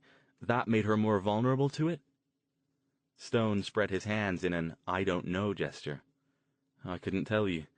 I couldn't get a handle on what it was. The best I could do was make an estimate of its magical frequency, as it were, and put up some protections to block it from getting into her head. And this is the thing you meant I'd have to renew every once in a while? Verity asked. Yes, but with any luck, you'll be well enough along in your training before that happens that you'll be able to take over the blocking yourself. Assuming, he added, turning back to face her, that you even want to be trained. There's no requirement that you are. I'll warn you, the training isn't easy. At the beginning, you're likely to be bored senseless by some of it, and as it goes on, you'll be doing things that could potentially be dangerous as you stretch your abilities and learn your limitations. If I did decide to go ahead with the training, she said after a long pause, how would it work? Would you be the one doing it? That's something we can discuss, Stone said. It will have to be a mutual decision. Let's not talk about that now, though. It's something neither of us should decide quickly. You'll need time to examine your other options. Right now, if we're going to help the Forgotten and deal with the evil, we'll have to concentrate on that. There's no way we could split our focus by beginning any sort of training now. She nodded, looking disappointed. What do we have to do? Jason asked. Where do we start? Stone sighed, sitting back down on the other end of the couch. The way I see it, there are several problems we need to solve. The first, as I said before, is that we need to figure out somehow where our quarry is located, and how many of them there are. If there's one top-level evil running the entire area like some sort of district manager, then we'll need to find out who that one has possessed, and where he or she is. Obviously, if what Lamar said is true and the more powerful ones seek out more powerful hosts, then likely this one will have protections in place that we'll have to circumvent. That's problem number 1, Jason said. What about the others? Well, I would say the second one is that even if Verity can drive it out of its body, we have to figure out how to either destroy it or contain it until it's simply destroyed, or sent home because it can't secure another host. Or we can kill the host, Jason pointed out. That won't work, Stone said, shaking his head. Don't you remember what Lamar said? They think the powerful ones are able to remain without a body for as long as a few days. If we kill the host, all we'll be left with is a dead person, quite likely a dead person of considerable power and influence, and the need to resume our search again when the evil finds a new host. That is, of course, he added, with a raised eyebrow, if they haven't tossed a lot of us in jail because we've murdered the mayor or the chief of police or some such. Okay, Jason said. Is that something you can do? Contain it, I mean. I don't know. It would require some experimentation, most likely with the lower-level specimens. Wait, you mean we're going to have to grab a DMW guy or something, and try to catch the thing that flies out of his head when Verity boots it out? Crude, but accurate. And this will also give Verity some practice to determine whether she can control her power enough that she can use it at will. If she can't learn to do that, then we might be in trouble. At the very least, we'll have to explore other options. Verity nodded. I don't know if I can do it when I want to. I've actually never tried. Like I said, I thought the first time was a fluke, and the second time I was doing it to save Jason. Our third problem, though this one is easy to solve, relatively speaking, Stone went on, is that battling the hosts of these evil is likely to require the sort of magic that I'm not used to performing. Combat stuff, you mean? Jason said. Exactly. I won't be much use if I'm keeling over from exhaustion every time I cast a spell. Which means I'll have to work on building some magical items to help me channel energy more efficiently when casting those sorts of spells. You can do that? I can, but it will take some time. Remember I told you before that white magic was ultimately more powerful than black? Because we can cast permanent spells and imbue objects with power to use later, so we don't have to draw it from ourselves or others. Jason nodded. I remember you did say that, yeah. So, Stone said, I suppose the first item on my agenda is to get started working on those. And what are we doing in the meantime? Verity asked. We're going back to the Forgotten later today, right? Stone nodded. Yes, we need to talk to them. Find out if they're willing to help out with this. If they're not, and I certainly wouldn't blame them, then things will be a great deal more difficult.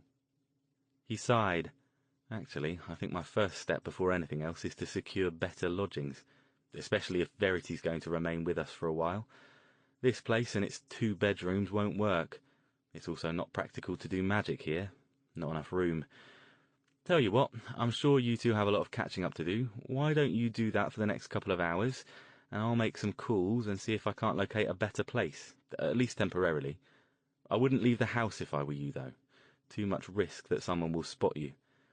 I think for the duration of this little adventure, it would be best if we remain together as much as is practical. Jason nodded. He didn't like the feeling that he couldn't go wherever he wanted, but Stone's words made a lot of sense. Now that he had Verity back, he really didn't want to take her out to the mall and get ambushed by a DMW hit squad. All right then, Stone said. I'm off to my room to make those calls. If I can find a place quickly enough, we'll go there and set up our base of operations. If not, we'll head back to the Forgotten a bit early. This left Jason and Verity sitting in the front room. She leaned back in her chair with a loud sigh. Well, I guess nobody ever promised us a normal life, huh? You got that right, he said. So, I'm going to get to do magic, she said, her big dark eyes wide with wonder. She stared at her brother. What do you think? Should I do it? Should I ask him to train me? This is all sounding so weird that I'm even saying it. Do I want to let somebody train me in how to do magic? Jason grinned. Yeah, I mean, I've had a head start on you for getting used to weirdness. The funny part is how soon it all starts sounding normal. At first, I thought the only thing I wanted to do was find you and get back to our boring, normal life in Ventura, but now—" He shrugged. "I don't know. This is all kind of interesting in a way. Freaky as hell, sure, but it's a nice change of pace from fixing old motorcycles and getting tossed in jail for starting bar fights." "What do you think of him?" she asked, hooking a thumb toward the back room where Stone had disappeared. "Should I ask him to train me? You don't think he'll hit on me, do you? 'Cause he's kind of hot and all, but he's old. That would be—" Jason laughed. "If that's all you're worried about, I don't think you need to be. He's okay. He's a magic nerd. Seems like magic's all he's interested in. That and puzzles. If you showed up in front of him wearing a string bikini while he was in the middle of running some magical experiment, he wouldn't even notice you, except to ask you to bring him a candle or a dead frog or something." "Is he gay?" "I don't think so. He told me he had a schoolboy crush on Mom back when he knew her, which is also not something I want to think too hard about." Now he looked at her. "By the way, speaking of that, when were you going to tell me?" "Tell you? Oh!" She smiled and shrugged. "I don't know. You didn't exactly come to see me, you know. I couldn't really tell you much of anything, could I? And anyway, I'm not gay. I like guys, too. I just like girls more. And it was a lot safer in the halfway house to stick with girls, you know?" Her expression grew more serious. "You don't have a problem with that, do you?" "Why does everybody keep asking me that?" he said, rolling his eyes. "V, I'm just glad to have you back safe, and having you safe and non-crazy is a huge bonus. At this point, I wouldn't care if you were into Russian circus midgets, if it meant that you had a shot at a halfway regular, normal life." She giggled. "Oh, good. Because I was really worried about how you'd react to the circus midgets. Maybe you better tell your friend to get a place with more rooms, so I can tell them it's safe to come home now. Sergei and Natasha will be so happy to get out of that refrigerator box." Jason laughed again. It felt so good to be laughing, after the past few days of fear and death and non-stop weirdness. "I'd forgotten what a goofball you used to be." "And I'd forgotten what a dork you used to be," she said, grinning. "I guess some things never change, huh?"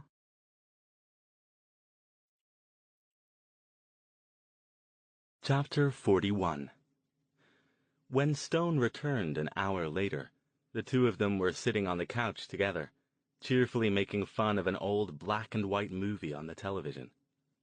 "Well," he said, smiling, "looks like the reunion went well." "Did you find anything?" Jason asked, turning down the volume. "I did. Fortunately for us, I found another colleague who has a furnished rental property that will fit our needs nicely. Once I assured him I would do my very best to ensure that it wouldn't get blown up by a faulty gas main, he agreed to let me take it on a month-to-month basis. I'm still on the lookout for something more permanent, but this will do nicely for now." "Blown up?" Verity asked, alarmed. "Does it have a basement?" Jason asked at the same time, with a wicked glint in his eyes. "I also took the care of making some arrangements with my insurance company to cover some of the items I lost in the explosion," Stone continued, ignoring them both, "and located us a rental vehicle until I can replace the Jaguar." "What, you don't like my car?" Jason asked innocently. "Explosion?" Verity asked again. "Tell you later," Jason told her. "His housekeeper tried to murder us a few days ago by blowing up his last house." She stared at him, then at Stone, wide-eyed and obviously not sure if they were pulling her leg. "Your housekeeper?" Suddenly something clicked in Jason's mind. His joking expression turned dead serious. "Al, Mrs. Oliveira." Stone nodded, looking equally serious. "I just had the same thought." He sighed. "Really the only way they could have gotten in without setting off my defenses." "What the hell are you two talking about?" Verity demanded. "This is going to get old in a hurry if you keep talking like I'm not even here." "Sorry," Jason muttered. "We're thinking now that one of the evil must have possessed Mrs. Oliveira and made her set that bomb. Remember how Lamar said sometimes they sacrifice the weak ones to do things they need done, or just to cause people to commit suicide so they can feed off the emotion?" And then, when it was finished with her, Stone said sadly, it simply caused her to have an accident that killed her. Perhaps it was even able to secure another body if one was close enough. He sighed, looking down. What a waste. Just a sec, though, Jason said. Didn't Lamar say the Forgotten don't think the evil takes over people completely when it possesses them? Remember, he said it couldn't, or else they wouldn't be able to do their jobs. Yes, but he also said that no one knows for sure, Stone pointed out. Perhaps they're capable of doing it either way. Oh, I really don't know. It would definitely be something to study at some point, but for now, I think we'll have to go on the assumption that they can choose to take people, at least some people, over completely if they need to. Possibly only for a limited amount of time, which is why the more powerful evil use the weakest ones for their suicide missions. That makes sense, I guess, Jason said. Just makes this whole thing scarier, though. Come on, Stone said, grabbing his coat. Get your stuff together and let's take a look at the new place and pick up the car. I want to be as settled in as we can before heading back to Mountain View. The new house was near the border between Mountain View and Palo Alto. It was a nondescript, tan, single-story place in the ubiquitous California ranch style, with a two-car garage and a patch of lawn blanketed in fallen leaves from a mature tree. The neighborhood looked quiet and respectable. Several of the nearby houses sported cheerful Halloween decorations in their front yards. How suburban, Jason said. Yes, well, beggars can't be choosers, and at least it has 3 bedrooms and a large family room I can use for doing magic, Stone reminded him. It will do until I can find something more to my liking, and the 2-car garage means we don't have to keep our cars visible, in case anyone happens by who might recognize them. The inside was as nondescript as the outside, furnished in early Middle American boring. The 2 bedrooms at the end of the hall are yours, Stone told them. You can fight over who gets which one, but make it quick. I want to be out of here in 15 minutes at most. They beat that by nearly 10 minutes. They didn't have much gear to stow. When they came back out front, Stone was installing their meager food stores in the refrigerator and cabinets. Ready? Their next stop was the rental agency, where Stone revealed the car to be a beige van with tinted windows in the back. Seriously, Al? Jason asked, amused. This one doesn't look like your style either. Right now, style isn't nearly as important as blending in, Stone reminded him. These things are all over the place, so it's likely we won't be noticed. Plus, it's got more room if we need to carry any of the Forgotten. I'll get something more interesting again once we've sorted out our little problems. Jason, with Verity riding shotgun, followed Stone back to the house in the Ford and stashed it in the garage. Then they all piled into the van. Where to now? I want to stop at Madame Juan's, and we should probably go back to her friend's house and clean up the sand we left in his studio. And it's early enough we probably have time to stop by the mall again. I'm guessing Verity might like to pick up a few more clothes. I can do that? She asked. She looked like she hadn't thought about it, but now that she had, she was quickly warming to the idea. I don't have any money. Don't worry about that, Stone said. We're not buying you fur coats or ostrich boots or anything. Just a few things to get you by until you can decide what you want to do. These stops ended up taking almost 2 hours between them, but by the time they were finished, Stone had a bag full of items he planned to use to make magical batteries and focusing objects. The ballet studio in Los Gatos was cleaned up and back in the state they'd found it, and Verity had picked out several new pairs of jeans, a few subversive black t-shirts, and a pair of black leather Doc Martens that Stone caught her eyeing longingly and insisted she have, despite her protest over the price. This feels weird, she told him, as the salesperson rang up the purchases. It's like you're my sugar daddy or something. He chuckled.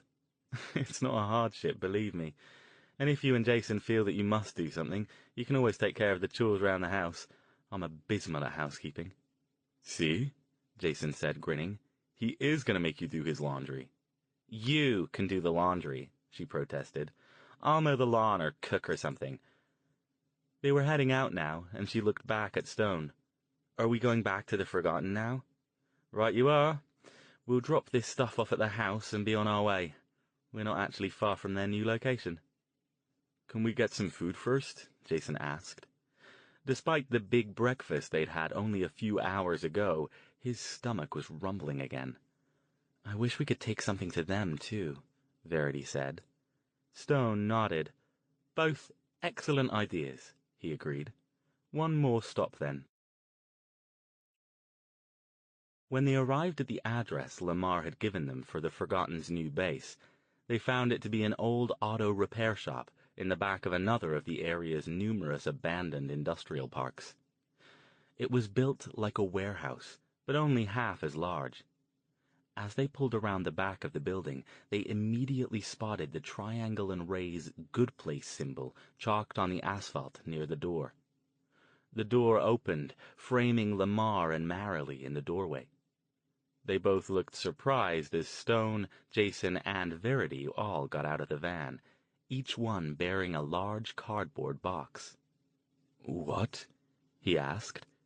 "Lunch is catered today," Stone announced, handing his box to Lamar. The old man looked inside, and his eyes widened. The box was filled with wrapped sandwiches from a local fast food sub-shop, the mingling scents of meats, vegetables, and condiments wafting up enticingly. "Coming through," Jason said. He carried another box full of 2-liter bottles of soda, along with plastic cups, forks, and napkins. Verity brought up the rear with a second box of sandwiches. The inside of the building was one large open space. About 15 of the Forgotten were sitting around inside, but most got up and began to filter over when they smelled the food. "I don't know what to say," Lamar said, "except thank you. Your kindness is appreciated." "Think nothing of it," Stone said. "We were going to pick up lunch before we came over here, and Verity quite rightly pointed out that you all might like to join us." Jason and Verity started setting out bottles and cups on the makeshift table the Forgotten had fashioned out of a door and 2 empty cardboard boxes. And soon everyone had grabbed a sandwich and a drink and had found a spot to eat. Stone sat down near the back wall with a small group consisting of Lamar, Marilee, Verity, Jason, and the gruff military man, Hector. Intent on eating, no one spoke for a while. But then Stone addressed Lamar. "Have you given any thought to what we discussed this morning?" He nodded. "I've been thinking about it all day," he admitted. He looked troubled. "I've talked it over with Marilee and a couple of others, and we want to help. Some of our group are afraid, though." "I'd be surprised if they weren't," Stone said. "Whatever we decide to do, I doubt it's going to be safe. But the risk to you and your group is minimal if we do this correctly. All I really need you to do is to help us figure out where the leading evil of the area keeps itself. I need you to communicate with other Forgotten groups and try to figure out where its base is, because if we do strike, it only makes sense to strike there." Lamar nodded. "That does make sense," he agreed. "I warn you, though, such a thing will take time. We don't encounter other groups that often. Of course, we have a few places where we can meet or leave messages for each other if we need to, but it's not as simple as calling them on the phone or putting out the call for a group meeting. We're not that organized, partially by necessity. Our groups are large enough for protection, but not big enough to attract the evil's attention." "Well," Stone said, "if you can do the best you can, that's all we can ask. I have some things I need to do in the meantime to prepare, but all of this hinges on knowing where to look. We can be ready when we find out, but until we know—" "I understand," the old man said. Stone pulled out a small notebook and jotted down the phone number at the new house. He tore off the page and handed it to Lamar along with some cash. "This is where you'll find us," he said. "Since we may not know where you've moved on any given day, it's probably best if you contact us when you find out something, or if you need anything." "We can't accept," Lamar protested, trying to give back the money. Stone shook his head. "As I said, what I'm asking you to do could be dangerous. The least I can do is try to help you a bit so you don't have to worry so much about your livelihood for the next few days. Don't worry," he added, as Lamar still didn't look convinced. I've got a fair bit of money squirreled away, and it's nice to have something helpful to spend it on. Lamar nodded. All right, then. Thank you. We do appreciate everything that all of you have done for us. That's mutual, I assure you, Stone said, patting his formerly wounded side for emphasis. And if all goes according to plan, I'm hoping you'll all be in better circumstances soon. Lamar looked philosophical. I'm not going to think that far ahead, Dr. Stone. Around here, we pretty much take things one day at a time. He stowed the phone number and the bills away in his coat. But I promise you, as soon as we know anything, we'll find a way to contact you. For the next several days, they heard nothing from the Forgotten, and Jason and Verity were both starting to get restless. Jason had a serious problem with being confined anywhere for any length of time, and was going stir-crazy inside the house, despite their daily trips out for food and general shopping, while Verity mentioned she was worried that something had happened to her friends. They kept busy by watching television and doing the chores around the house. Verity, it turned out, was a talented cook and enjoyed experimenting with different recipes, while Jason put his mechanical aptitude to work on various small projects, both inside and outside, and spent every spare moment doing what he could to make the old Ford run better. Meanwhile, Stone spent most of his time either holed up in his room doing research or puttering around in the large family room, which he had commandeered and was in the process of turning into a place to perform magical rituals. A couple times he called Verity in to help him with some mundane task, but mostly he kept to himself. "It's a good thing I've a lot of practice doing this sort of thing," he said at one point, annoyed. "Losing the better part of my research collection in the explosion is making things more difficult than they have to be." When he wasn't doing research or filling the house with the smell of incense and burning candles while building the various magical devices to help him combat the evil, Stone did take a bit of time out to begin explaining the way magic worked to Verity. It was the same lecture he'd given Jason, about the difference between black and white magic and how they operated. "You need to know this stuff no matter who you decide to apprentice with," he told her. "So I might as well give you a head start and not have you get it second-hand from your brother." Verity proved to be a quick study and very interested in the topic, asking many of the same questions Jason had asked. Toward the end of the week, when she wasn't attempting to whip up some new exotic dish, she found excuses to spend more and more time in the family room, watching Stone do his thing and asking more questions. One evening, as they sat around the dining table eating Verity's latest experiment, lasagna, like most of them, it had turned out to be quite tasty, though a few of her failures had required Herculean feats of diplomacy on Stone's and Jason's parts so as not to hurt her feelings. Stone said, "So I think I've got all my items sorted.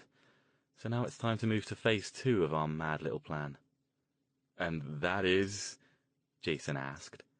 "I thought we had to wait for Lamar and his people to get back to us before we can go further." "Not necessarily. There is something else we can do, though we will likely have to hunt down the Forgotten to help us with this part, so I hope they've left us some way to contact them." "What do we need to do?" Verity asked. "Find one of the evil, so we can have you practice and see if you can control your power to drive it out of people without harming them." "You want to find somebody who's possessed and experiment on them?" Jason looked dubious. "I still say that doesn't sound safe. What if they can communicate to each other somehow, telepathically or something? That can bring them all down on us at once." "Well, I wasn't proposing to do it here," Stone said with a raised eyebrow. "And in any case, I don't think that's how they operate. Again, it's a theory, so I could be wrong, but we've seen no indication yet that they're in any sort of constant communication with each other.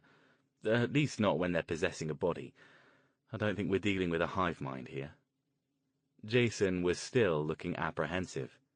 "So you want to find somebody who's possessed, lock him up somewhere, and let Verity play with him until she figures out how to kick the hitchhiker out of his body? And then what?" "And then we need to figure out how to capture it," Stone said, "and confine it." "Al, if you want a pet, why don't you just ask Marilee if you can borrow her kitten?" Jason's tone was light, but his nervousness was evident. Seriously, you mentioned this before, but you didn't seem like you had any ideas how to do it. Do you have any now? Stone shook his head. Not really. Hence the experiment. Not only do we need to determine whether Verity can drive it out at will, but I also need to study it so I can construct some sort of magical prison capable of holding it long enough that it will either die or dissipate before I can locate a new host. How do you think you're going to do that, though? Jason asked. That's where the study comes in.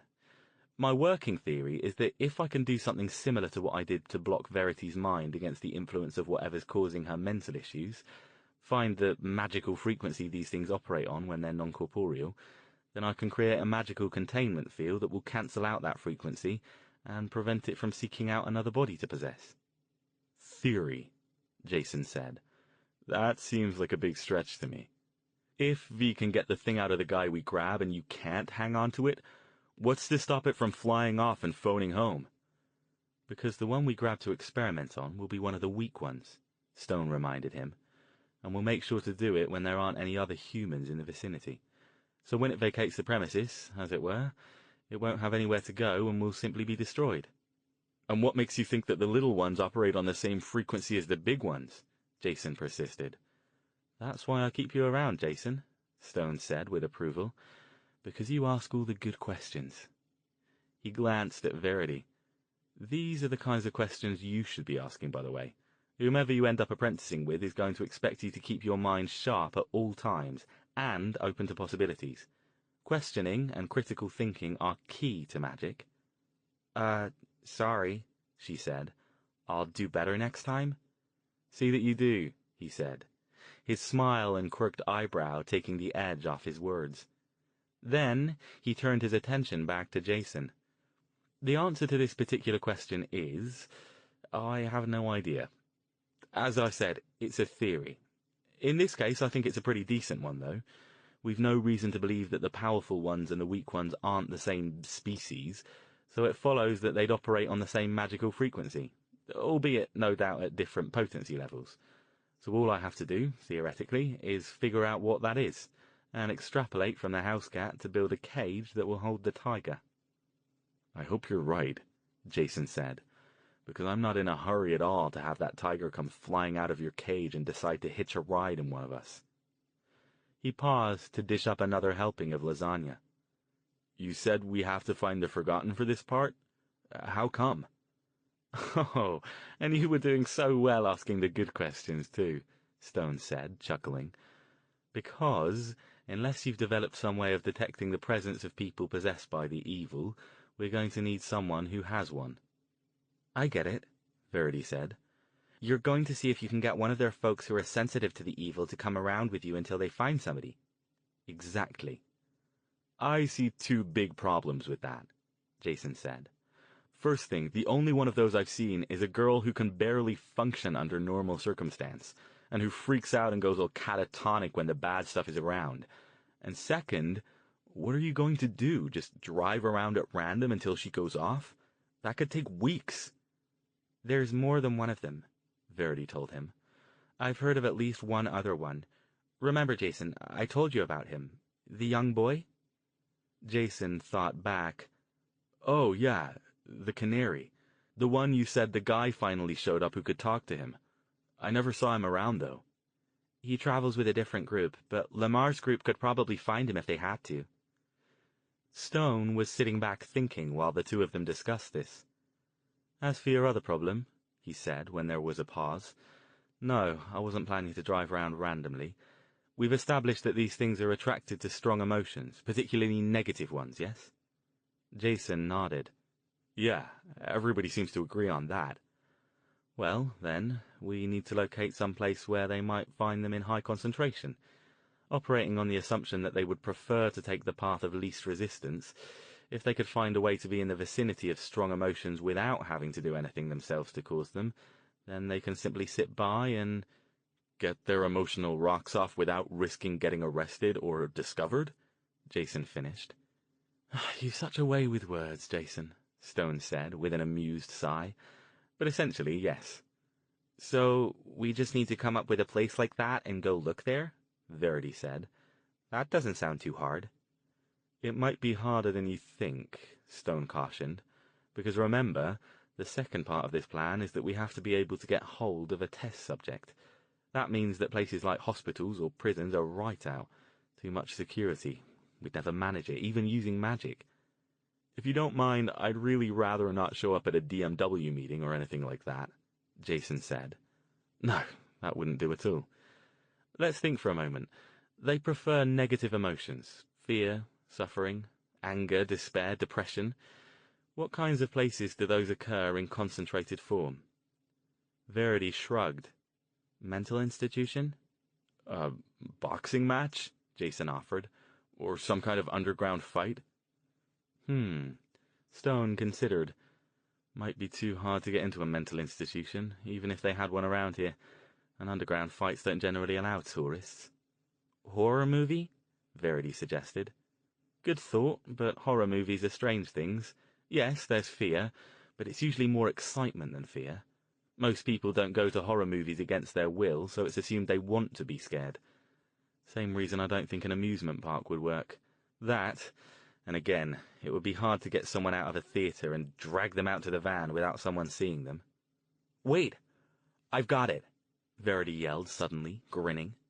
Stone and Jason both looked at her, startled by her sudden outburst. What? Jason demanded. Her eyes darted around the room until she spotted a newspaper on the kitchen counter. She hurried out, grabbed it, and brought it back to the table. Shoving the serving dishes out of the way, she spread it out and turned a few pages, then stabbed a triumphant finger at one of the ads. There! The two men stared at the place she was pointing. Fear Asylum, the scariest haunted house in the Bay Area, Jason read. Right, she said, nodding. I remember reading about these when I was at the halfway house. I wanted so much to go, but of course they never let us. Charles went once, though, and told me about it. He said it was plenty scary. They actually had people faint and have to leave because they couldn't get through the whole thing. They do it every year around this time. Oh, right, Jason said. They have one down in Oxnard, too. All the teenagers go there. He looked at Stone. You have no idea what we're talking about, do you? Not a bit, Stone said. Keep going, though. It sounds fascinating. It's at the fairgrounds, Verity said, pointing at the ad. They take over some of the exhibit buildings, and sometimes they build mazes outside, too. And why is this any different from a horror movie? Stone asked. Oh, trust me, it is, Jason told him. In a movie, it's all on the screen. It can make you jump, but you know in the back of your mind that it can't hurt you. These things are all based on that little fear everybody has. What if these aren't all just employees who get paid to scare me? What if there's a real axe murderer hiding in here somewhere? Sounds like a pretty good hunting ground for the evil, Verity said. I'll bet some of them even had their hosts get jobs there, so they could get a steady diet of fear. They hire a lot of teenagers and people my age, Jason said. And a lot of them don't ask too many questions, you know? Excellent, Stone said. Sounds like just the sort of place we're looking for. Now, all we have to do is find Lamar's group and see if we can convince Lissy, and perhaps a minder for her, to come along with us. Jason cocked his head at the mage. Al? Just doing a reality check here. You do realize we're basically talking about kidnapping, right? Stone nodded. Quite so, but given the stakes, I think it's worth it to take the chance. We'll have to be careful, of course, and find another location to do our experiments, but... He looked at Jason. You're not backing out now, are you? Jason shook his head. No. Just making sure we all know what we're getting into is all. I'd say, if you want to get down to it, what we're really doing is stopping a kidnapping, Stone pointed out. Tell me, would you rather have yourself borrowed for a few hours' worth of harmless and painless magical experiments, or have some sort of alien hitchhiker riding around in your brain? Well, when you put it that way... Chapter 42. As it turned out, it wasn't hard at all to locate Lamar's group. Stone, Jason, and Verity simply drove around the Mountain View area until they spotted likely-looking groups of vagrants, then showed them the triangle and raise symbol and asked if they'd seen anyone matching the description.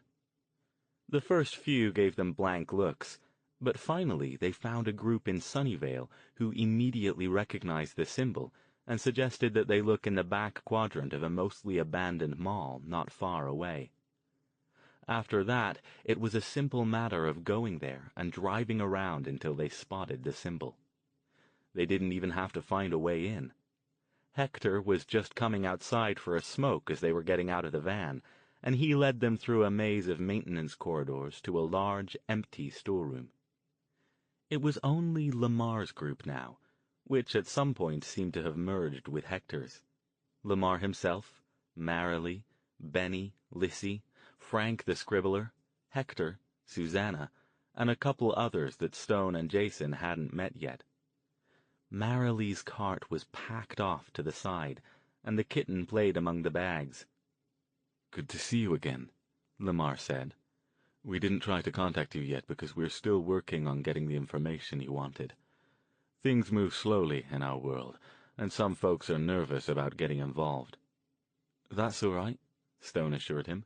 "We're not quite ready for that step yet, so if it takes a while, that's not an issue. We need to ask you something else, though." "Go ahead." Stone took him and Marilee off in a corner along with Jason and Verity, and together they explained their plan. Both of the Forgotten looked scared. Marilee glanced across at Lissy, who was, as usual, humming to herself with a vague, happy smile. "I don't know," she said. "Lissy is vulnerable, as you've seen, and she can be hard to manage for anyone who doesn't know her well. We take care of her here. She'd never make it on the streets on her own." Stone nodded. "I wouldn't even ask you to consider it if there were any other option. You mentioned, Jason said, that there was another with a similar power, a young boy?" Marilee shook her head. "No, that's Cody. He used to be with us for a while, but he's moved on. He finally found someone who could communicate with him, and when he moved on, Cody went with him. We haven't heard from either of them since they left." "So you don't have anybody who can communicate with Lissy?" Jason asked. "Susanna can, a little. She seems to have a calming effect on her, unless the evil are very close. You saw how she gets." "Would Susanna maybe come along too?" Verity asked. "This is really important, Lamar, and we won't let anything happen to her. You know we wouldn't." "Wait a minute," Jason spoke up. "Wasn't Susanna the one who figured out the DMW was coming when you guys were at Melody's house? Isn't she the one who made you get out? Couldn't she just come with us and do that?" "Sadly, no," Lamar said. "Susanna's ability is more general. She can detect the approach of danger, any danger, not just the evil, and it's very spotty." "Plus," Marilee added, "from what it sounds like, there wouldn't be any danger for her to notice. If the evil has some of their people working at this place to be near the fear, they won't need to do anything to cause it other than what their job needs, right?" Stone nodded. "Very good point." He sighed. "So we're back to Lissy. If you have any other ideas, I'd be happy to hear them, but I'm fresh out at the moment." "I'll ask her," Marilee said, still looking troubled. "I'll ask her and Susanna if they'll go with you." After she'd gone, Stone turned back to Lamar. "We need one other thing as well. A place to do what we need to do, preferably one that's not far from this haunted house." "That shouldn't be too hard," Lamar said. "That isn't the best area of San Jose. I'm sure there are abandoned buildings there. Let me talk with the others for a moment. I'm assuming you want to do this soon." "As soon as possible, I think, yes." Lamar left as well, and after about 5 minutes, Marilee and he returned together, with Lissy and Susanna trailing behind them. Susanna turned out to be the large, middle-aged woman in the multicolored sweater who had helped work on Stone when he was injured. Jason and Stone hadn't got a close look at her before. She bore more than a passing stylistic resemblance to Willow from the hospital. Both were large, had frizzy hair, and had a certain Earth Mother look to them. She didn't look too pleased about the plans. "I'm not liking this at all," she said. "Taking Lissy out among regular people, she gets real nervous doing that." "It won't be for very long," Stone assured her, "and we'll make her safety and yours our top priority." Lissy smiled a wide, vague smile and started humming a radio jingle under her breath. "Plus," Susanna said, "I've seen these haunted house places. It'll scare the stuffing out of the poor little thing."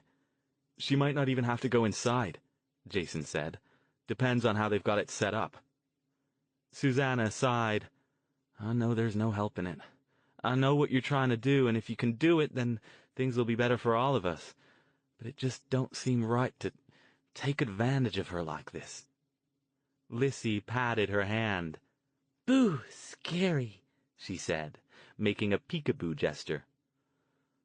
"All right," Susanna conceded with a sigh, putting her ample arm around Lissy's thin shoulder. "If we're going to do it, though, let's get it over with." Stone, Jason, and Verity came back the next night to implement their plan. They'd spent the rest of the day going over strategies, trying to anticipate contingencies or possible things that could go wrong. "You know you can't do that, right?" Jason said as they got into the van. "No matter what kind of things you plan for, something always happens that you didn't expect. That's the way these things work." "There's my good old optimist brother," Verity said, grinning. But she, too, looked nervous. All three of them were dressed in dark, nondescript clothes that would blend in with the crowds of teens and 20-somethings that would be the attraction's largest clientele. The Forgotten were waiting for them. Not just Susanna and Lissy, but also Lamar, Marilee, and Hector were standing outside, hidden in the shadows. To the new arrival's relief, Susanna had exchanged her colorful sweater for a drab brown one. Lissy's dress was covered with a shapeless dark coat, and she wore a jaunty knitted cap that actually, if you didn't get too close to her, might make passer-by think that she was a normal high school or college girl. It was only when they got too close and saw her eyes that they would realize otherwise. "Ready to go?" Stone asked. Lamar gave them the address of an abandoned gas station near the fairgrounds. "We won't be able to join you there.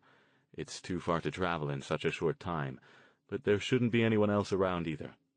There's a Forgotten group over there, but you might not be able to find them. They know you'll be there, though." Stone thanked him, waited until everyone was in the van, and drove off. Next to him, between the driver's and passenger's seat, was a black leather shoulder bag containing some of the magical items he'd created. He also wore a couple of things he hadn't had before. A ring with a blocky purple stone on his right hand, and an odd-looking amulet pinned to his shirt underneath his overcoat. Nobody spoke for a while as they drove. Stone had the radio on, and Lissy entertained them by humming along to most of the songs and many of the jingles, though it was soon obvious that while she was responding to the music, the tunes she hummed were of her own devising, and had little resemblance to the ones actually playing. "What's the deal with Lissy?" Jason asked at last. He was pleased to note, but of course didn't say this, that both Lissy and Susanna appeared to have bathed recently, and put on the closest they had to clean clothes. Aside from not making the van smelly, that also meant that they would be less likely to draw attention to the group. "She's been with Hector's crew a long time," Susanna said. Lissy herself seemed oblivious that she was being talked about. "His group and ours only just joined up, after we lost a couple. But we've helped each other out a lot over that time. Nobody knows where she came from. We found her wandering around downtown San Jose one day, picking flowers in the park and dancing around to the music in her head. When she tried to dance out into traffic a couple of times, Hector dragged her back and took her to Marilee. She seemed to take a liking to the group, especially Marilee, and she's been there ever since." Jason nodded. "So you don't know if she was okay before whatever happened?" "No way to know that," Susanna said. "Hey, you mind if I smoke?" She'd already started fumbling in her shapeless handbag. Stone said, uncomfortable. Rental van, no smoking policy. Sorry. Damn. She tossed the bag back on the seat in annoyance. They spotted their destination from a couple blocks away. It was one of the few parts of the area that was lit up. A large sign towered above the fairgrounds box office area, proclaiming Fear Asylum Haunted House, with appropriately gory artwork, surrounded by flashing orange and purple lights.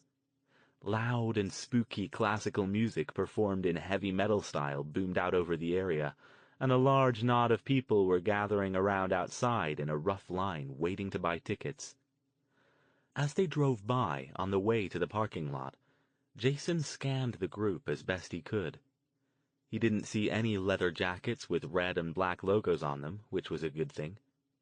Glancing back at Lissy, he noticed she was still humming to herself and didn't seem at all agitated.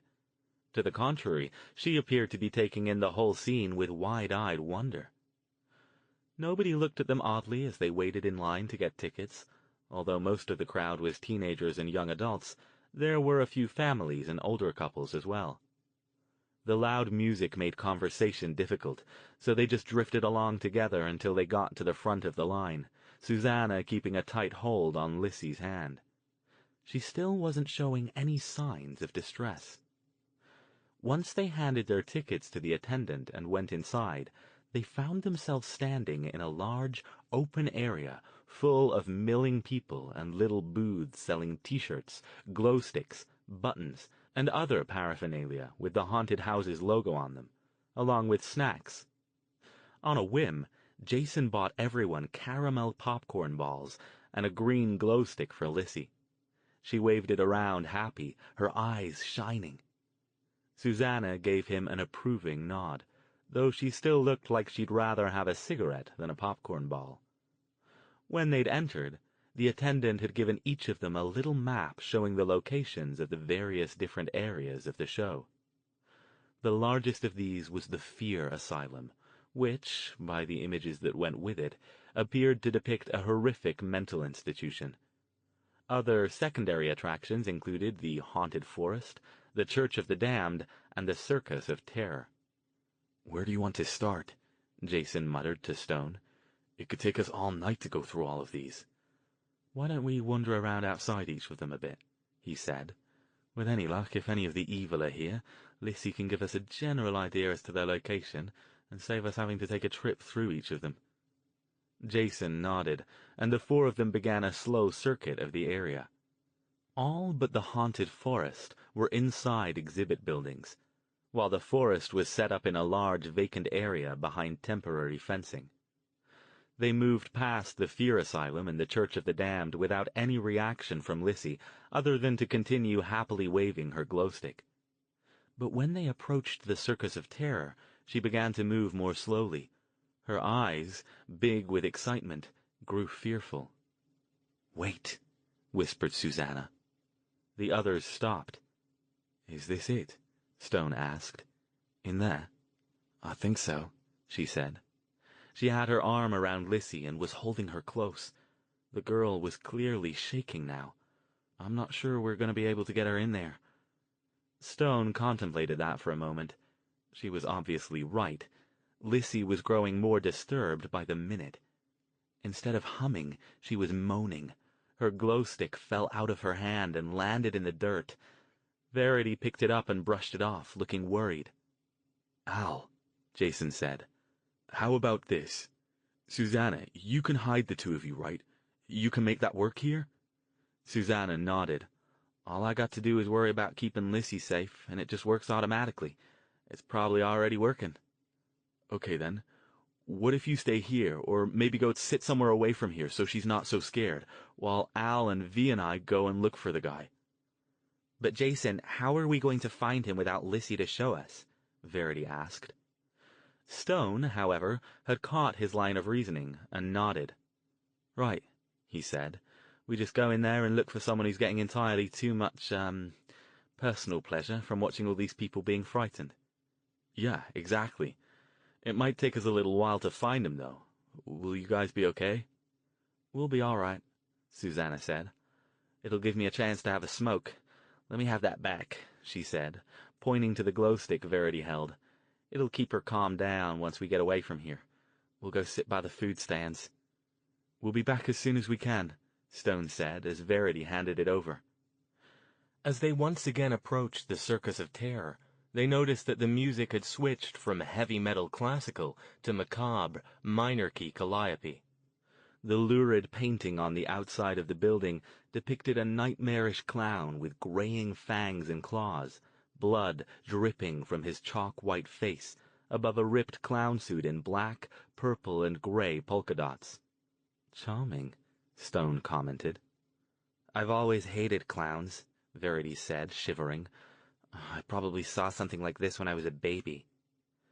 The crowd here wasn't as large as the Fear Asylum, but they joined a little group of about 15 people and moved past the attendant, dressed as a sinister ringmaster, into the darkness.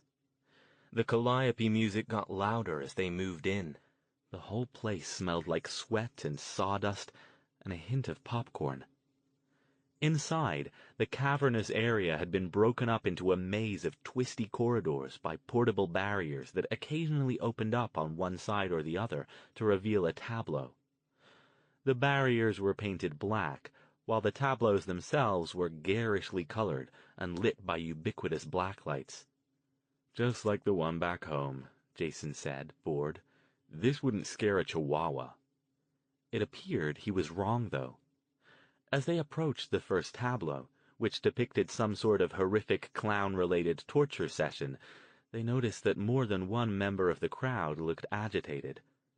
When one of the clowns, who'd been hiding in the back of the group behind one of the black barriers opposite the tableau, lunged out with a roar and brandished a realistic-looking chainsaw, several people screamed and leaped backward, then giggled nervously as the clown subsided back into his hiding place to await the next group. One young boy started to cry. Jason, under cover of the milling crowd trying to reassure the boy as they shuffled off toward the next tableau, peeked around the barrier at the clown. He was standing back there with a buddy, chainsaw leaned against a wall, and both of them taking quick swigs from the beer cans they'd stashed. Jason quickly backed up and caught up with the rest of the group. The next tableau was a sinister magic act, where the tuxedo-clad magician was sawing a curvaceous woman in a slinky red dress in half, as two more evil clowns cavorted around off to the sides. The magician kept up his patter, looking relaxed, but suddenly something went horribly wrong, and the blade sliced through the woman's torso. She screamed so loudly that there had to be a microphone hidden around her somewhere, while blood shot out in all directions and her guts came spilling out of her body. The magician, meanwhile, went into hysterics, screaming and running around while the clowns tried to catch him. "Wonder how long it takes her to stuff all that back in between groups," Jason muttered to Stone and Verity. His sister grinned. Stone wasn't listening, though. He was looking behind them, just in time to see another clown, this one wielding two large, bloody machetes, leap out and scream incoherently. He buried one of the machetes in the midsection of one of the straggling group members, who shrieked and fell to the sawdust-covered ground, writhing in agony and fountaining blood. The crowd was going crazy, and even Jason had a look of wide-eyed horror now. "What the hell?" Stone, however, looked unimpressed. "I wonder how long it will take the rest of our group to realize he wasn't with us when we started." As if to punctuate his words, the victim got up, laughing, pulled out the machete, and darted off behind the barrier. The clown was slower to follow. He waved his remaining machete a few more times, then moved off after his victim. "Hang back," Stone muttered to the other two. They did so, pretending to watch the magician for a moment, then used the crowd as a diversion while they slipped behind the clown's secret exit. By the time they got back there, neither the clown nor the victim were anywhere to be seen. "Damn," Jason said under his breath. But Stone touched his arm and pointed. Barely visible in dark clothes and a dark stocking cap, a skinny boy around 17 sat in a corner with his arms wrapped around his knees. A broom and dustpan were propped next to him. His eyes were closed, His face lit up in a rapture of pleasure. "I think we've got our man," Stone whispered, waving Jason forward. It went just like they'd planned. Stone cast a spell that made the boy slump over, his head dropping onto his knees. Jason picked him up, supporting him as if helping a drunken friend. Verity pulled off his dark stocking cap and replaced it with a red and gold San Francisco 49ers one from her pocket. Together, the three of them quickly headed for the emergency exit, dragging the boy with them. His eyes were open, but his head lolled alarmingly to one side. Stationed outside the emergency exit was a burly man in a Fear Asylum t-shirt. He looked at them suspiciously when they came out, but Stone made a surreptitious hand movement that caused the boy to jerk in Jason's grip and vomit violently on the floor. "Too much excitement," Jason said to the man as the teen continued heaving. "My cousin couldn't take it. What a wuss," he added with contempt. The man stared in disgust at the splashes of vomit on his boots and waved them off. Jason doubted he even looked at their faces, let alone registered them. Once they were safely away, Stone and Verity remained with the kid while Jason ran off to retrieve Susanna and Lissy. It was nearly 10 minutes before they came back. Verity was pacing around, growing more and more nervous, and even Stone was starting to look apprehensive by the time the three arrived. "Sorry," Jason said. "Susanna had to finish her cigarette." "Hey, you don't waste a good smoke," Susanna protested. "They make you put it out in here if they catch you." Lissy, meanwhile, was agitated again. It was obvious their efforts to grab an evil-possessed individual were successful, because the closer Lissy got to the boy, the less responsive she became. She sat down on the ground as far away from him as she could get and began to rock back and forth. "Bucka," Stone muttered. Now they had two unresponsive people to deal with. He thought fast, then dug in his pocket and tossed the van keys to Jason. "Go get the van and bring it around to that side exit over there," he said, pointing. "I think that will be much more unobtrusive than trying to drag them through the front gate." Jason nodded and jogged off. It seemed an eternity before Jason returned, but in actuality it was only about 10 more minutes. They had a brief fright when a couple of leather-jacketed DMW gangers swaggered by, but Susanna's concealment power appeared still to be working, since the gangers passed less than 10 feet away and didn't react to them. "Hurry up," Jason said when he arrived, glancing back over his shoulder. "I'm parked illegally." He grabbed the boy again, while Susanna and Verity helped Lissy up and hustled her out the exit. Stone hurried ahead of all of them, jumping into the driver's seat while the others arranged their passengers, seating Lissy as far as they could manage away from the boy. Stone drove off quickly, careful not to draw attention. He pulled out a paper from his pocket and consulted it, then took a right out of the little side street where Jason had parked. "How far is it?" Verity asked. She kept casting nervous glances at the kid, as if she expected him to wake up any minute. 5 minutes. Just sit tight, we'll be there soon." 2 more rights took them down a largely deserted commercial street, lined with gas stations, small auto body and machine shops, and other similar light industrial buildings. The gas station Lamar had told them about was right where it was supposed to be, and did, in fact, appear to be abandoned.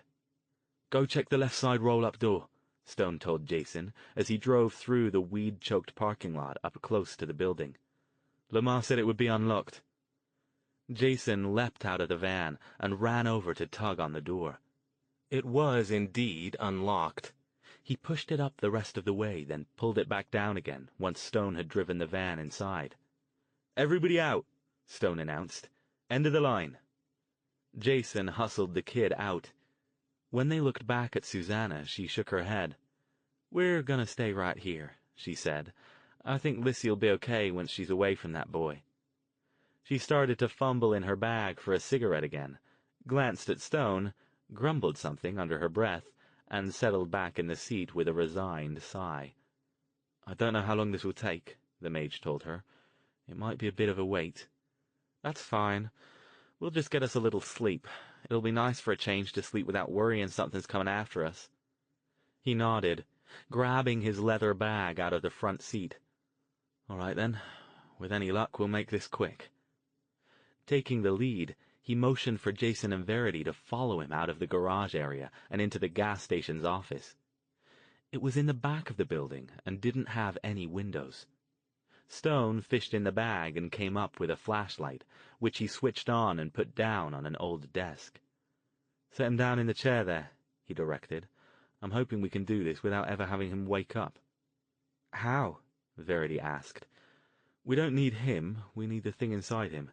And if he doesn't wake up, then there won't be any chance he'll see us. Safer that way." He opened the bag and started laying out items on the desk. Jason set the skinny boy down in the chair, where he immediately tried to slump forward and fall. Stone tossed Jason some light rope, which he used to tie the boy's hands behind him, more to keep him in the chair than to restrain him. "So," Verity said, "how are we going to do this? Do you just want me to stare at him and concentrate really hard on trying to get the thing out of him?" "Not yet," Stone said, still fiddling with the various objects on the table. "First, I want to see if I can determine anything about the nature of the evil, so I can try to get my cage right. We won't be able to contain this one since it's so weak, I suspect, but any readings I can get will be invaluable." Selecting something that looked like a short black wooden rod with a red crystal attached to one end, he moved closer to the boy. "Is that a magic wand?" Jason asked, half joking. "Not exactly." Stone sounded completely serious. "It's more a focusing object, to help me ignore outside astral influences while homing in on the one I'm trying to study." "Of course it is," Jason said to Verity. She nodded and grinned. "Oh, be quiet, both of you." It was hard to tell if he was irritated or amused. He dragged another chair over, sat down, and held the crystal up near the boy's face. For a long time he neither moved nor spoke. He just did that weird unblinking stare thing that Jason was learning to identify as doing something magic. The boy twitched a bit and seemed uncomfortable, shifting back and forth in the chair, but he didn't wake. "You're in there, you bastard, aren't you?" Stone murmured. "I can feel you in there." "You can?" Jason whispered. "Shh." He moved the crystal again, this time touching it to the boy's forehead. Again, he remained there, his arm shaking a little, but otherwise unmoving, for nearly 5 minutes. Then he pulled back and let his breath out. "Did you get anything?" Verity leaned in as if trying to see whatever it was for herself. Stone seemed to be gathering his thoughts. "I did, but I'm not sure what I got exactly. I've got the maddening feeling that it's familiar somehow, but I can't figure out why or how. It's fighting, though. It can't move the boy's body because he's unconscious, but it's trying. It's afraid. I think it suspects what we have planned for it. Best that we make this quick. I doubt this is good for its host's blood pressure." "Did you get enough to make the cage?" Jason asked. "I think so." Stone had already moved off and had pulled a notebook and pen out of the leather bag. He opened the notebook, moved over by the flashlight, and started writing rapid-fire notes. "Just see if you can evict it now," he said to Verity, without looking up. "I want to get this all down while it's still fresh." Verity, looking thoroughly confused, cast a "what do I do now" glance at Jason. When he shrugged, she moved closer to the boy and stared at him. She closed her eyes and screwed up her face. To Jason, it looked like she was either concentrating really hard or trying to lay a particularly troublesome egg. After about 30 seconds, she opened her eyes and let her breath out. "I have no idea what I'm doing," she said. Maybe you have to tell it to get out," Jason suggested. "When you did it before, I heard you yell, 'Get out!'" He glanced over at Stone for help, but the mage was still writing in his notebook, oblivious to their conversation. "Guess it's worth a try," she said. Facing the boy again, she glared at him and yelled, "You! In there! Get out!" The boy shifted in the chair, but nothing else happened. "I feel stupid," she complained. Al? Jason called. Little help here? Stone glanced up from his notebook. What? Oh. He thought for a moment, then said, you told me before that you pushed with your mind. Try that. Verity rolled her eyes at him. And I'm going to maybe study magic with you? I can't wait for my first lesson. Okay, do magic. Stone put the notebook away with a sigh and came over. I can't really explain it since I don't know exactly what you're doing. Remember, this sort of thing isn't the kind of magic I understand. He stopped, his expression shifting from confusion to revelation to disgust. He put his hand to his face, shaking his head. Honestly, I don't know why you two bother to listen to me at all. What are you talking about? Jason demanded. This isn't magic, Stone said, spacing the words out for effect. Verity's ability to drive the evil out of a host isn't a magical ability. It's a forgotten one. So? Jason was still confused. I get it, Verity almost yelled in her excitement. It's a forgotten ability, so I can't use it because you did something to block my connection with whatever was causing me to be crazy. Stone nodded, looking pleased. Bright girl, he said. Brighter than me, at any rate. If you end up studying with me, I won't be able to slack off at all if I want to stay ahead of you. But yes, exactly. It appears there's some sort of connection between the energy that causes the mental problems and the forgotten powers. Block one, you block the other one. So, can you lift the block? Will that be safe? Verity asked. Yes, and it should be. If what you tell me about it needing to build up is accurate. This should only take a short time, and then we can put it back in place.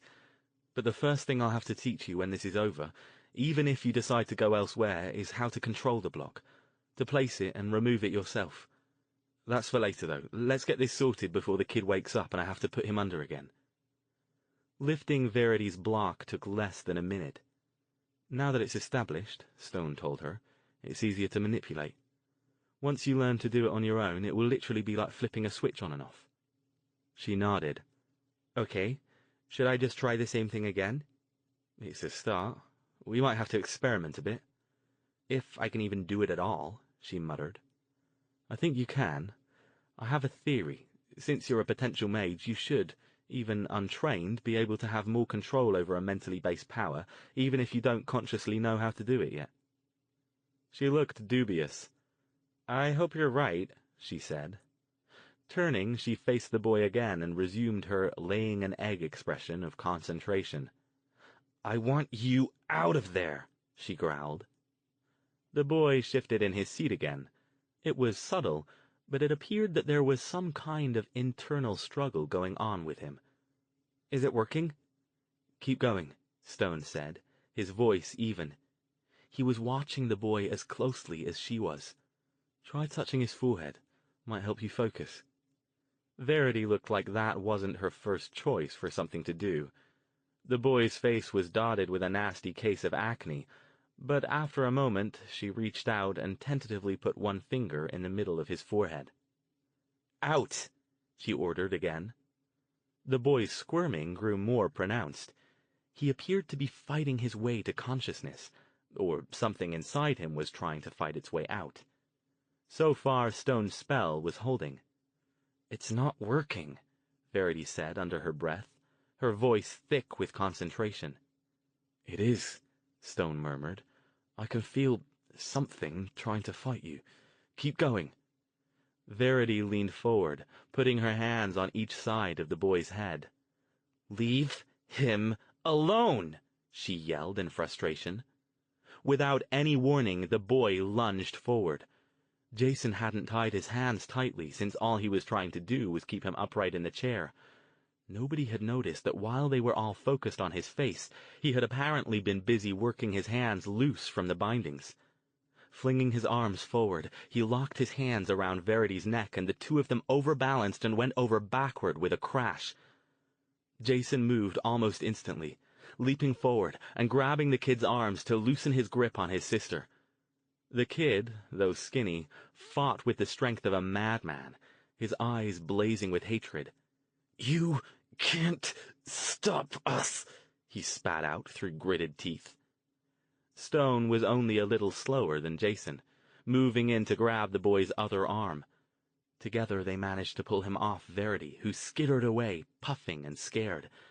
They struggled with him as he flung his body back and forth, apparently heedless to any damage he was doing to it. His only obvious motivations were to escape, and to injure as many of his captors as he could before he did it. "Do something!" Jason yelled to Stone. "Unless you want me to clock him one." Verity, however, had gotten back to her feet. She regarded the kid with a mixture of anger and disgust. "Get out of here, damn you!" she yelled. "I'm sick of screwing around with you!" She closed her eyes and pushed. Just as suddenly as he had lunged from the chair, the boy went limp in Stone's and Jason's arms, his head slumping forward. At the same time, a dimly glowing ball of energy shot up out of him, hovering over his body for a few seconds. Like the one before, this one made a few quick and desperate darts around, hovering in front of each of its captors in turn, and then exploded in what looked like a feeble and silent white firework. Verity let her breath out. I did it," she said, like she hardly believed it herself. "You did," Stone said, puffing. Together with Jason, he hustled the unconscious boy back into the chair. He checked to make sure he still had a pulse and was breathing, then turned back to Verity. "Nicely done. I was even able to get a couple of readings, though I didn't expect him to go after us like that." Jason was looking at Verity with concern. "Are you okay? Did he hurt you?" He shot a nasty glance at the boy, tempted to give him a good swift kick or two for his trouble. She felt at her neck, then shook her head. "No, just scared me. He didn't get a very good grip. That was pretty freaky." Stone nodded. "But the important question is, do you know what you did now? Do you think you can duplicate it at will?" "I'm not sure," she said slowly, "but I think maybe I can. I did what you said, just pushed with my mind, but it seems like it takes some kind of scary thing to make it work right. Like I need to be afraid it's going to hurt me or somebody else." Well, that's better than nothing, I guess. It will have to do for now." He motioned toward the boy. "Come on, let's get him back to the van. We need to take him back where we got him." "Why can't we just leave him here?" Jason asked. He wasn't feeling too much like making life easy for this kid. "Safer to take him back. I don't think he'll remember any of this. He'll probably think he just passed out from drinking too much beer, or fell asleep. But we can't give him too many reasons to question that, like waking up in a location he has no knowledge of. That would bring up awkward complications." "Okay, whatever." Jason got the kid under his arms and hoisted him up, then hung back as Verity left the room first and headed toward the van. "Hey, Al?" "Yes?" "Did you really have any idea that her being a mage would make this any easier?" "Of course not." He raised an eyebrow. "She might be bright, but she's still 17. I've got a few years of deviousness on her yet." Jason grinned as he resumed dragging the boy out of the room. Chapter 43. After collecting Lissy, who was asleep, still clutching her glowstick, and Susanna, who guiltily scrabbled around trying to put out her cigarette before she got caught, they managed to drop the sleeping boy off in a shadowy corner near the side of the haunted house without incident. Of course, a little concealing magic didn't hurt either. "So, now what?" Jason asked, as they were once more on the road, heading back to the Forgotten's current location to drop off their two guests. "Do you go back and try to work out how to build your cage?" "Exactly," Stone said. "Hopefully, by the time I finish, Lamar's feelers will have come back with some solid information about where we need to look for our big baddie." "Well, I hope it doesn't take too long," Jason grumbled. "I'm getting sick of being cooped up in the house, even though I know it's not really safe to make too many appearances out in public right now." Stone nodded. "I know, and I sympathize. But you're right. It wouldn't make sense to go through all this effort to deal with the evil, only to have you two picked off by a couple of DMW because you simply had to go to the cinema. Once again, they were met by a small party of Forgotten before they even parked the van. Marilee and Benny looked relieved that Lissy and Susanna had made it back safely. "No problems?" Marilee asked as they all went back inside to say their goodnights, and Stone broke off to have a quick chat with Lamar. "Nothing," Jason said, "but Al says that we can't really do anything else until we get more information about where the head evil thing is hanging out." Marilee nodded. "I know. We've put the word out to every Forgotten group we know, but nothing's come back yet. Like Lamar said, I think a lot of them are afraid. They don't think it's a good idea to poke at the evil. We've spent so long hiding from them that going after them seems suicidal." She sighed. "Still, though, I'm sure something will turn up." "I hope so," Jason said. Stone spent the next 3 days once again splitting his time between his magic setup in the family room and his bedroom office with the door closed. The only time he came up for air was to disappear for about a half hour after Verity complained of being bored and running out of new recipes to try. "Here," he said when he returned, handing her a small stack of leather-bound tomes. "Start reading these. They'll give you some of the basic theory and concepts behind magic. It will give you a leg up when you're ready to begin your studies." She riffled through one, wrinkling her nose. "These look like math books," she complained. "Our sort of magic has a lot of math in it," Stone told her. "Might as well get used to it if you want to be any good." She grumbled something non-committal, but took the books to her bedroom. On the third night, Stone was a little late for dinner. Jason was about to go hunt him up when he came down the hall and dropped into his chair, plunking a small object down next to his plate. Jason looked at it curiously. It looked like an open cube, a little smaller than a child's building block, comprising 8 crystals of varying hues held together by gold, silver, and copper wire. He was about to ask what it was when he remembered what Stone had been doing all this time. "Wait, that's the cage?" "That's it." Verity regarded it with a tilted head. "It doesn't look very powerful," she said. "I thought it would be, I don't know, bigger. How's it work?" "Well, it needs to be small so we can take it wherever we need to go without someone noticing it. Since I don't expect we'll be able to lure our big evil out of his hidey hole, we'll likely have to go in after him. And if he's some sort of powerful entity like a police chief or a politician, walking in with a large, strange-looking object hardly seems prudent, does it?" "How's it work?" Verity asked again. She extended a tentative hand and, at Stone's nod, carefully picked it up and examined it. "It's attuned to the wavelength of the evil, at least as much as I could determine it through my brief experiments with our young friend. When activated, it will create a magical field that, if we're fortunate, will contain any specimen of the evil that happens to be nearby." "Is it powerful enough?" Jason asked. He, like Verity, was dubious. The thing looked like something a moderately talented beginning jewelry maker might cobble together from spare parts. "Well, the power doesn't come from the object, but from me," Stone said.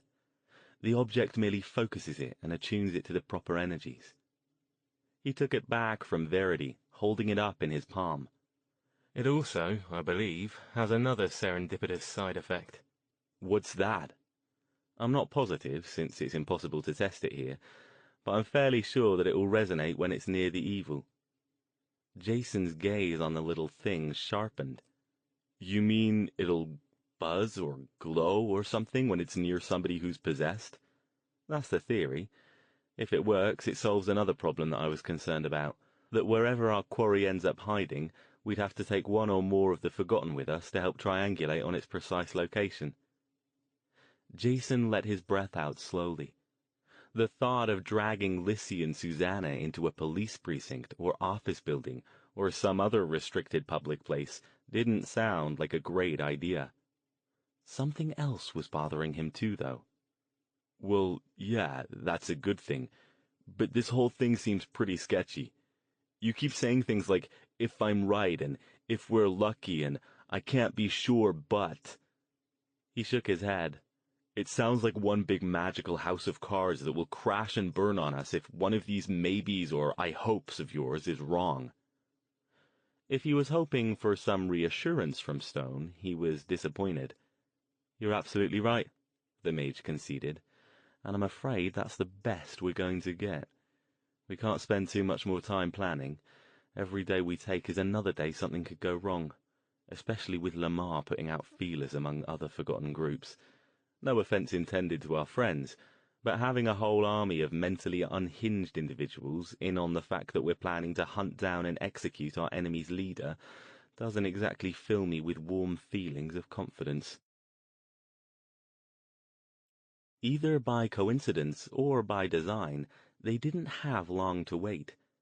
When Verity went out to get the paper the next morning, she found a small triangle and raise symbol chalked on the front porch next to it. She quickly called Stone and Jason out to look at it, and Stone looked satisfied. "Aha!" he said. "It appears that we have our sign." "You think they've found something?" Jason asked. "Let's go find out." The Forgotten were still in the same place. Apparently they either felt safe at the mall storeroom, or else were risking remaining there a bit longer than was technically prudent, so Stone and the others could easily find them. As usual, the reception committee came out to meet them. This time Lamar himself was among the group. "Good morning," he said. "I see you got the message." He looked uncharacteristically grim. Jason handed over the large box of donuts and pastries they'd bought on the way over, and they all trooped back to the storeroom. "Something wrong?" Lamar nodded. He waited until they were seated to speak. "The DMW are growing more active. They're trying to find you, or any of us who've helped you. 3 homeless people were found dead 2 nights ago, not far from here. They'd been tortured. They weren't forgotten, but we hear things." "The evil are getting closer," Marilee said. Fear shadowed her wrinkled face. Stone bowed his head. "Damn," he said. He looked like he was wrestling with something, then finally said, "Perhaps you should just stay away from us. Stop looking for the evil. We'll find another way." Verity nodded. "Yeah, you shouldn't risk it. If you guys got killed over this—" Lamar shook his head. "We said we'd help, and we will. But some of the group are starting to have second thoughts. It's getting harder to convince other groups to talk, but that's why we contacted you. We think we found something." "You found him?" Stone asked. "Or her," Verity added. "Well, yes and no," Lamar said. "We're closer, but we still have more work to do." Stone frowned. "What do you mean? You haven't found him yet?" "We've narrowed it down," Marilee said. "It took a while because he's not nearby. We're pretty sure that he's in San Francisco. Or she added with a glance at Verity. "It took a while to get the information back because the Forgotten over there are very frightened. Apparently it's much more dangerous to be homeless in San Francisco than it is on this end of the bay, even with the DMW on the rise down there. Many of them, not just Forgotten but homeless in general, have disappeared without a trace, and naturally the police can't be bothered to try to figure out why, so the Forgotten learn to keep their heads even further down than usual." Jason looked disappointed. It was bad enough that the evil were getting closer to tracking down the Forgotten, but he'd been sure they were finally going to get the answer that would lead them to their quarry.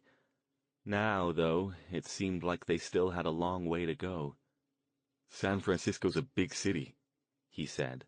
"We can't exactly drive around with Lissy in the back seat looking for readings. I'm betting there's tons of evil up there." "Well, it's a start," Stone said, clearly trying to make the best of it. Do you have a contact with the Forgotten up there? Can you ask them to help us narrow things down a bit? We're already doing that, Lamar said. He sighed. I'm sorry. I wish we could move faster, but there isn't really much else we can do, especially now. We have to be even more careful. It's okay, Jason assured him with a sigh, trying to hide his frustration. The thought of having to go back to the rental house and spend an indefinite amount of time puttering aimlessly around in an attempt to kill time was a tiny version of hell for him. He wanted to do something. You gotta keep yourself safe. That's the priority. We know you're doing your best. We're going to have to move again, Lamar said. We've stayed here too long. He gave Stone a small piece of paper. Here's where we're going next. It's in Mountain View. Marilee started to speak, but then she noticed something and quickly struggled to her feet. "Hey now," she called, heading off at a quick waddle. The others turned to see what she was so agitated about, and all of them grinned. The black kitten had somehow gotten herself stuck head first in one of the shopping bags hanging off the side of Marilee's cart, and her tiny legs were pistoning around, trying to get purchase, while her stubby tail waved in agitation. Marilee quickly dug her out and set her on her feet, where she proceeded to look around with proper feline indignation, and then began licking her back leg as if to say, "I meant to do that." Stone chuckled. "Another intrepid explorer foiled in her plans," he began. But then he stopped. What is it? Marilee had turned to come back to where they were sitting, but she only made it a couple of steps before stopping again. For several seconds she just stood there, looking deep in thought. Her expression glazed over as if she were seeing something far away, and then, without a word of explanation, she turned her back on them and moved back over next to the cart. "What's she—" Jason started, but Lamar put a finger to his lips, watching her intently. Her back still to them, Marilee stood regarding the cart for several more seconds. Then she reached out and plunged her hand into one of the several shopping bags she had attached to various points around its perimeter. She rooted around a bit, after a moment coming up with a piece of glossy paper in black and white with garish red highlights. Then she turned as if nothing out of the ordinary had happened, returned to the group, and plopped back down next to Lamar.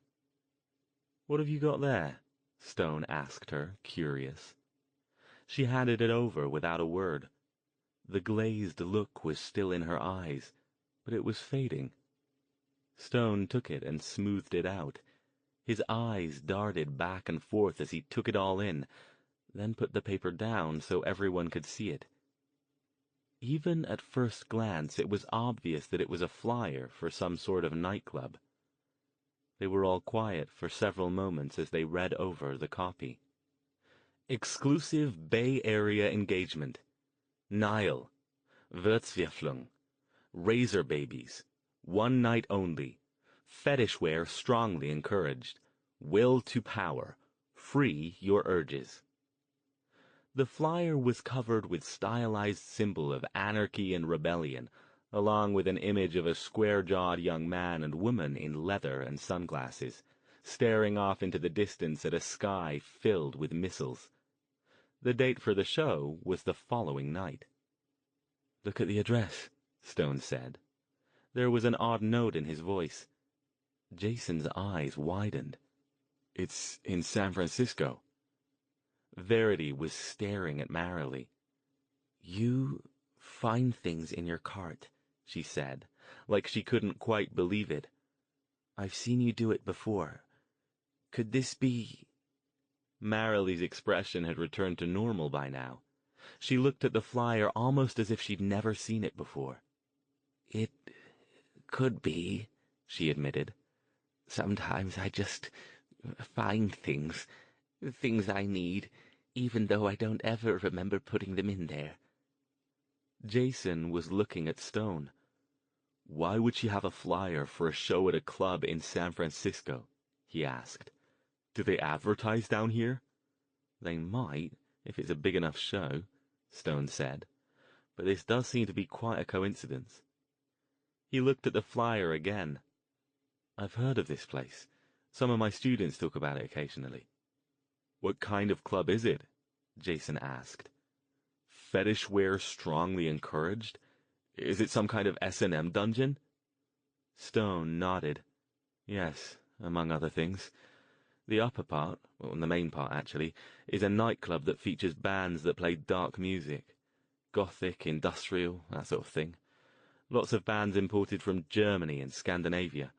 Occult studies tends to attract people who enjoy that lifestyle.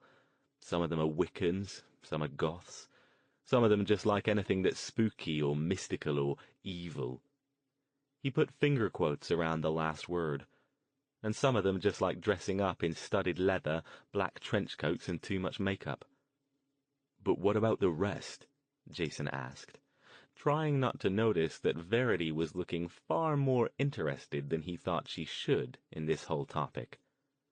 "The rest is a bit foggier," Stone said. "From what I understand, the lower level of the club is invitation only, and caters to what a couple of my students call the scene." "The scene?" Jason was perplexed. The kind of clubs he frequented were more properly called bars, and the music played there was generally of the garage band hard rock variety. "It's a BDSM sex club," Stone said, "for people who are into leather and whips and tying each other up and playing slave and master. That sort of thing." Jason was silent for several seconds. "And he's in there?" "It sort of makes sense, doesn't it?" Verity said, speaking up for the first time. "They like pain and misery and strong emotion. What would be a better place to get a steady source of that than a place where people go to hurt each other and get hurt on purpose?" "That's a damn good point," Stone agreed, nodding. He looked at Marilee. "You've done this before, then?" "Yes," she said. "Lots of times. I usually find things that our group needs. Coupons, sometimes old tools or a hat or socks or that kind of thing. Occasionally a little bit of money. It's never anything very valuable or new, just stuff I might pick on the street. Except that I never remember picking it up after I find it in there." "Interesting," Stone said. "So if this ability of yours helps you find the things you need, then we need to locate this person, and you find a flyer for a club in the very city he's supposed to be." He looked at Jason. "I'm inclined to take a chance on this," he said. "I wouldn't believe it if I hadn't seen some of their abilities firsthand, but this just seems like too much of a coincidence not to follow up." "So we're going to an S&M club," Jason said. He didn't sound at all enthusiastic. "Are you sure about this, Al?" He glanced at Verity, unable to hide his big brotherly concern. "It's probably 21 and over. I bet V can't even get in." Verity rolled her eyes. "Come on, Jason. I spent the last 5 years in the nut house, and even I know about fake IDs. We'll just have to get me one." "Yeah, I guess," Jason grumbled. "And where are we going to find fetish wear? I don't even know what that is. I'm not going anywhere in skin-tight spandex pants and a leather harness, and there's no argument about that. The evil can take over the world before that's going to happen." Stone chuckled. "I don't think it'll come to that," he said. "I'm not exactly enthusiastic about the idea myself. I'm a bit old for this sort of thing, but we'll do what we have to. As I said, I have some students who are familiar with the place, or at least the club. I'll give one of them a call for advice. They can probably also give us the basic layout so we don't have to go in blind." Lamar and Marilee had been watching them, saying nothing. Now, though, Lamar spoke up. "You don't want any of us to go with you to this place, do you?" Stone shook his head. "No," he said gently.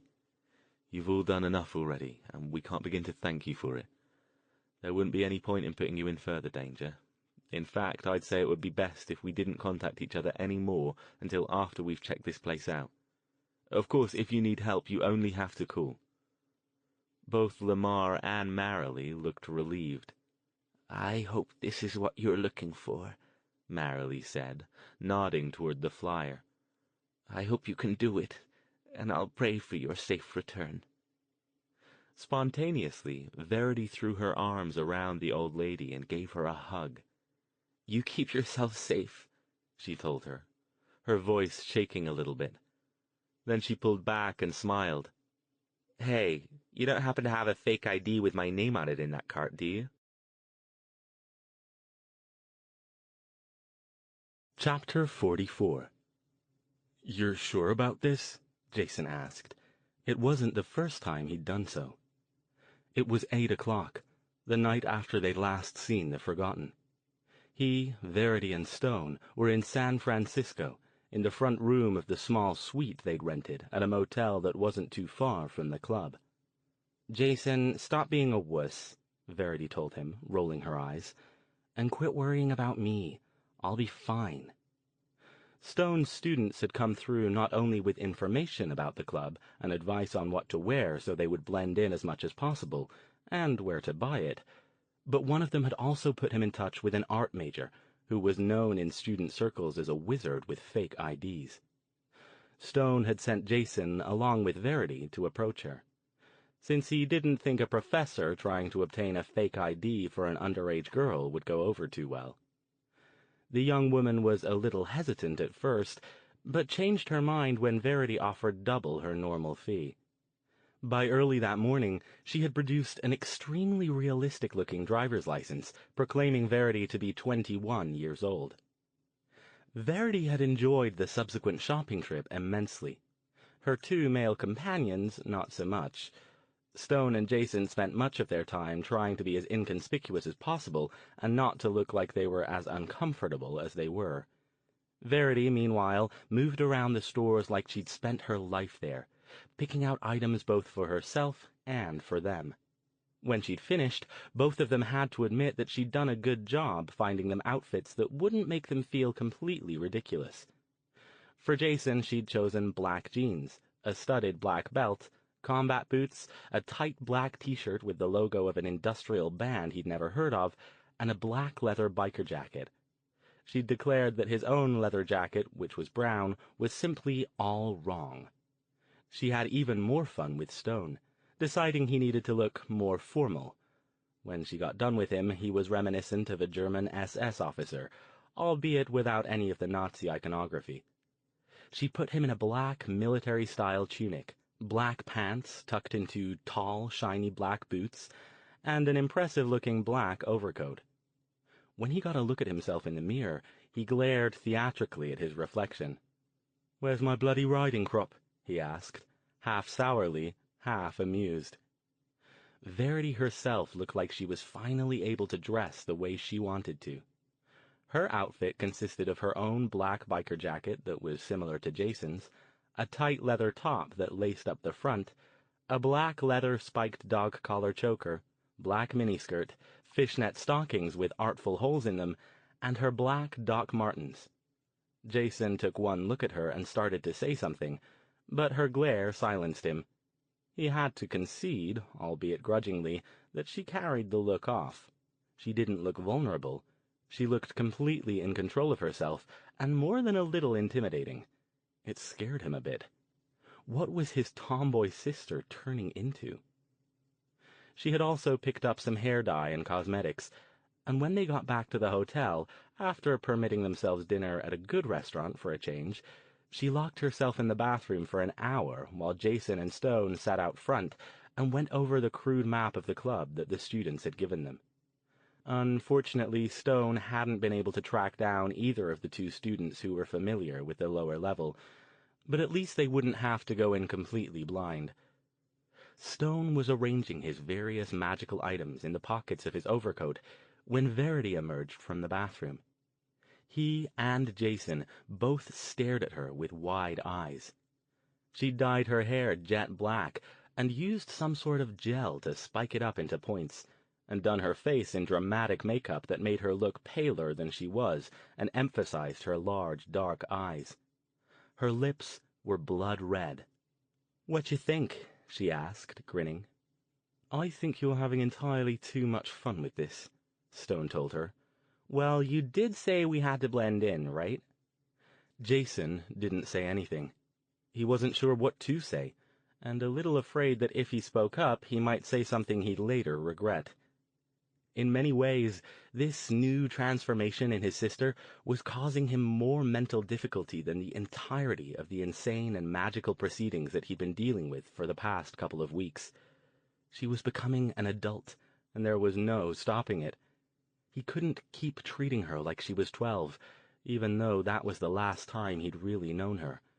He had to let her grow up, regardless of whether he approved of the way she was doing it.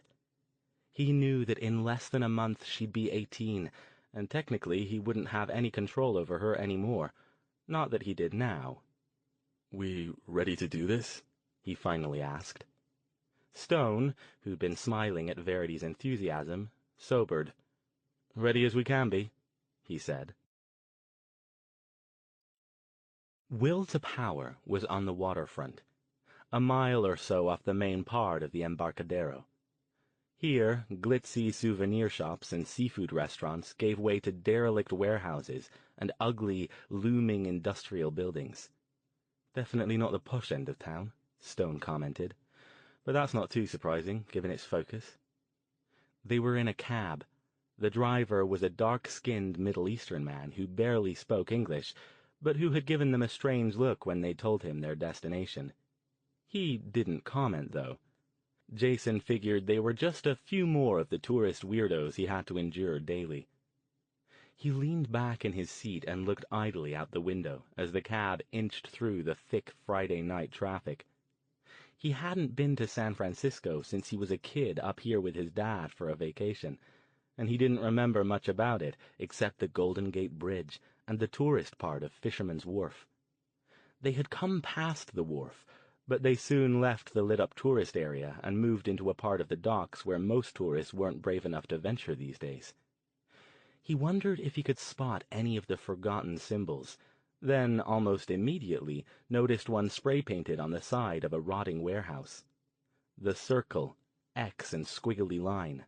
Bad place. Danger. He touched Stone's arm and pointed it out. The mage nodded. "I've been noticing them for a while," he murmured over Verity, who was seated between them. "All the bad ones, I take it?" He nodded soberly. "Haven't seen any others. Wherever this place is, the Forgotten seem to avoid it like the plague." Indeed, they had not seen one homeless person or group for the last 15 minutes, despite the fact that the buildings they were passing were run down and many were abandoned. It looked like a prime area to be colonized by a few enterprising forgotten groups, but none were in evidence. "Weird," Jason said. "I wonder if even the normal homeless groups avoid it." "Quite possibly. Remember what Marilee said about homeless people up here disappearing without a trace?" "You think that has something to do with this club?" Stone shrugged. "No idea, but I wouldn't be surprised." Jason sighed. "You know, I'd give just about anything right now to be able to call in some heavy hitters on this. It feels wrong to me to be playing Batman, trying to solve this on our own. We ought to be able to call the cops, or the government, or somebody who's better equipped to deal with it. It just feels wrong that they're the ones we can't call, because they're probably mixed up in the whole thing, and there's no way to know who's clean and who isn't." He shook his head and dropped his voice even further, glancing at the cabbie to make sure he wasn't listening. "You know, taking care of this guy, whoever he is, isn't going to solve the problem. There's still going to be all the second-tier evil in the cops and the politicians and the business leaders. What's to say one of them won't just step up and take over the operation?" "That's a damn good question," Stone said, "and I don't have an answer for you, except to say that honestly this probably won't end it. The best we can hope is that it tosses whatever organization they have into disarray for a while, and perhaps gives us, and others, time to deal with what's left before it can reorganize." "That doesn't sound very encouraging." Jason shook his head, still looking out the window. The cab was slowing down now, working its way over to the right lane. Stone, Jason, and Verity all switched their attention to the front window. "Here it is," the cabbie said, double parking next to a group of motorcycles. Jason didn't know what he expected to see, but it wasn't anything like the reality. The club was in a large old industrial building of indeterminate type, its front-facing wall painted black. Will to Power shone in glowing purple neon above a set of windowless, black, padded double doors, and a poster-sized version of the flyer Marilee had pulled from her cart was tacked up behind glass to the right of the doors. Even from inside the cab, the three of them could hear the pounding beat of the music, muted but still quite loud. A large group milled around outside, smoking and chatting. Most of them were dressed similarly to Stone, Jason, and Verity. Lots of leather, military styles, skin-tight vinyl, and gothwear. Most were young, early to mid-20s, but there were a surprising number of people Stone's age or even older. They exited the cab, and Stone paid the driver while Jason and Verity got a look around. Jason noticed two beefy guys in tight black club logo t-shirts and jeans standing on either side of the doors. He watched for a moment as a group went up to them, noticing that they were collecting the cover charge and doing cursory weapons checks, but didn't appear to be paying that much attention to checking IDs. Verity tapped his arm. "Look," she whispered, pointing. Jason looked. They were hard to spot this time, chalked nearly at sidewalk level on the side of the building near the corner, and only 3 inches or so high, but there were 5 of them in a row. Bad place forgotten symbols. "This must be a really bad place," he muttered under his breath. "I hope that means we picked the right one." Stone rejoined them. "Shall we, then?" The bouncers didn't give them a second look, including Verity and her fake ID, but just collected their money and waved them in with a bored, "Enjoy the show." Beyond the padded doors was a steep, black-painted stairway, lined with posters and flyers from bands who had previously played at the club, along with a lot of graffiti. Most of the latter seemed to be names and phone numbers, band names, and general obscenities regarding one band or another. Jason didn't spot anything that looked like gang tags, and surprisingly he could find no evidence of forgotten symbols. When he mentioned this to Stone as the 3 of them were borne along up the stairs by the rest of the crowd, he shook his head. "If you were forgotten, would you have any desire at all to come in here?" "Good point," Jason had to admit. Both of them had to shout over the music. The stairway ascended what appeared to be 1 or 2 floors, and then opened out onto a large, crowded dance floor. The music, no longer muffled even by one wall, was nearly deafening now. The 3 of them stepped out of the flow of traffic and stood to the side so they could take in the scene. It was impossible to see everything from where they were. It was evident that the place was designed in such a way that it wouldn't allow unrestricted sightlines to much of anything. There were no windows. The only things they could see clearly were the enormous purple neon-rimmed bar on the other side of the room and the stage far off to their right. Small tables dotted the landscape, spread out and hidden back in alcoves, so no more than 2 or 3 of them were near each other. And all around them people stood in little knots, holding drinks or writhed on another dance floor in front of the stage. The band currently performing consisted of a slim young woman behind an impressive-looking synth, a dark-haired man in sunglasses playing guitar, another man they couldn't quite see on drums, and an animated lead singer with short-cropped, bright blonde hair and a military-looking outfit. There was no way to make out any of the song's lyrics between the distortion, the volume, and the fact that the lead singer was growling into the mic. The crowd was eating it up, though. "Where do we start?" Jason shouted over the music. Verity tapped his arm and pointed to a miraculously empty table near one of the walls. They hurried over and commandeered it. Once they were seated, Jason leaned in toward Stone and yelled, "Is your magic thing buzzing yet?" Stone raised an eyebrow, but pulled the little cube out of his pocket and held it in one hand, shielded by his other. The crystals were glowing faintly. "It is," he said. "As I expected. I wouldn't be at all surprised to find a decent contingent of evil in here. "That doesn't help much," Jason said. "What do we do, just wander around until we find something? I don't want to split up." At Verity's glare, he glared right back at her. "I'm sorry, V, but I'm still responsible for you another month, and there's no way I'm going to let you wander around a place like this by yourself." "He's right," Stone said. "I don't think it would be the safest thing for any of us to wander around here alone. It's unlikely we'll be spotted or recognized, but if that were to happen, I think our chances would improve significantly if we remained in a group." Verity nodded. "Yeah, I guess you're right. Most of these people look like fun, but I've seen a few sleazeballs, too." "I don't think what we're looking for is out here, though," Stone said. "We need to investigate the dungeon area." "Where is it?" Jason asked. The crude map Stone's student had provided didn't include the entrance to the dungeons. "We can't exactly walk up to somebody and ask, 'Hey, can you tell us where the bondage dungeon is?'" Verity grinned. "Sure we can. We just have to do it the right way." She started to stand, then waved Jason off as he reached for her to pull her back down. "Just keep an eye on me. I'm not going far." She pointed at a balding, middle-aged man dressed in a leather jacket with a mesh shirt underneath, 2 tight pants, and a dog collar similar to hers. He stood about 10 feet away from their table on the periphery of the dance floor. "Gonna go talk to him for a minute." Before Jason could protest further, she was gone. Jason and Stone did not take their eyes off her while she sidled up to the man, close enough that their leather-clad shoulders touched, and appeared to be saying something to him. Everything about her body language suggested that she found him the most attractive man in the club, and it was everything Jason could do not to leap up and punch the guy's lights out.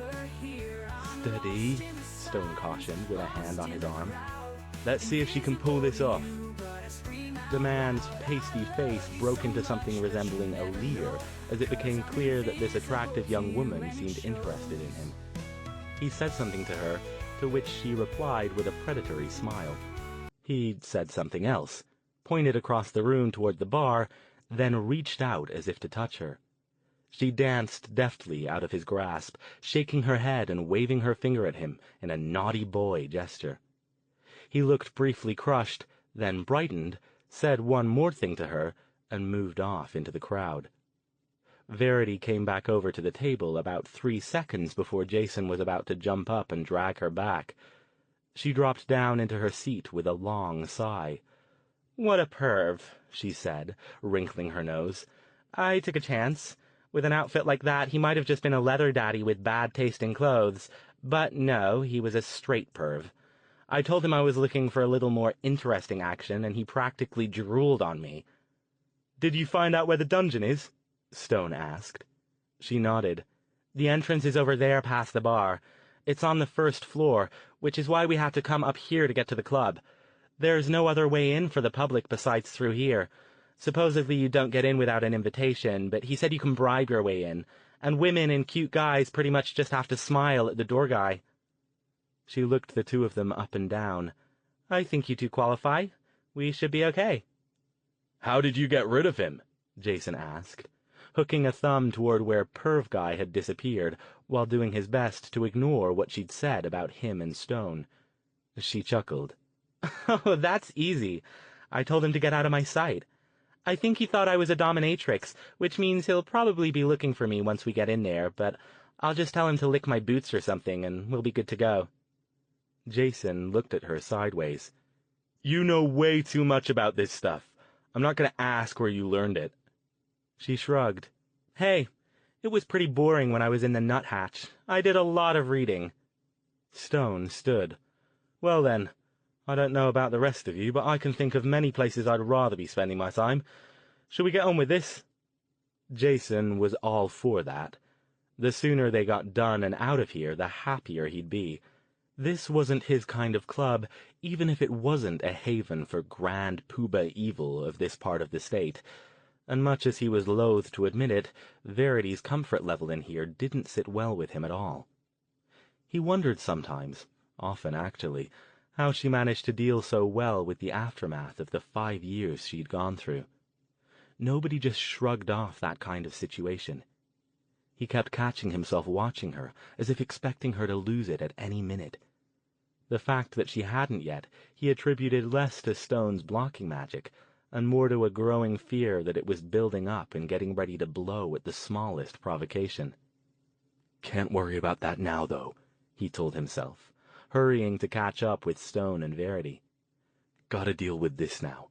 Time for the rest of it later." He might not be able to cast lasers from his hands, but his fists were in pretty good shape, and he wasn't about to let anything happen to Verity and Stone while he had the power to prevent it. On the far side of the bar, obscured from where they'd been sitting by the seething crowd, was a door with an unobtrusive "No Admittance" sign. Like the rest of the place, it was painted black, and it looked like it led to the kind of hallway you'd go down to get to the restrooms. The only thing that indicated that it might have other purposes were the two beefy, tattooed guys dressed in tight leather pants and harnesses that showed off their impressive physiques. They lounged on either side of the door, drinks in their hands, doing their best to look like a couple of club patrons who'd simply decided to hang out here for a while and watch the show. Stone stopped Verity and Jason as they drew up to the bar. "Order us something," he muttered under his breath to Jason. "I want to get a read on them." Jason moved over to the bar, Verity following closely. It was crowded, but they were able to worm their way in. He ordered a beer for himself and a Guinness for Stone. Verity looked like she was going to try ordering something alcoholic, but at Jason's glance decided it wasn't worth the effort, and instead got a sparkling cider. By the time they escaped the crowd and got back to Stone, he appeared to have finished whatever he was trying to do. "Anything?" Jason asked, handing him the Guinness. Stone nodded. "The one on the right appears to be evil, though I can't quite be sure. At least one of them is for certain. They're too close together for precise evaluation. We need to be careful." "Could you tell if they like girls or boys?" Verity asked. Stone looked surprised. Why?" When she didn't answer right away, he shrugged. "I think they're straight, at least judging by the leers they gave two scantily clad young ladies I saw trying to get in, while completely ignoring their male companions." She grinned. "Let me handle this, then," she said. "Just follow me and play along." She looped her arm through Stone's and began moving toward the guards. As the three of them approached, the guards casually moved toward each other to block the door. "Hey, you two," Verity said, with her best wolfish grin. The two men looked her up and down. "Haven't seen you around here before," the left one said. "I'm new in town and looking for a little action," she said. Her expression suggested what sort of action she was looking for quite effectively. The other guard indicated Stone and Jason. "Who are these two?" She smiled, squeezing Stone's arm. "He's my date, and he," she added, pointing at Jason, "is my bodyguard. He makes sure everybody plays nice, you know?" Jason pulled himself up to his full height, moved a little closer to Verity, and glared at the guards. This was a role he could play with ease. "So, what do you say?" she asked them, reaching out to tweak the closest one's nose, then let her finger continue halfway down his chest. "You gonna let us in so we can liven the place up a bit?" The two guards looked at each other for a moment, then the one she'd tweaked shrugged. "Sure, why not? You're gonna have to pay for your friends, though. $20 cover each." He leered. "Or you can leave them here and go on in yourself." "Oh, that's quite all right," Verity said. "I like having them around. Pay the man, will you?" she said to Stone. "Of course," he murmured, handing over the money. The guards stepped aside. "Oh, look," Jason said, when they were safely past and the door swung shut behind them. "A pretend basement this time. This is really getting to be a theme." Stone grinned. "Well, it is San Francisco," he pointed out. "Not too many real basements around here, what with the earthquakes and all. They have to make do." Ahead was a short hallway lined in more band posters and ending with a staircase down.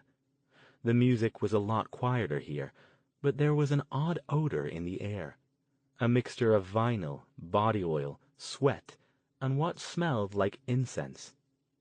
Jason was getting a bad feeling about this, but there was nothing to be done about it except to follow Verity and Stone down the stairs.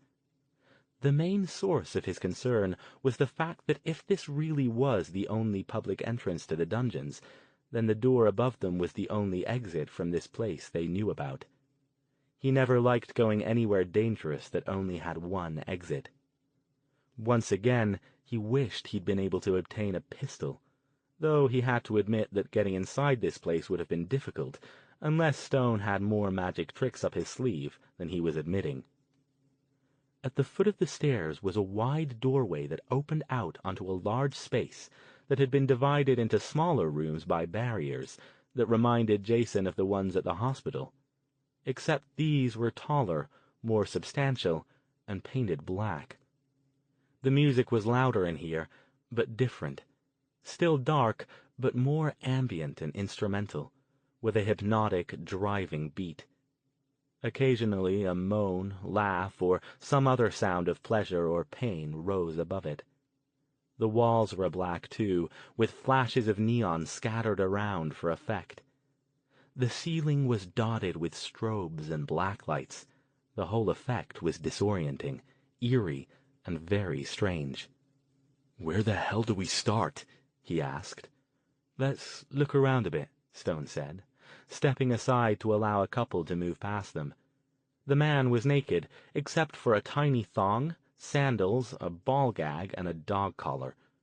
The woman was dressed similarly to Verity.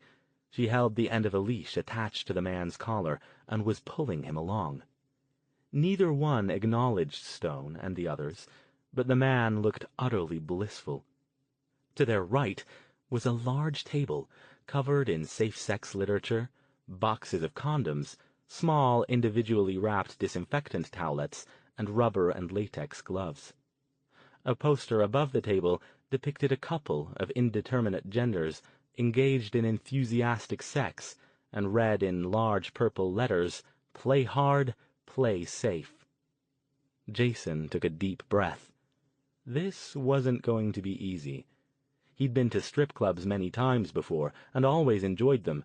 He'd even once spent the night with what he jokingly called commercial affection, when he'd been at a particularly low point in his love life. But this... He shuddered a little. "You can't get any kind of good read down here, can you?" he asked Stone. The maid shook his head. "No, not where we are. There are definitely evil here, but no way to tell where or who. Come on, the sooner we get this over with, the sooner we can get out of here." Oddly, it made Jason feel a little better that Stone didn't seem to be enjoying himself here either. Even Verity was looking a little freaked out. He imagined that whatever idea she had about how these places were supposed to work didn't match up with the reality. "The floor is sticky," she said, wrinkling her nose and picking up one of her Doc Marten-clad feet as if she'd stepped in a pile of dog leavings. "Come on," Stone said grimly, and started off to the left. The other two hastened to follow him. For the next 20 minutes, all three of them got a crash course in a subject they all would have preferred to avoid. As it turned out, the dividers were there to delineate spaces both small and large. The small ones, equipped with beds that were little more than stained mattresses on cheap frames, had black curtains covering their entrances, and were obviously meant to be used by groups of 2 or 3 people. The larger ones, which ranged in size from a medium-sized room to a large garage, were set up for various scenes. One contained a wooden rack with leather straps and an assortment of whips and floggers neatly arranged on a table along one side. One was set up like a medical office, with a surgical bed, a collection of wicked-looking instruments on a tray, and a glaring overhead light. Another was, with the help of fairly artful painting on the barrier walls, designed to look like a prison cell, and contained a large metal cage in the back, occupied by a naked man who appeared to have been left there alone. Stone moved staunchly along, occasionally stopping for a discreet consultation of his magical detector. For the most part, none of the dungeon's denizens seemed to mind the presence of others. Only one couple glared at them with an angry "fuck off" when they glanced into their open cubicle. The others either ignored them or, in some cases, seemed glad for the audience. One woman, who was obviously an exhibitionist, perked right up and put on a show for them as they went by, draping herself around her leather-clad mistress with great enthusiasm.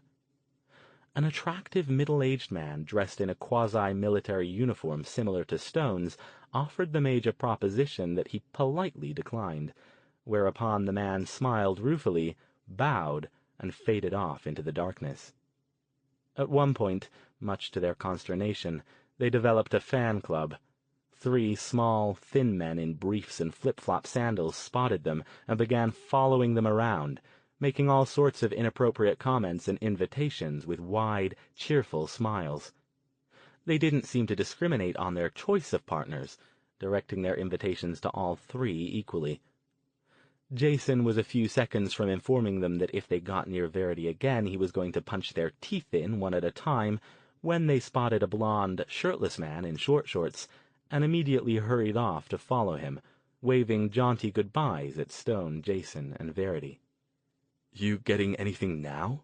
Jason asked again as he watched them go. The urge to take a shower, preferably in disinfectant, was growing by the minute. "No." Stone looked confused.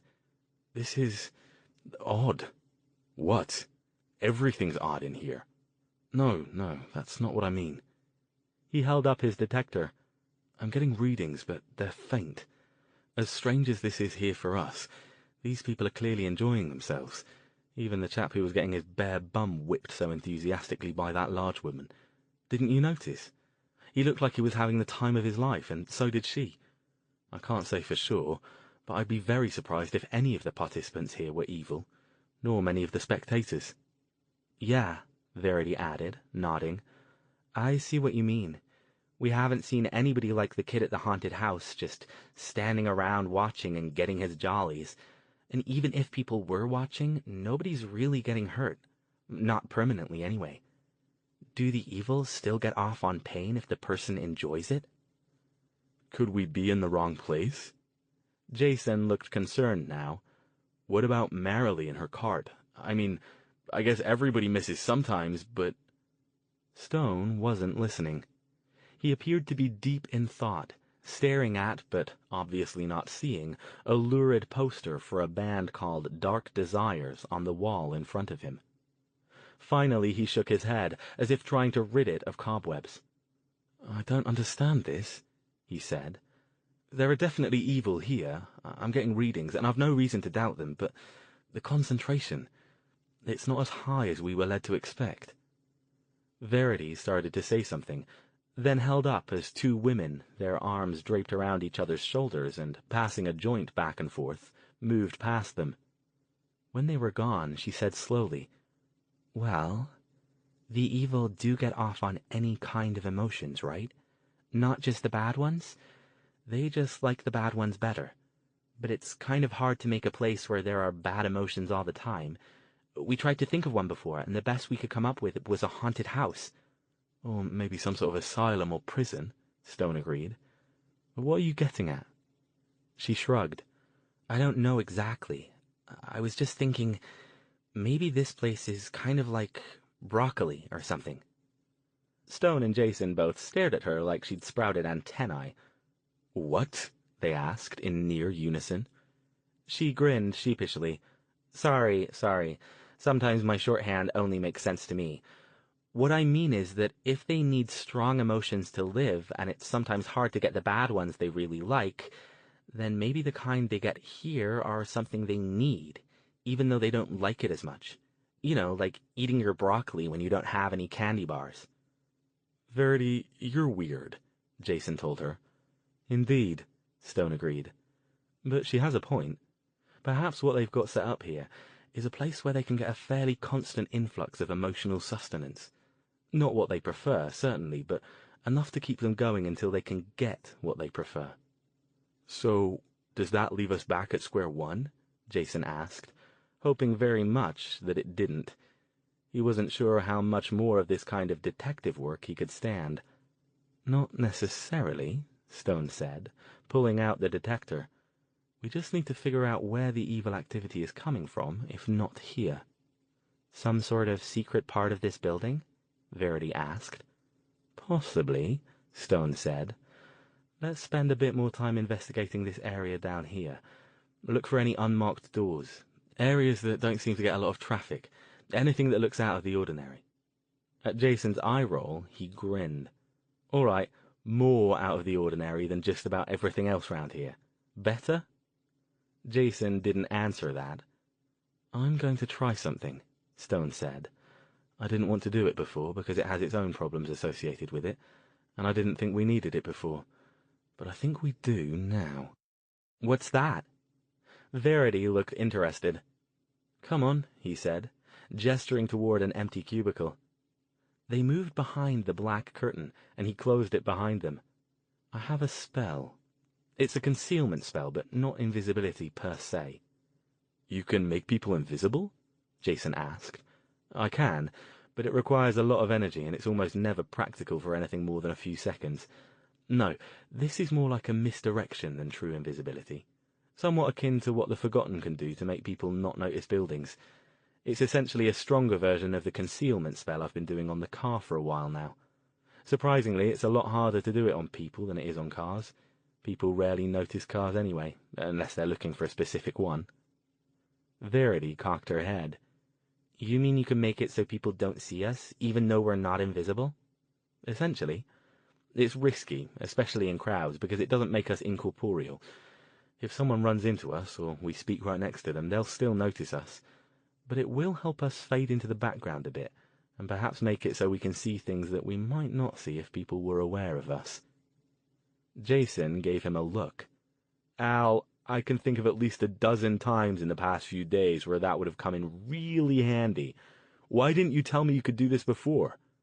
Because a few days ago I didn't have the items I've been building, and it's damn tiring to keep even a simple spell like that going if I have to power it myself, especially if it's covering more than one person. He raised an eyebrow. Jason, before I met you and got caught up in your little web of insanity, I was making a good go at just being a university professor. My magic's been more of the experimental variety the last few years. Last time I tried being an action hero, people died, so I don't exactly get much call for using that kind of spell these days. Let's try it now, Verity said. What do we have to do? Stay close to me, and whatever you do, stay out of people's way. Stay close to the walls, and if a large group is coming, duck into one of the cubicles until they pass by. Gesturing, he chivied the two of them into standing next to each other, then moved in front of them. He held up his hand and moved it slowly over all three of them. Jason noticed that the blocky purple ring he wore glowed slightly. In a few seconds, he lowered his hand. There, that's done. I don't feel any different, Verity said, holding up her hand as if expecting not to be able to see it. Well, you wouldn't, would you? Stone said. Trust me, though, it's working. Remember, stay close. You don't have to be touching, but don't move more than a couple of feet away. Let's go. They walked out of the cubicle into the still unoccupied hallway and set off. Let's investigate as much of the area we haven't already seen as we can, Stone muttered. I'm convinced there's something down here we're not seeing. Wait a sec, Jason said, stopping. Stone, in front, had to stop fast to avoid moving the spell effect away from him. Don't do that, he said irritably. Didn't you hear what I just said? No, this is important, Jason insisted. You said, something down here we're not seeing. Yes, and? Well, what if you're not the only mage here? We know they've got at least one good one, or they did anyway before Verity evicted them. Who's to say he hasn't been reoccupied? Stone stared at him. You know, I didn't even think of that, Jason finished. Yeah, I didn't either till you said that. But remember that door in that restaurant? The one with the gateway, or you in your crypt. What if there's a hidden door around here somewhere? Unlikely, Stone said slowly. But possible. Why unlikely? Oh, because that sort of thing is white magic, not black. Remember, I told you permanent magic isn't something black mages do. It's one of their biggest weaknesses. That kind of concealment magic is permanent, or at least long-term. So you're saying they can't do it, or just that it would be hard? Stone thought about that for several long seconds. It wouldn't be completely impossible, he said at last, but it would require an immense amount of effort. The way their magic works, they probably would have to kill at least one person to get the power to even begin it. Plus, put their mage, or mages, at some personal risk, so they would likely save it for something they wanted to conceal very much. Can you find it? Jason asked. If it's here, can you find where it is? Not directly. Not without a lot more equipment and time than we have. Jason sighed, disappointed. Then he perked up. But if they've got some kind of hidden entrance to something, maybe if we poke around enough, we'll spot somebody using it. Yes, that's much more likely. Come on, let's go. It doesn't take a lot of energy to keep this spell going, but I can't do it indefinitely. They headed out again, staying close to walls and keeping their eyes open for anything that looked more out of the ordinary. They were lucky in that most of the patrons of the dungeon seemed now to have moved off into their various cubicles or larger areas, so there weren't many people wandering the halls. They did have one close call when the middle-aged man, from whom Verity had first gotten the directions to the dungeon's entrance, came weaving around a corner with another woman and nearly blundered into them. But they ducked into a nearby cubicle and managed to avoid him. Jason got one look at the couple inside and averted his eyes. He was an open-minded kind of guy and believed that anything consenting adults wanted to do together was absolutely A-OK, but that didn't mean he wanted to watch. In any case, he doubted they would have noticed the arrival of a platoon of Marines, given how caught up in each other they were. It took another 20 minutes or so to explore the rest of the dungeon area. It wasn't as large as they'd initially thought. The maze of black dividers distorted its dimensions and made it seem much bigger than it really was. They glanced inside the large scene areas, peeked discreetly into the cubicles, and investigated both the men's and women's bathrooms. For this latter activity they had to drop the spell and hope for the best. Jason was reluctant to let Verity out of his sight long enough for her to check out the ladies' room, but in the end he had to relent. He and Stone hovered outside the door, earning a couple sour looks from female patrons, who had to walk past them to get inside, and were just about to go in after her when she emerged. "Nothing to report," she said. 3 or 4 women putting on makeup, a couple more using the stalls. No extra doors or windows or anything. Just looks like a bathroom that really needs cleaning. Jason nodded. They'd encountered similar in the men's room, except that 2 of the stalls were obviously in use for romantic encounters. "Why would they want to use the bathroom stalls when they've got the whole club to use?" Verity asked. Again, no extra doors or suspicious-looking blank walls. Stone sighed. "I'm running out of ideas," he said. "We've checked out the whole area. Either we're missing something, there's nothing here to find, or it's upstairs in the nightclub. He stopped, because Verity had just poked him hard in the arm. "What?" "Shh!" she whispered urgently, pointing. She turned to look behind them while Stone and Jason had been looking ahead. The 2 turned, and Jason had to stifle an exclamation of surprise. Sauntering down the hall like they owned the place were 2 young men. Their body language didn't suggest that they were a couple, but rather a clear contempt of their surroundings.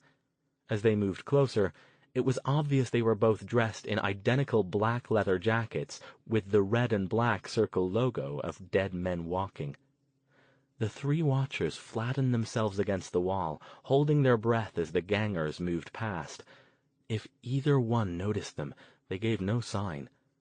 When they drew past, Stone pointed at them and nodded. Taking the cue, the 3 detached themselves from the wall and followed, leaving about 10 feet between themselves and the gangers. The music was so loud that they weren't concerned about being heard, but they still made every effort to move as quietly as they could. Perhaps surprisingly, given their usual propensity for causing trouble, The gangers didn't do anything overly threatening. They didn't poke into the cubicles or otherwise disturb any of the dungeon's patrons. They simply walked down the hallway, then took a left at an intersection. Stone and the others picked up their pace a bit to follow. Their previous investigations had shown them that this particular hallway was flanked by the long wall of a large, closed scene area on the left side. A quick peek inside had shown it to be an elaborately staged church/funeral setup, complete with open casket at the front, with its entrance on the hallway from which they had just turned, and 3 smaller cubicles on the right. The wall at the end of the hallway was blank, and if Jason's sense of direction was any good, which it usually was, it was an outer wall of the club. Stone and the others hung back to watch what the gangers did. The pair moved past the first 2 cubicle entrances without a glance at them. Their destination seemed to be the 3rd cubicle. One pulled a folded cardboard sign from his pocket and affixed it to the curtain with 2 safety pins. It read, "Closed for cleaning." Then both went inside. As soon as they disappeared through the curtain, Stone motioned Jason and Verity forward. They closed the distance and moved in so they could see through the gap in the cubicle curtain. They glanced at each other, wide-eyed, when they saw what was happening. Chapter 45. The far wall of the cubicle wasn't a divider, but rather a continuation of the solid wall that represented the outer boundary of the building. Stone and the others had checked this cubicle before, and the wall had been resolutely blank. But now one of the 2 gangers was on his knees fiddling with something under the bed, while the other waited with clear expectation near a spot in the middle of the wall. After a moment, just like in A Passage to India, a section of the wall shimmered and a door came into existence where none had been before. It was a plain metal door with the word "Maintenance" on the outside. As soon as it appeared, the standing ganger fumbled in his pocket, pulled out a key, and opened it. He held it open to wait for his companion to get up.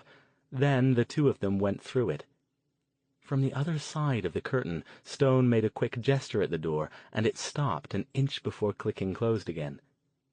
The 3 waited anxiously to see whether the gangers noticed that it hadn't closed.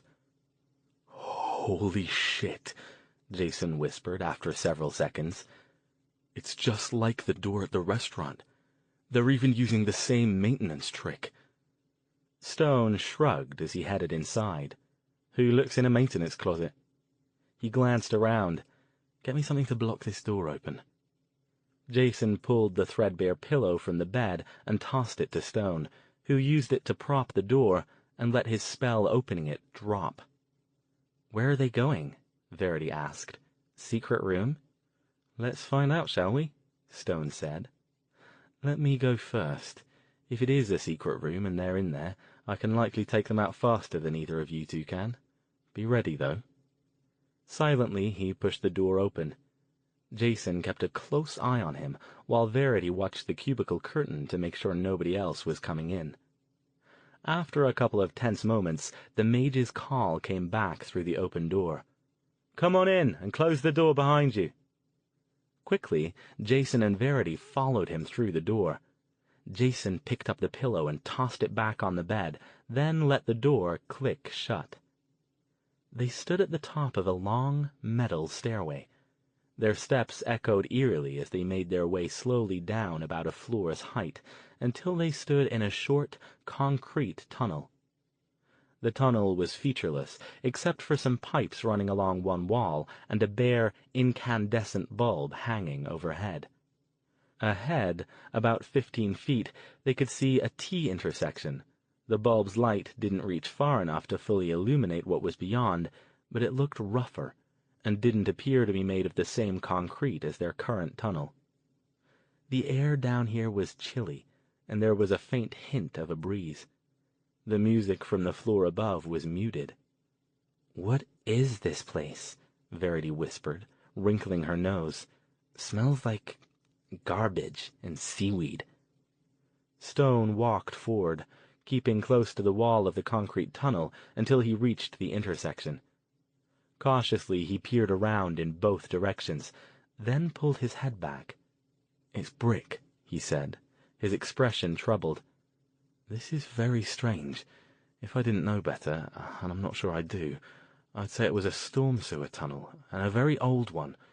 I'll bet if we follow it toward the ocean, we'll find that it lets out there." "Why would they have a storm sewer attached to a nightclub?" Jason asked, confused. "I don't think it's in use anymore, and it appears this concrete section isn't part of the original design. I can't see the other end of the brick tunnel. I think it might be blocked. Come on, let's check it out." But instead of moving forward again, he suddenly put his hand to his chest. Before Jason could ask if something was wrong, he pulled out the small cage detector. The crystals were glowing more brightly now.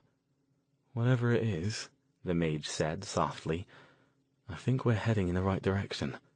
Look sharp and stay close. Remember, they have mages too." Staying close together, they first made a right turn. The tunnel, which was round and lined with brick and not tall enough for Stone and Jason to stand fully, extended for about 20 or 30 feet, then stopped abruptly.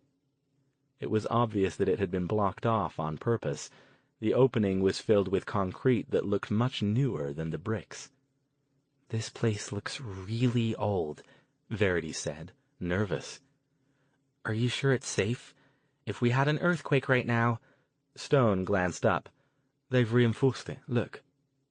The other two looked up as well, and sure enough, someone had added metal bracing to the top of the tunnel. Like the concrete, it looked much newer than the brickwork. "Curiouser and curiouser," Stone muttered. "Come on." He changed direction, moving down the tunnel in the direction of the ocean. "I think we'll find a—" he started, but then stopped moving. Jason and Verity nearly ran into him. "What?" Jason whispered, but he didn't have to ask. Looking over Stone's shoulder, he saw another hole in the side of the tunnel, this time on the other side, and about 20 feet down in the ocean direction from the tunnel from which they'd just emerged. This one wasn't lit, which is why they'd almost missed it. "Another one?" "It appears that the club and something else are connected via these tunnels," Stone said. He was looking grim now. "And look, I was right. The sewer exit out to the ocean is blocked." He pointed, and his companions looked. The end of the tunnel was covered by a formidable-looking metal grate, the space between the bars so narrow that nothing bigger than a large rat or a small cat would be able to make it through.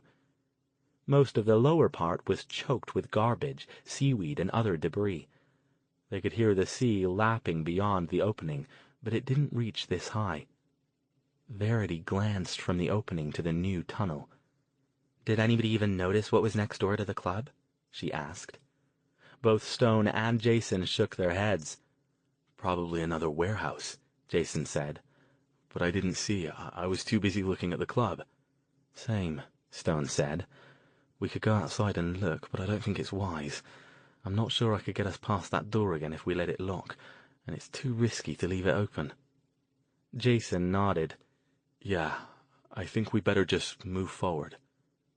He was troubled. A large part of him wondered what the hell he was doing, leading his sister into something like this that was almost certainly dangerous. He knew there was no point in going without her. She was the only one among the three of them who had a shot at ending the evil's hold over this area, but that didn't make him like it any more. He pulled a small flashlight from his pocket, switched it on, and moved forward with the others into the second concrete tunnel. As they expected, there was another door at the end of it, similar to the one in the other tunnel. "What if it's locked too?" Jason whispered to Stone. "Can you pick locks with magic?" "Not one that formidable." He put his finger to his lips and moved forward, putting his ear to the door. He listened for almost a full minute, then turned back to the others. "I don't hear anything," he told them. "Of course, that doesn't mean much. We're going to have to take a chance again. That's assuming the door is unlocked. If it's not, we'll have to wait for someone else." He reached out to the door handle. All three of them held their breath as he turned it. It turned easily, and he swung the door minimally open. Jason let his breath out. This is it. Only half conscious of what he was doing, he slipped his hand into the pocket of his jeans and pulled out his knife. Then he nodded to Stone. The mage slowly opened the door a bit more. It appeared quite heavy, but moved silently on well-oiled hinges. When he saw no movement inside, he pushed it open the rest of the way and motioned for the others to move in fast. When they were all inside, he swung the door closed with a soft click. They were at the foot of another metal stairway like the one inside the club. Moving slowly, they ascended it and found themselves in a long, narrow hallway, only about 4 feet wide, that stretched off to their left. The wall on the near side was solid. The other one was wooden and looked more temporary. Both were painted with years' worth of faded graffiti. Another naked incandescent bulb illuminated the area. "Do you smell something weird?" Verity whispered. Stone nodded, looking grim. "Something's died in here, I think," he murmured back. "Oh, man. I hope it's just a rat or something," Jason said, glancing around. "Shh," Stone said. "We have to get out of this hallway. It's too narrow, even with the spell up. We're sitting ducks if anyone comes in." They walked quickly to the other end. Jason tried to look everywhere at once, afraid someone would ambush them, even though Stone's magic was concealing them. His gaze settled for a moment on the graffiti. It was a mishmash of gang symbols, all of them DMW, crudely painted horror imagery like severed head and fanged demons, and obscene words and drawings. What he didn't find was any forgotten code symbols, not even one. "I'm starting to wonder if we found the DMW's gang clubhouse," he muttered. The idea did not appeal to him in the slightest. At the end of the hallway was another door, but this one was much less substantial than the heavy metal one at the entrance. It was made of wood and had a cheap-looking knob without a lock. The smell was getting worse. Whatever had died here had probably been here a while. The putrid stench mingled unpleasantly with the odors of must, mildew, and far-off seawater. Stone stopped and listened at it again. "Put your light out," he whispered, then turned the knob. Again, the door opened easily. This seemed odd to Jason. If they were hiding something, or someone in here, why leave all the doors unlocked? "Maybe the magic door in the dungeon is the only way in," he decided. "No point locking the place up if they're the only ones who can even find it." They paused for a moment to orient themselves. Directly to their left, along the same wall, was a large, heavy pair of double doors. These were firmly closed and locked, with a thick chain and padlock the size of a man's hand. "Nobody getting in that way," Jason whispered. "Or out," Stone agreed. Verity was looking in the other direction. "What is this place?" she asked, pointing. Off to the right was a large open area. It was dimly lit by another of the ubiquitous incandescents, this one hanging high above them. Scattered around were what looked like broken racks and fixtures, along with a significant amount of trash and debris. Directly in front of them were several wooden workbenches built into the wall.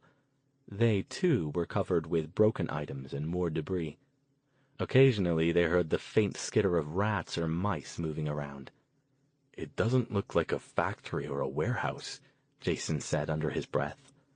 "Doesn't smell like it either," Verity said. The stench was getting stronger, beginning to overpower the mildew and dust.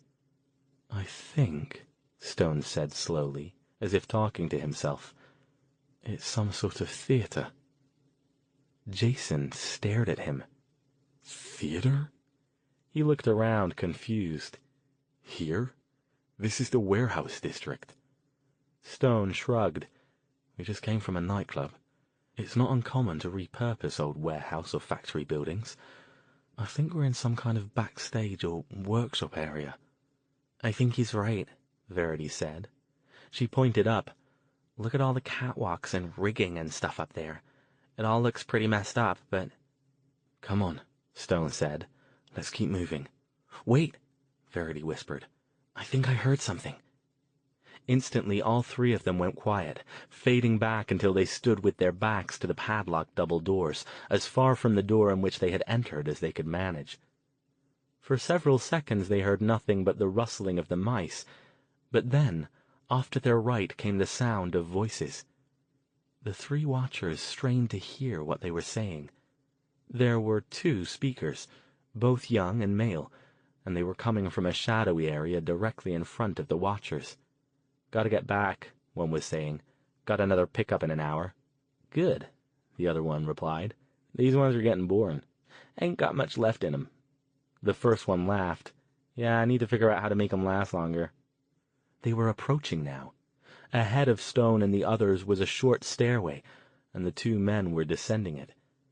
As they reached the ground, it was clear that they were the same two DMW gangers who had gone in ahead of them. They made a left at the foot of the stairway without noticing the watchers, headed straight for the door where they'd come in. They went quickly through and closed it behind them. Stone and the others stayed where they were for several more seconds to make sure they were gone, and then Stone pointed toward the short stairway. "I think that's where the action is," he whispered. Jason and Verity both nodded. Moving slowly, they crept along the wall. Jason's head was on a swivel again, trying to see everywhere at once. The light in here was dim, and it would be easy for someone, or multiple someones, to be hiding in the shadows waiting to ambush them. He brought up the rear of their little procession while Stone took point. If Verity noticed that she was being protected from both sides, she didn't say anything. The stairway was skeletal and made of metal. Stone pointed upward. "Backstage area, most likely," he whispered, and began ascending. It was impossible to be completely quiet on these stairs, but they did the best they could. When they emerged at the top, they found themselves in a sparsely lit, wide-open area. Stone had been right. This was the backstage area. Like the workshop, it was strewn with debris, broken objects, ripped clothing, and similar objects that has survived whatever ransacking the place had experienced at some point in its history. They couldn't see out very far, since there were no lights on in the auditorium. Again, they stopped and listened. They didn't hear anything for several seconds, but then something came from far on the other side of the building. A faint sound that could have been a heavily muffled yell or scream. Jason stiffened. "Did you hear that?" he said. "Shh," Stone murmured. "Yes." Verity poked Stone's arm. "Take off my block," she said, "just in case." He turned back to her, put his hands on either side of her head, and stared into her eyes for a few seconds. "There," he said. "Remind me to put it back up when this is over." Jason was impatient. "Come on, somebody's hurt over there. Let's go see what's going on." As scared as he was, the thought of action energized him. All this sneaking around in the dark made him more nervous than if he just had something to punch. "Easy," Stone held up his hand. "Don't lose your head now." Jason could see he was looking grim, too. Verity, meanwhile, had spotted something off to the side, in the shadowy backstage area off to their right. "Is that a body?" She pointed into the dimness, grabbing Jason's arm with her other hand. "What? Oh, probably just a pile of debris," Stone said, though he did head that way a bit to investigate the bundle. He stopped before reaching it. "Or," he added in an emotionless tone, "it's a body." Holy crap. Jason came up next to him. He tried to shield Verity from the sight, but she was having none of it. She moved in alongside of him and stared down. The body was that of a man of indeterminate age, with the wild beard and ragged clothes that clearly marked him as someone who'd seen hard times. From the look of things, he hadn't been dead that long. "Forgotten?" Verity whispered. "No way to know," Stone said. He looked up, his gaze sweeping the area around him. I don't like this at all. Come on, let's keep going. We can't do anything to help him now. Why would they just dump a body in the hallway like that? Jason asked. Perhaps they didn't, Stone said. There's always the possibility he died of natural causes, or a drug overdose. Jason gave him a "you can't possibly believe that" look, and he shrugged. I didn't say it was likely. I said it was possible. Now hush. I think we're getting closer. They continued picking their way through the backstage area, mindful of the debris on the floor, and looking even more carefully than before to make sure they didn't stumble on any more dead bodies. All three kept glancing out into the stage area and the auditorium beyond, even though they couldn't see anything, and no one could see them if Stone's magic was holding. Jason couldn't shake the feeling that somebody up there was going to pin them with a spotlight any minute now, revealing that the whole place was crawling with DMW and other evil, just waiting for the chance to pick them off. That didn't happen, though. They made it across without incident and found another metal stairway, a mirror of the one they'd just come up, leading back down on the other side. Part of this place has to be underground, Jason whispered, pointing at the stairs. This thing goes down too far to just be ground level. Partial basement, Stone agreed. Too dangerous to build real basements round here with the earthquake potential. As silently as they could, the three of them crept down the staircase. The light was brighter here, but still high up. Ahead, at the bottom, was a closed metal door. Off to the right, down a short hallway, was a second, less substantial one. Which way? Jason asked. Stone was about to answer when another sound cut through the silence. A low moan like the one they'd heard before. Directly in front of them this time, it was a little louder than the previous one, but clearly still muffled. Jason pointed wordlessly toward the door. I wish we had a way to know if there's anybody in there, he whispered. Stone put up a finger and glided forward, motioning for them to come along. Once more, he put his head against the door and listened. There were more moans now. Even those who weren't directly listening could hear them. And then, suddenly, a scream of agony, still muffled. Whatever was going on in that room, it was heavily soundproofed. Clearly they don't want whatever they're up to in there getting out, Stone said grimly. What do we do? Jason asked. We can't just bust in. We have no idea how many of them are there. It might be a trap. Wait, Stone said, again flattening back against the wall. Let's see if anyone comes out. Jason was sick of waiting, but he didn't see any other option. Reluctantly, he followed the mage to the wall, and Verity came along with him. After about 5 minutes, though, nobody had come out. The sounds continued, however. Moans, screams, the sound of someone sobbing, all damped by whatever soundproofing they had in the space behind the door. Jason fidgeted, becoming more and more driven to do something with each passing minute. Finally, he let his breath out in a rush.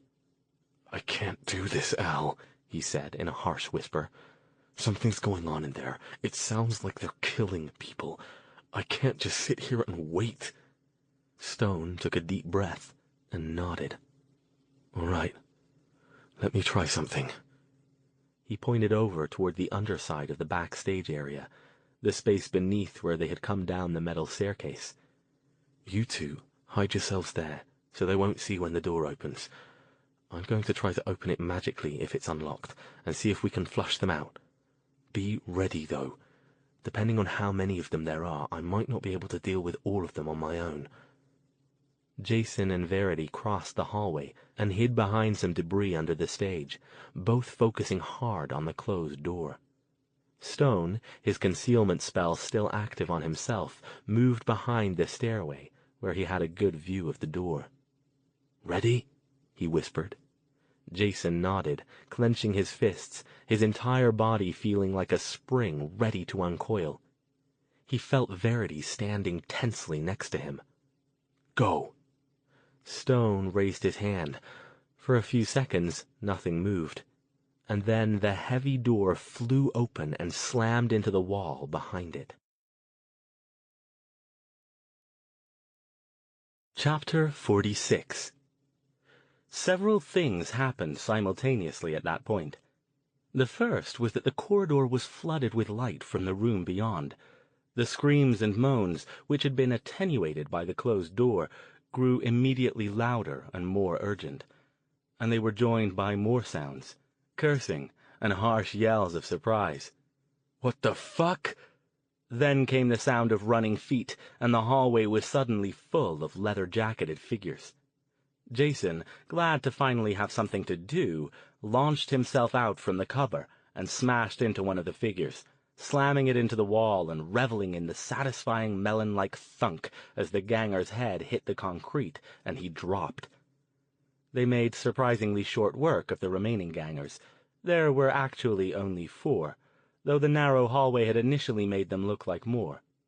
Stone dispatched 2 with magic, and Verity took out the last one when he tried to ambush Jason, concentrating for all she was worth and pushing with her mind until the glowing ball of evil was ejected violently upward from his body. The ganger dropped in a boneless heap, and the shimmering ball erupted into nothingness. The 3 of them stood puffing in the hallway. "What are we going to do with the rest of them?" Jason demanded. "We can't just leave them here. They might wake up. Verity, can you—" He put his hands to his head and mimed an explosion effect. She shook her head. "I don't think so. Not when they're unconscious." "Help us!" came a desperate scream from inside the room. "Oh, God, please, help us!" "Drag them inside," Stone ordered. "At least we can keep an eye on them in there." He grabbed one of the smaller gangers and began following his own order. And then he stopped, halfway in and halfway out the door, as increasingly panicked screams echoed around them. "Bloody hell," he breathed. "What?" Jason dropped his ganger and poked his head around the doorway, past where Stone was blocking it. He, too, stiffened and stopped moving. "Shit." "What's going on?" Verity didn't have space to shove past the 2 of them, so she couldn't see. "Please!" The screams from inside were near hysterical now. Jason shoved Stone bodily inside, and the 2 of them for a moment could do nothing but stare. Verity moved in next to them and gasped. They were looking at what could only be described as a torture chamber or charnel house. It was a large room, probably used previously as a communal dressing area for the theater. Now, though, the far wall was lined with large cages, each one containing a captive. Metal hooks hung from the ceiling, on which various severed and rotting human body parts had been skewered. Several pieces of wooden and metal apparatus, some looking like it had been brought in from the dungeon next door, occupied most of the open space, including one that looked like a rack and held a messily eviscerated male body with its entrails pulled out and draped over the edges. Inexplicably, several padded armchairs lined the near wall. At the far end of the room was a closed door, next to which were stacked 3 naked bodies, also obviously dead. The stench of decay in here was overpowering. Stone, Jason, and Verity took all this in the space of a few seconds, and then they were moving again. "Verity, watch the door," Stone ordered. "Get us out of here!" screamed a man. "Please, oh God, let us out!" Like the other captives, 3 men, 2 women, and a boy of about 14, he looked ragged, dirty, and terrified. "Where's the key?" Jason called. All the cages were locked with chains and padlocks. He was struggling hard to keep his gorge in place. There wasn't any time to waste losing his dinner. Inexplicably, his mind flashed back to the haunted house. How clean it had looked compared to this. How different the smell of popcorn and sawdust had been from this nightmarish stench of blood and rot and excrement. "On the wall, by the door." The man was sobbing with fear, but obviously trying to keep it together. Quick, before more of them come. Anyone in that back room? Stone demanded. No, said one of the women. That's where they store bodies. Jason was already moving, grabbing the key off the wall hook where it hung. He hurried over and began unlocking cages, starting with the young boy. How did you get here? He asked. Snatched, the man sobbed. All of us. They grab homeless people, runaways. People nobody will miss. And torture them? Jason demanded. The woman nodded. She was white as a ghost. She pointed vaguely at the body parts on meat hooks. They like it, doing that to people. Any of you forgotten? Stone cut her off. He kept shooting glances toward the door as if expecting more DMW to come in. Most of them looked perplexed, but one thin young man who looked ill nodded. I am. Can you do anything? Jason was still unlocking cages. As he did each one, the occupants came tumbling out, staggering with fear. Nothing useful, the young man said. I'm sorry. It's all right, Stone said, looking grim. Come on, we need to get out of here. Verity, meanwhile, was rifling through the unconscious DMW ganger's clothes. Hey, she called. I found a gun. Jason spun. Give me that, he ordered. She handed it over, and he inspected it, checking to see if it was loaded. I thought the DMW didn't use them, he said, but I'm not going to look a gift horse in the mouth. Stone was checking out the rest of the room. Are you sure there's nothing useful in that room? He asked the captives. We've not much time. Just bodies, I think, the man they'd first been talking to said. Stone sighed. Cover the door, Jason, he said, and moved over to check. Jason got a quick glimpse of something red as he opened the door, and a horrible smell, worse even than before, fetid and coppery and almost tangible, rolled out. When Stone closed the door and turned back to the group, even his normally unflappable demeanor was slipping. Let's go, he said in an odd tone. Nothing to save in there. Wait! It was the young boy who spoke this time. Stone turned to him. What? There's more of them here, he said. Mister, you're not going to believe me, but I saw Gordon Lucas. Who? Stone asked. But Jason and Verity were both staring at the boy like he'd sprouted a second head. Gordon Lucas? The talk show guy? The kid nodded. Yeah, that's how they got me. I went to one of his homeless benefit things trying to get some food. His people asked me a bunch of questions, and then when I left, I got grabbed by these guys. He pointed at the gangers. I didn't think it was connected till I got here. I've been here a while, before the rest of these guys got here, and I seen him. He comes in here sometimes, in this room. They torture people, and he sits there and watches. Tears streamed down the boy's cheeks. Stone's eyes widened. The philanthropist! He clapped his hand to his forehead. Of course. It all makes sense. Who else could possibly be less obvious but more logical? Wait a sec, Jason said.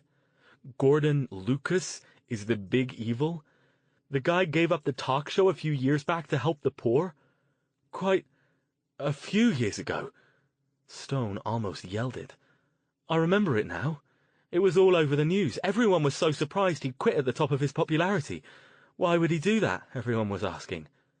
Because he's possessed, Verity filled in. Her eyes got big, too. And he's here? In this building? She stared at the boy. I don't know who Gordon Lucas is, said the first man, but there's a guy who comes in sometimes.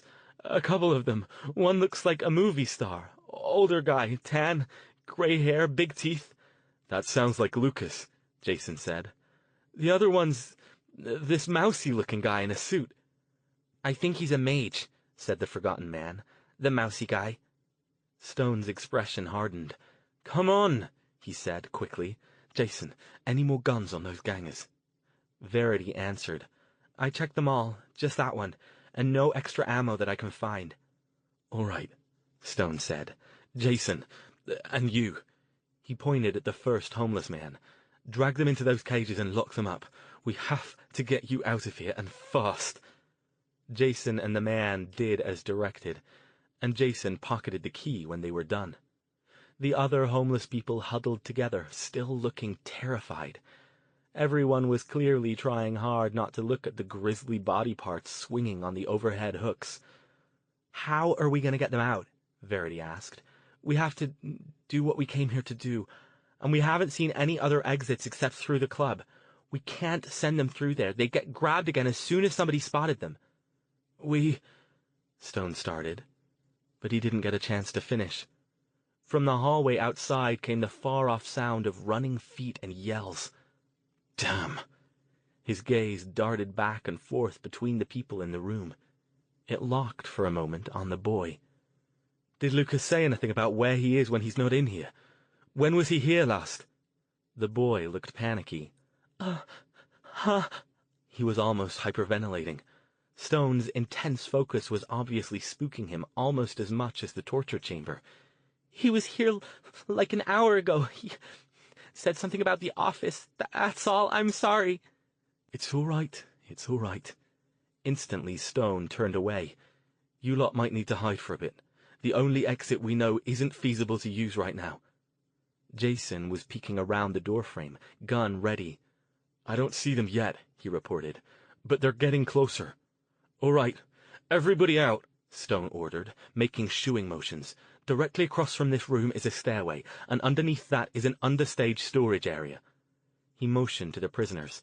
"You go there, be quiet, and wait. Try not to get noticed." He pointed at the Forgotten Man. "I'm guessing you don't have a concealment power?"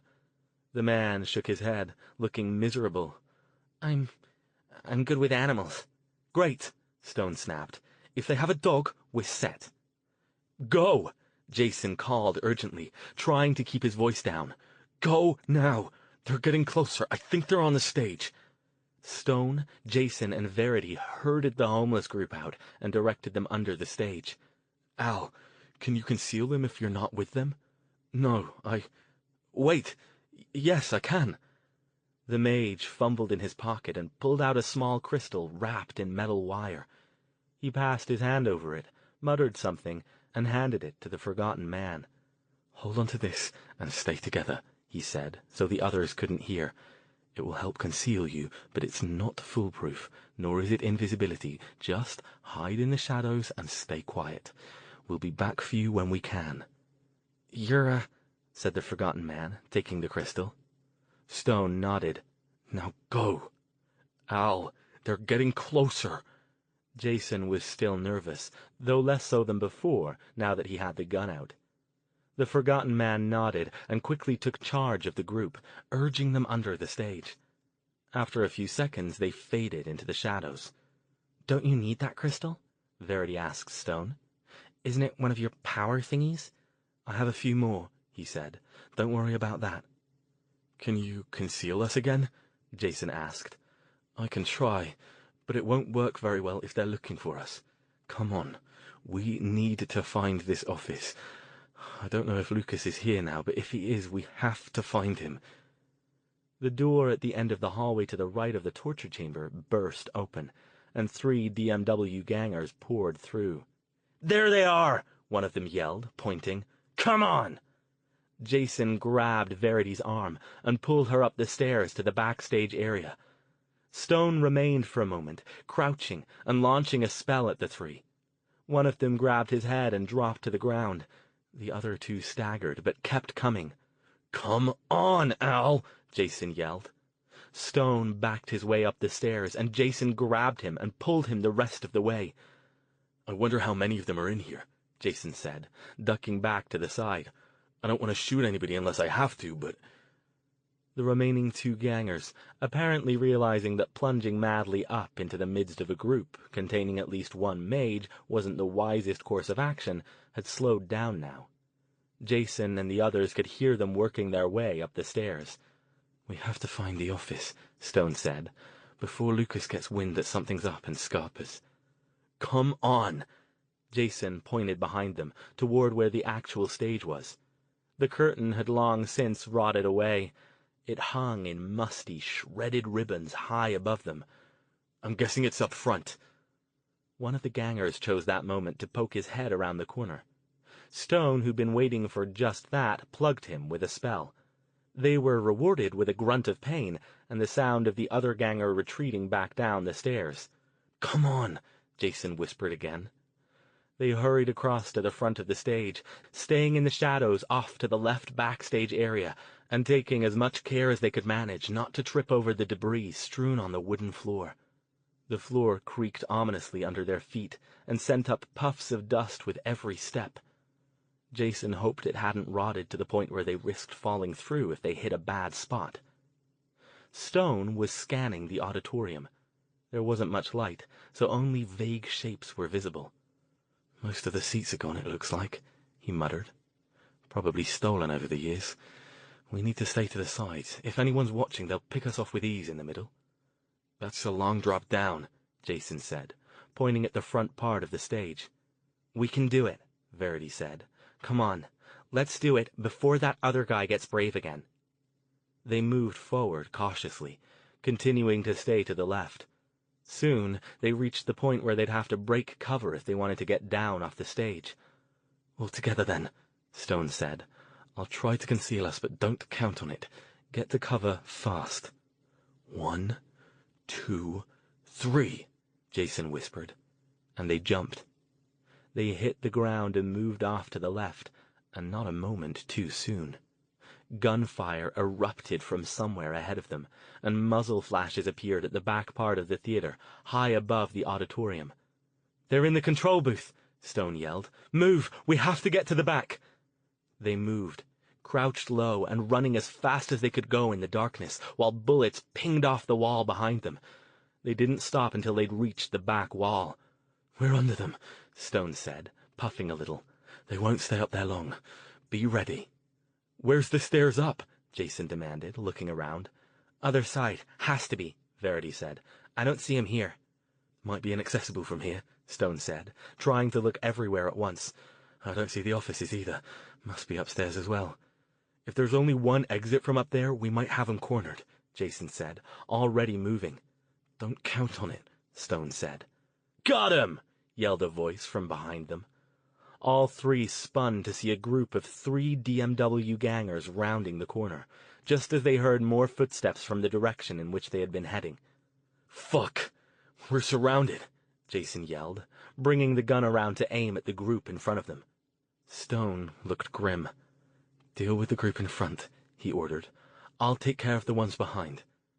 And before either of the other two could protest, he was off, back the way they'd come. Jason didn't like this at all, but he didn't have time to say anything about it. The front group of gangers was now rounding their own corner. There were 4 this time, and one of them had a gun. "Down, V!" he yelled, reaching around to shove her toward the door. Dropping into a crouch, he aimed his gun, allowing well-honed instincts and muscle memory from his time in the academy to take over. Focusing on the ganger with the gun, he squeezed off a round. There was a deafening bang, and the ganger spun, dropping his gun and screaming in agony. Verity watched from the floor, wide-eyed, her hands clamped over her ears, then leaped back up again. The other 3 gangers hadn't stopped, though. They surged forward, yelling obscenities and pulling knives from their jackets.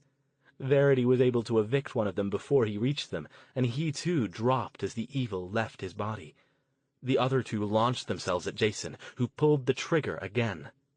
Click. Wildly, he glared down at the gun. He'd checked it. It had a full magazine. But his quick glance told him what he needed to know. The thing was in terrible repair and probably hadn't been cleaned or maintained in ages, if ever. He didn't have time to worry about it now, though. One of the gangers had his hands around his neck, and the other one was going for Verity. Enraged at the thought of these low-life scum touching his sister, he lashed out with his fist and caught the ganger in the stomach, then brought both hands together and forced them up between the ganger's arms. The punk's hold broke, giving Jason an opportunity to aim a heavy-booted kick right at his gut. The ganger staggered back, stunned, and Jason spun to face the other one. Verity was in trouble. She was obviously trying to do her mind push to cast out the evil, but the ganger in her face was playing hell with her concentration. She was backstepping, but the ganger was almost on top of her when suddenly he pitched forward and hit the ground with a crash at her feet, revealing Jason standing behind him, puffing, holding his gun by the barrel. You okay? He asked. She nodded quickly. Yeah, I couldn't... It's okay, you're new at this. Come on, let's find out where Al got to. But he'd forgotten about the stunned ganger. Jason, look out! Verity yelled, but too late. The ganger plowed into Jason from behind, taking both of them down.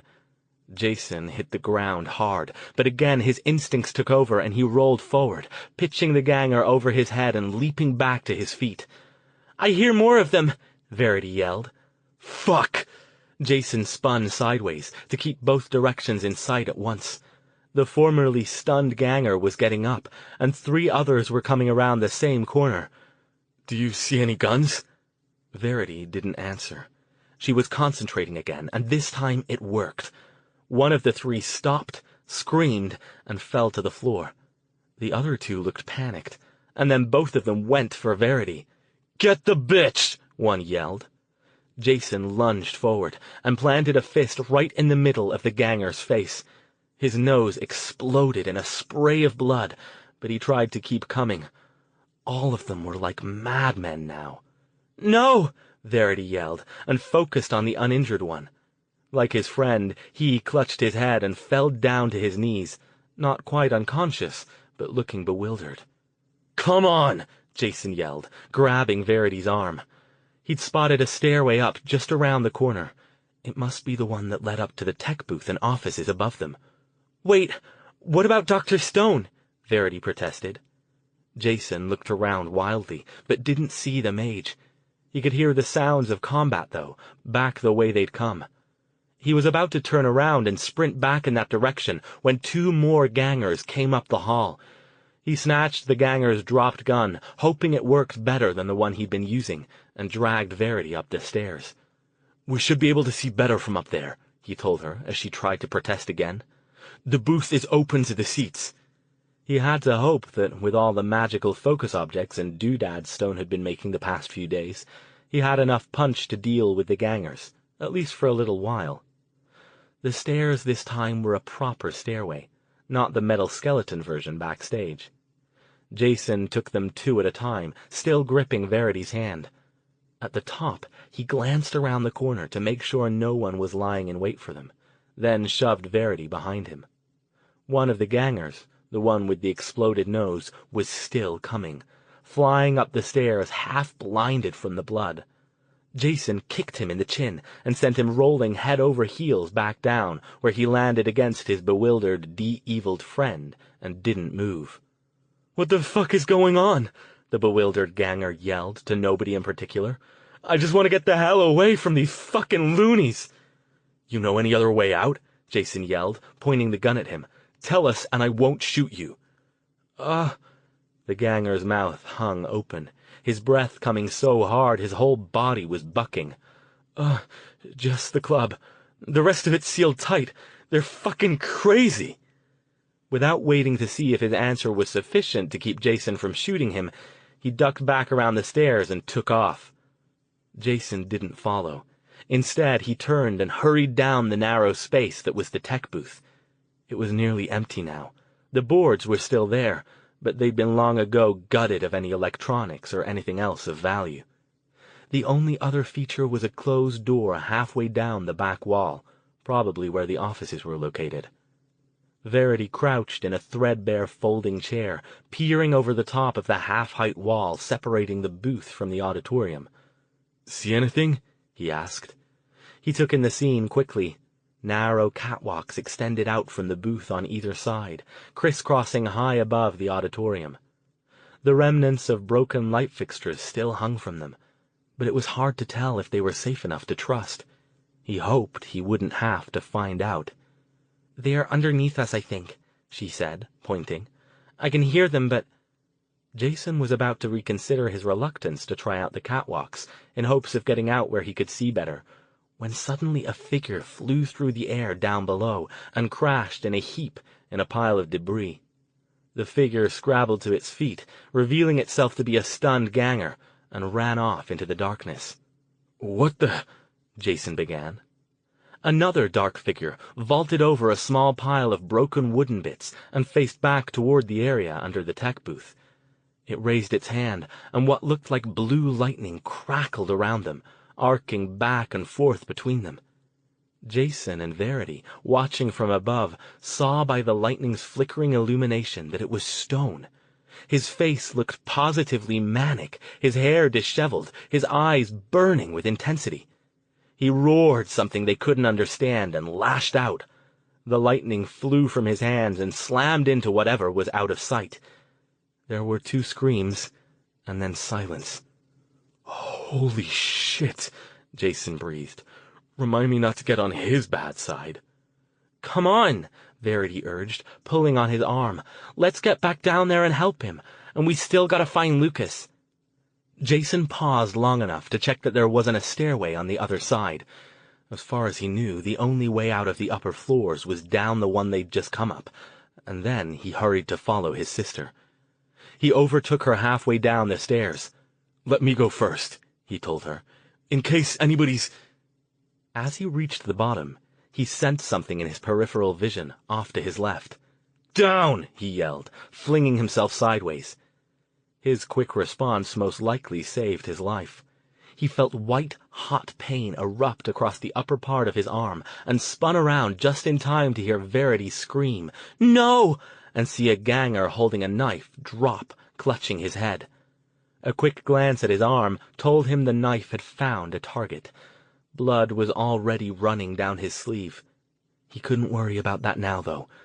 A second ganger lunged toward him, trying to pin him to the wall.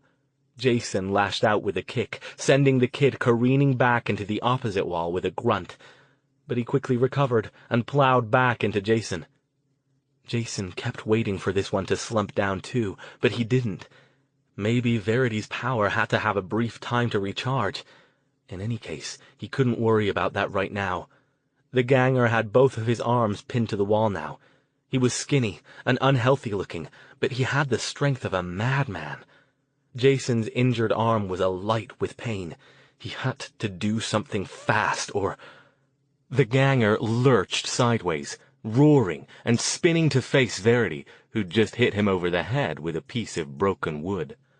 It wasn't enough to take him out, but it was enough to get his attention. Yelling obscenities, he raised his hand and moved toward her. Jason momentarily forgotten.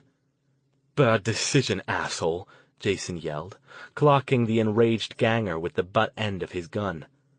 The ganger staggered toward Verity, who, finally getting it together, grabbed both sides of his head and yelled, "Out!" The shimmering evil flew free and exploded, leaving the ganger in a heap. For a moment, both of them stood there, panting. Verity looked back and forth, then moved toward Jason. "He got you," she said. "Let me have a look at that." Jason, pale and still puffing, shook his head. "We gotta find Al," he got out. "Can't stop." "Screw that," she said. "He was doing fine, and you're not going to be any good to him or anybody if you bleed to death. We have a minute. Now off with that sleeve." She steered him over to a shadowy alcove. He sighed, reluctantly allowing himself to be steered, already shrugging out of his bloody jacket sleeve. His arm was on fire, streaked with blood running toward his hand. Verity quickly examined the wound. "It doesn't look too bad," she said. "I wish we had some antiseptic or something, but we don't, so we'll just have to make do. Tear off part of your t-shirt." He did as he was told, ripping several inches off the lower part of his black shirt and handing it over. She took it and wrapped it around the wound, tying off a crude but reasonably effective bandage. "That won't hold long," she said, "but hopefully it won't have to. Come on." They could still hear sounds of combat as they hurried around the hallway under the tech booth.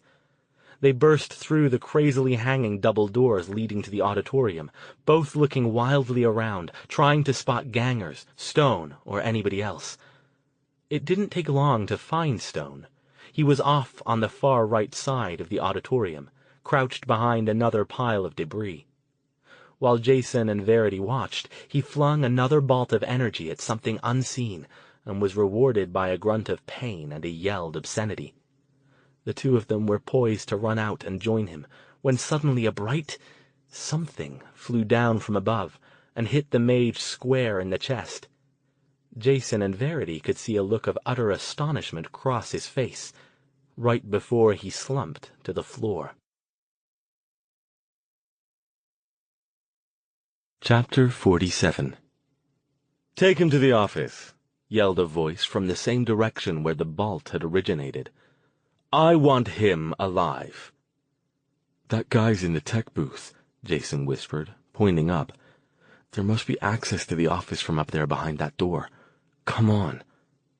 He hurried along the wall over the right side, trying to get to Stone before the gangers did. But as soon as he stepped out from cover, shots rang out. One tore into the wall not a foot away from him. "Shit!" he called to Verity. "Stay down! They're on the stage!" Sure enough, he could see at least 3 gangers leaning out from cover in the backstage wings. Another muzzle flash bloomed, and another bullet hit the wall near him. He ducked and skittered back along the wall to join Verity on the other side of the door. "We have to get Al," he said.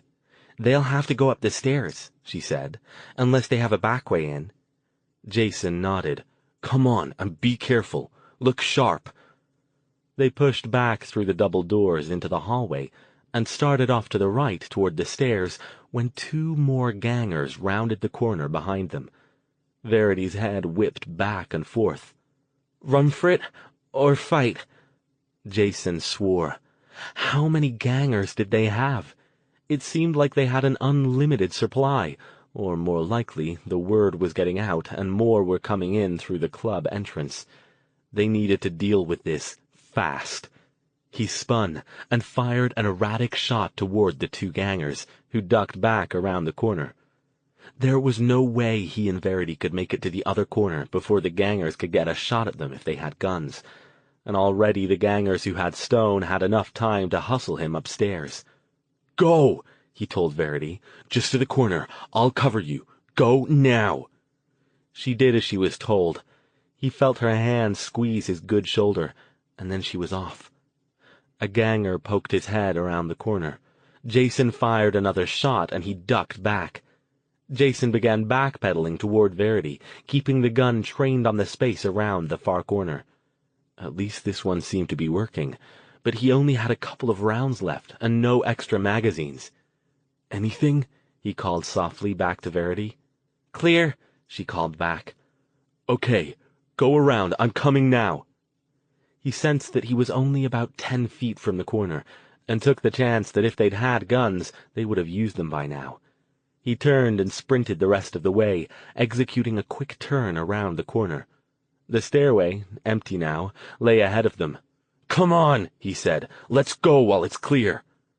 She started up the staircase, but almost immediately stopped short, causing Jason nearly to run into her. "Keep going," he snapped, still afraid that the 2 gangers would make their appearance, possibly with reinforcements by now, any second. "Wait," she called. She ducked down, scrabbling at something on the floor. "Be careful. Don't move. You'll step on it." Jason froze, wondering what she'd found. Another gun? A dead body, or part of one?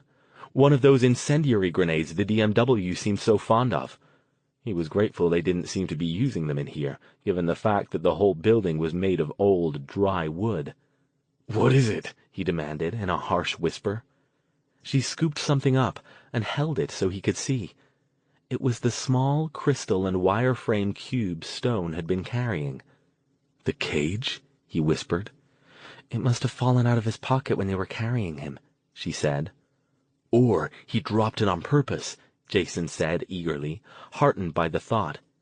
If he had dropped it on purpose, it meant 2 things. He didn't want Lucas and his cronies finding it on him, and he was still alive. "Jason!" Verity yelled, pointing over his shoulder.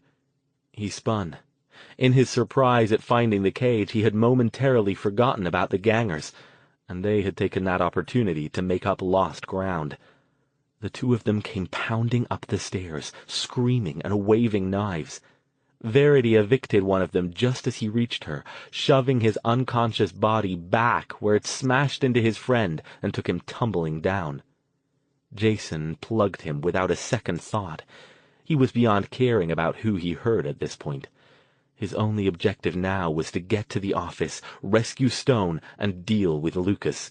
Oh, and get the hell out of here and as far away as possible. That too. "Go, go, go!" Verity urged, already pounding the rest of the way up the stairs. "Wait!" Jason yelled. "What if there's—" "It's clear." She was already at the top. "Come on! We have to hurry. They won't be expecting us this soon."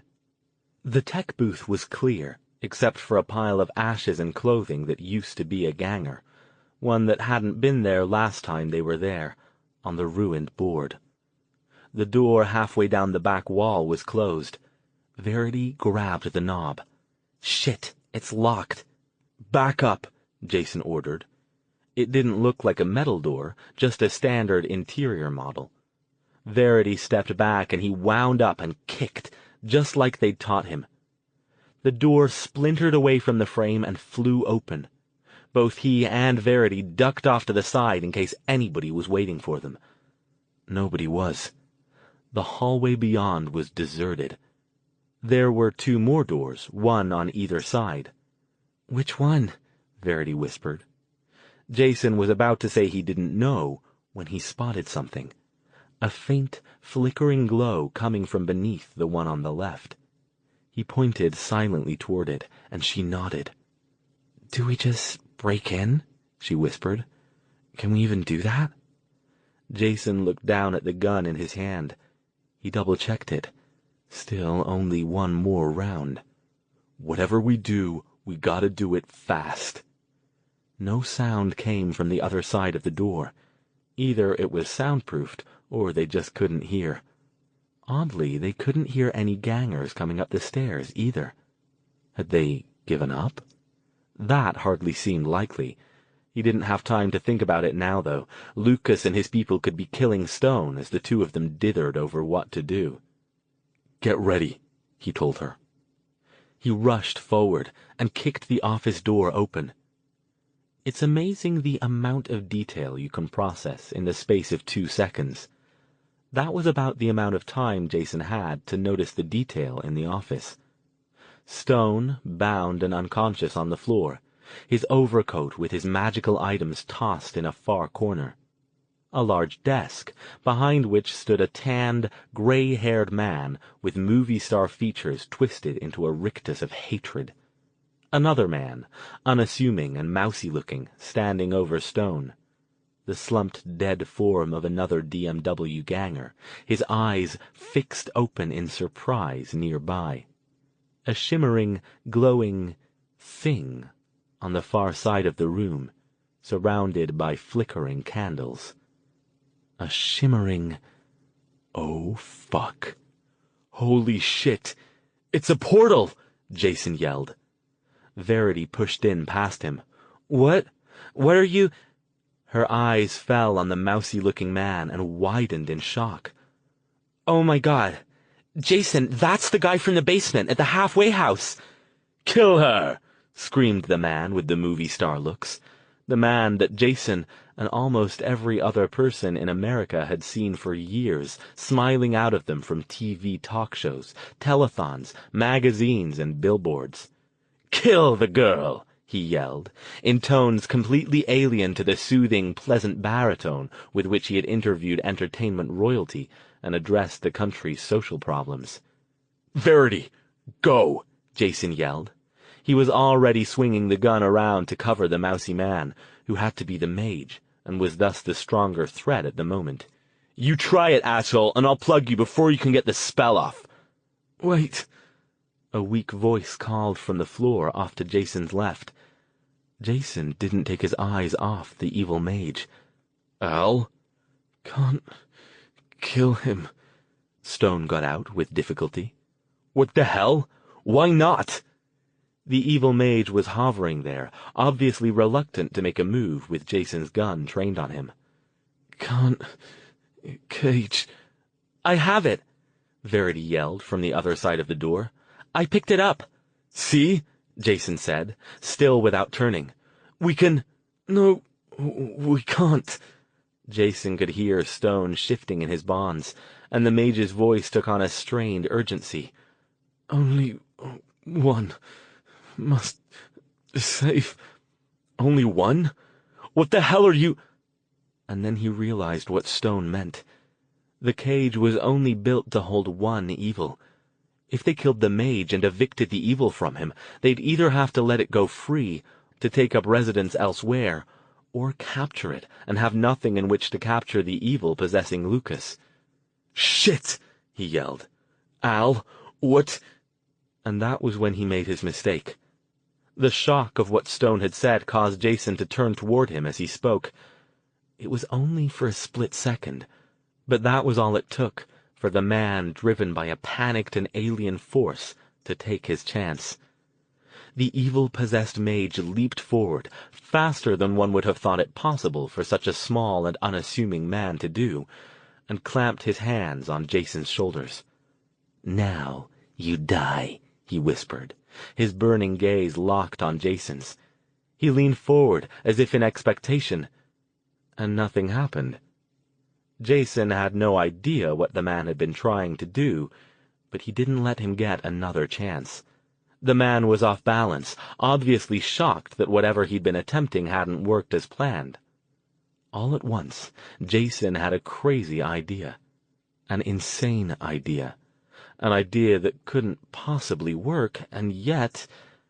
Roaring with rage, ignoring the throbbing pain in his arm and the fact that it was bleeding again, Jason flung his arms around the man and bull-rushed him forward, straight toward the portal. At the last moment, the evil mage realized what Jason was doing. He screamed, struggling madly in his captor's grip, but Jason was stronger. "No, you fool!" he yelled. "You don't know what you're—" Jason let go, shoving him forward. For a moment, he teetered, arms flailing almost comically as he made a desperate attempt to regain his balance. His thin hand locked around Jason's wrist as he went over backward.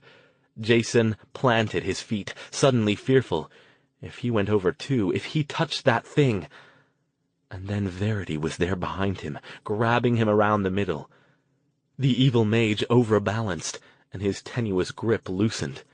His screams echoed around the room, and then his head broke the shimmering surface of the portal, and the screams silenced as if someone had hit a switch. The rest of him followed. The portal flickered crazily like a TV set that couldn't tune in a station. It crackled, and then the swirling surface roiled and surged. Verity staggered back, shaking, trying to get as far away from the portal as she could. "You fool," Stone said faintly from the floor. He was trying to struggle up, but his bonds were preventing him from doing so. "What the hell is going on?" Jason demanded, his gaze darting back and forth between Stone and Gordon Lucas. "They've tried to construct a temporary portal," Stone said. He looked pale, and he was bleeding from a cut on his head, but he appeared to be gaining strength. "It's failing." Chapter 48. "Oh, fuck," Jason breathed. "What happens if it fails?" He didn't get a chance to answer before Gordon Lucas spoke. "You won't leave here alive," he said. His voice sounded calmer now, and Jason could definitely hear the beloved talk show host and philanthropist behind the mad words the thing inside him was saying.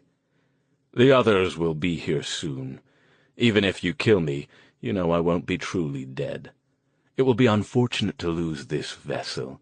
It served me well, and it will be difficult to find another that will be as suitable. But no matter. A temporary setback at best. And now I've got all three of you here." "Al?" Jason sounded urgent. "The portal?" "If it goes, It'll take out most of this building, Stone said. He glared at Lucas. Including you. Not just the vessel, all of you. Lucas grinned, showing large, white-capped teeth, and somehow making the handsome face look macabre. How little you know, mage. Just keep talking. They'll be here soon. Jason glanced toward the door. Where were the DMW? Why hadn't they come? Why couldn't he hear anything outside? You might as well put that gun down, boy. You aren't going to use it on me, and we both know it. Like hell, Jason snapped, not lowering the pistol from where he had it aimed at Lucas's heart. You make a move, I'll blow you away. No, you won't, or you'd have already done it, Lucas said. A failing of your kind. You always want to preserve the vessel. Don't you see that this is all you're good for? To be vessels? Yeah, talk it up, scumbag, Jason said. He'd noticed that even Lucas now seemed to be casting furtive glances toward the door, as if he, too, were wondering where his backup was. We got time. Without turning, he said to Verity, V, can't you— Trying, she muttered, her voice thick with frustration. Stone was silent. Jason could see him past Lucas, and he looked like he'd passed out again. That wasn't good. Ah, yes, Lucas said. I should deal with you. I don't know where you got that annoying power of yours, but I really can't let you keep it. You've caused me and the others far too much inconvenience. He rose from behind the desk and smiled at Jason. Go ahead and shoot me if you want to. Even if you wound me and I don't die right away, your mage friend is right. That portal is going to lose its structural integrity soon, now that you've killed the only one who can control it. Do you want to take the chance that I'll survive, even if this vessel doesn't? He moved around the desk and looked at Verity. You, however, are different. I need to ensure that you don't get out of here alive. No more inconvenient escapes for you. He stood over her and smiled. And your fear as you die will make me stronger. That's the best part. He stepped forward. Stone, directly behind him and far from unconscious, lashed out with his bound feet, catching Lucas hard in the backs of his knees. The evil roared something in a language that none of them understood, pitching forward toward Verity, reaching out with his arms toward her. "No!" Verity yelled. She closed her eyes and pushed with everything she had. Her effort was clear. This was no simple ganger. Lucas's handsome face contorted into ugliness, something inside him struggling against her. Jason watched in horror as his features twisted and became inhuman. He heard something crack. When blood appeared at the man's mouth, he realized that Lucas must have been clenching his teeth so hard that he'd broken them, or maybe his jaw. Verity's face was screwed up in concentration, sweat beads bursting out on her forehead. "You get the fuck out!" she screamed, emphasizing her words by pushing out physically with her hands on his chest. Lucas screamed too. It was a sound unlike any of the three of them had ever heard, an inhuman, alien sound of rage and agony and shock. His hands flew up and clutched at his head, his nails ripping the tanned skin, which sprouted blooming, bloody wounds in their wake. He looked like he was trying to pull off his own face. Then his whole body went rigid and he fell backward, crashing into the desk. The old wood broke and splintered into a heap of cracked debris, Lucas's twitching body in the midst of it. And something broke free of it and flew upward. It wasn't an indistinct ball of white mist like the evicted gangers had ejected. This one glowed a sickening reddish-purple hue, bright as a light bulb, but somehow not illuminating the rest of the room. It looked like a small, unhealthy sun hovering there in the air, appearing for the moment to be disoriented. Jason was not idle. He leapt across the room, pulling out his knife and getting behind Stone. The mage had been bound with plastic zip ties. Jason sliced through the one holding Stone's hands behind his back, and he pushed himself up to a sitting position while Jason worked on his feet. "Quickly!" Stone yelled to Verity. "Before it escapes! Cage!" Verity, momentarily shocked by what she'd seen, recovered her senses. Fumbling inside her jacket, she pulled the little apparatus out and tossed it to Stone, who deftly caught it. Shaking free of the bonds Jason had cut from his feet, he struggled up and held the cage aloft near the hovering form. Breathing hard, he began reciting an incantation in the same odd language Jason had heard him use before. His eyes were fixed on the evil, unblinking and intense. The glowing ball obviously had some knowledge of what was in store for it.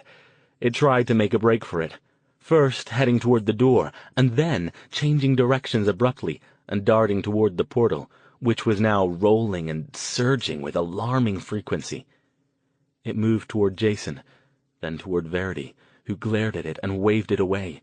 Then finally it began to move, slowly and with great protest, toward Stone and the cage he held. It looked like the world's strangest tug-of-war match, or like an odd fisherman trying to land an even odder fish. The glowing ball would draw closer, then move away a bit. Each time, though, the distance it pulled away was a little smaller than the distance it was pulled toward Stone. Closer and closer it got to the cage, its light flaring first purple, then red, then a clashing mix of the two. If it were possible for a glowing ball of energy to panic, then it was quite clear that was what this one was doing. Stone's arms shook with the strain of focusing his will on the ball. He was fixed on it, and nothing else. So was Jason, until he smelled something burning. He allowed himself a quick second glance to the side, and what he saw made his blood freeze. The force of Lucas's body crashing into the desk and destroying it had sent chunks of dry, rotting wood off to the side, knocking over two of the candles near the portal. A small blaze was forming, fueled by the dry wood of the floor and the desk. "Al!" he yelled. "Hurry it up!" He snatched up the first thing he could get his hands on, Stone's coat, and threw it over the flames, trying to smother them. It was too late for that, though. The coat caught fire, and the flames began to spread. "No! Jason!" Verity wailed. "The crystals!" Too late. Jason realized that all of the crystals and other objects Stone had created to help him channel magic had been in his coat. He tried to grab it back, but the fire was already flaring up around it. "Al!" he yelled again.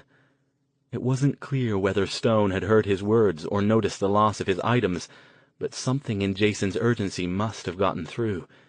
He tightened his grip on the cage, gritted his teeth, and leaned forward, passing the little construct through the seething mass of purple and red. Something screamed, more in their minds than an actual physical sound, and then the glowing ball blinked out of existence, reappearing in miniature form inside the cage. Stone dropped to his knees, puffing and pale, his head bowed. He stuffed the cage into his pocket. Verity grabbed his arm and tugged. "Come on," she urged. "We gotta go. I don't know what that thing in the corner is, but it doesn't look healthy, and the place is on fire." Those last words finally seemed to reach him. With effort, he dragged himself to his feet. "Let's go," he agreed. "Where's my—" His gaze fell on his jacket, which was blazing merrily now. His expression hardened, but there was nothing to be done about it now. "No matter. We have to get out of here before that portal blows. Or we burn to death," Jason muttered. "Let me take point, in case there are any more gangers out there. With any luck, it'll take a while for the fire to spread, and we can find another way out. How long before the portal goes, Al? Do you have any idea?" Stone sighed. "No way to know. From the look of it, maybe 15 minutes, if we're lucky." He hurried out behind Jason. "Wait," Verity said suddenly, when they were out in the hall and about to shut the door. "What?" Jason was trying not to panic, but it was getting harder. "What about Lucas? He's still in there, and he's not evil anymore. Oh, crap. This was one of those times when Jason really hated having an overdeveloped conscience. Crap. We can't just leave him. He was already spinning around to head back in. Stone followed, with Verity bringing up the rear. Lucas was conscious again, and standing near the fallen DMW ganger. He was unsteady on his feet.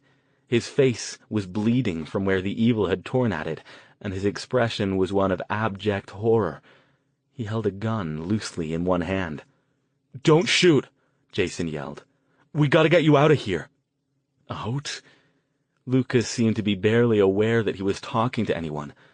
Tears ran down his face, joining with the blood and staining his expensive suit. His gaze traveled around the room, taking in the portal, the dead ganger, the growing fire. My dear God, what have I done? His voice was a dead monotone, his eyes haunted. Mr. Lucas. Jason took a step forward, not taking his eyes off the gun in the man's hand. Just... Stone came up alongside him. He's not coming, Jason, he said gently. He looked at Lucas, and some understanding seemed to pass between the two of them. He touched Jason's arm. Come on, let's go. But... Lucas raised the gun, but not to point it at Jason or Stone. Instead, he raised it at his own head. I'm so sorry, he said softly. No! Yelled Jason, diving forward. But it was too late. The gun went off, taking the side of Lucas's head with it. Blood and brains and perfectly coiffed silver hair flew out, staining the walls and, even more sickeningly, speckling the miasmic surface of the failing portal and slowly absorbing through and disappearing. Jason stared in shock, moving closer to Stone in an effort to shield Verity from the sight. For once, she didn't protest. Lucas's body crashed, twitching to the floor for the last time, the flames licking at his legs and igniting his suit. Guys, come on, Verity urged, near hysteria, grabbing each one of them by the arm and tugging. We have to go! As one, the two men turned and hurried after her. How are we going to get out? Jason said, scanning the area ahead of them for gangers. We can't go through the club, and we still got to go back for the prisoners. If they're still alive, Stone said. He was staggering a bit, as was Jason, but they both moved as fast as they could down the stairs. Jason half expected to see gangers any second, but so far all they encountered were bodies, unconscious or dead, of those they'd already dispatched. Jason, and his overactive conscience, felt a twinge of regret that there was no way they'd be able to get them out. After all, it hadn't exactly been their fault that they'd been possessed by extra-dimensional horrors. But there was no helping it. If they found a way out and the place hadn't gone up yet by the time he got Verity out safely, he'd consider coming back in for them. Otherwise, all bets were off. By the time they reached the ground floor and hurried down the hallway toward the shop and where they'd left the former captives, they could already smell smoke. I don't think we have too long, Jason said. I know smoke rises, but this place is in bad shape. That whole second floor section, the whole fucking roof could come down once that fire takes hold. He raised his voice as they reached the understage area. Come on out, you guys, he yelled. We gotta get out of here, fast! A few seconds passed, and then the bedraggled group of former captives came out, picking their way out through the debris, led by the Forgotten Man. All of them looked considerably less shell-shocked and terrified than they had when Jason, Stone, and Verity had left them there. What happened? The bearded man asked. Can we go now? Is it safe? I smell something. The place is on fire, Jason said. We have to get out fast. Did you see any gangers? We took out a couple of them, the bearded man said, looking proud. They didn't see us, and we took a chance. How are we getting out? Asked one of the women, frightened. Did you say the place was on fire? I can smell the smoke, too, said the boy. Al! Jason spoke up. The crystal you gave him. Can you... Stone shook his head. It's tuned for concealment, not combat. It won't—" He didn't get to finish, as the air was filled with yelling voices and pounding footsteps. "There they are!" one voice cried. "Get 'em!" Everyone spun toward the voices in time to see 3 gangers skid to a stop at the top of the metal staircase above them. 2 reached in their jackets. "Die, fuckers!" yelled one. Jason reacted instinctively, firing at the one who'd yelled with his last round, while shoving Verity to the side behind a large broken light fixture and diving on top of her.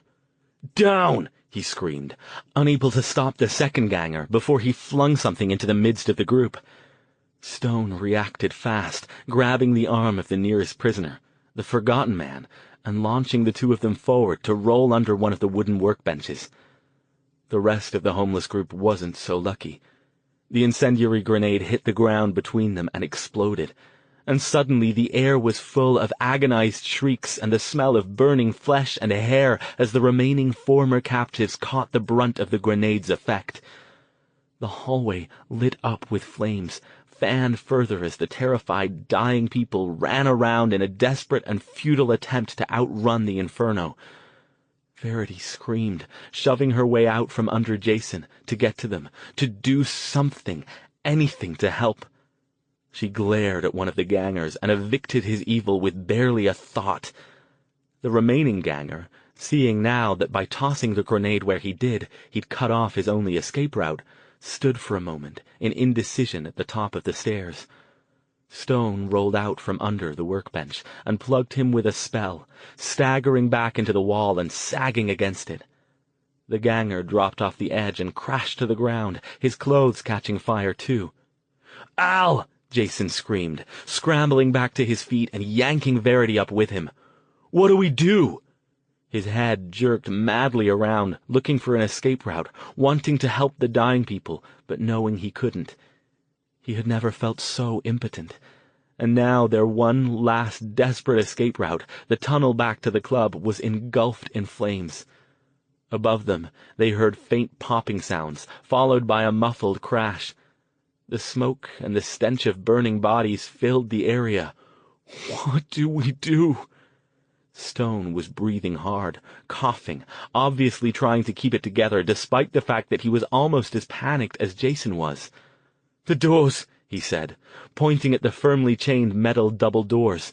"They're locked, Al. No way I can break that down." "Can you break it?" Verity demanded to Stone. She, too, was coughing from the smoke, her eyes streaming. "With magic? Stone started to say something, then obviously realized he had no other choice but to try. He took a few steps in the direction of the doors, braced himself against the back wall, and focused his gaze on the door. His eyes were streaming too, and his head wound was bleeding down his face.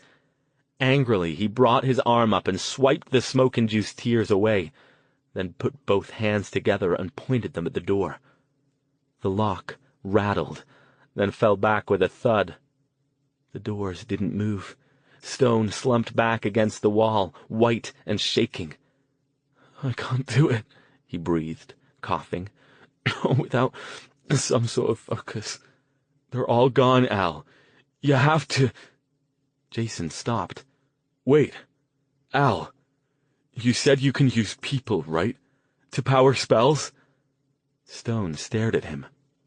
"What?" Then he shook his head.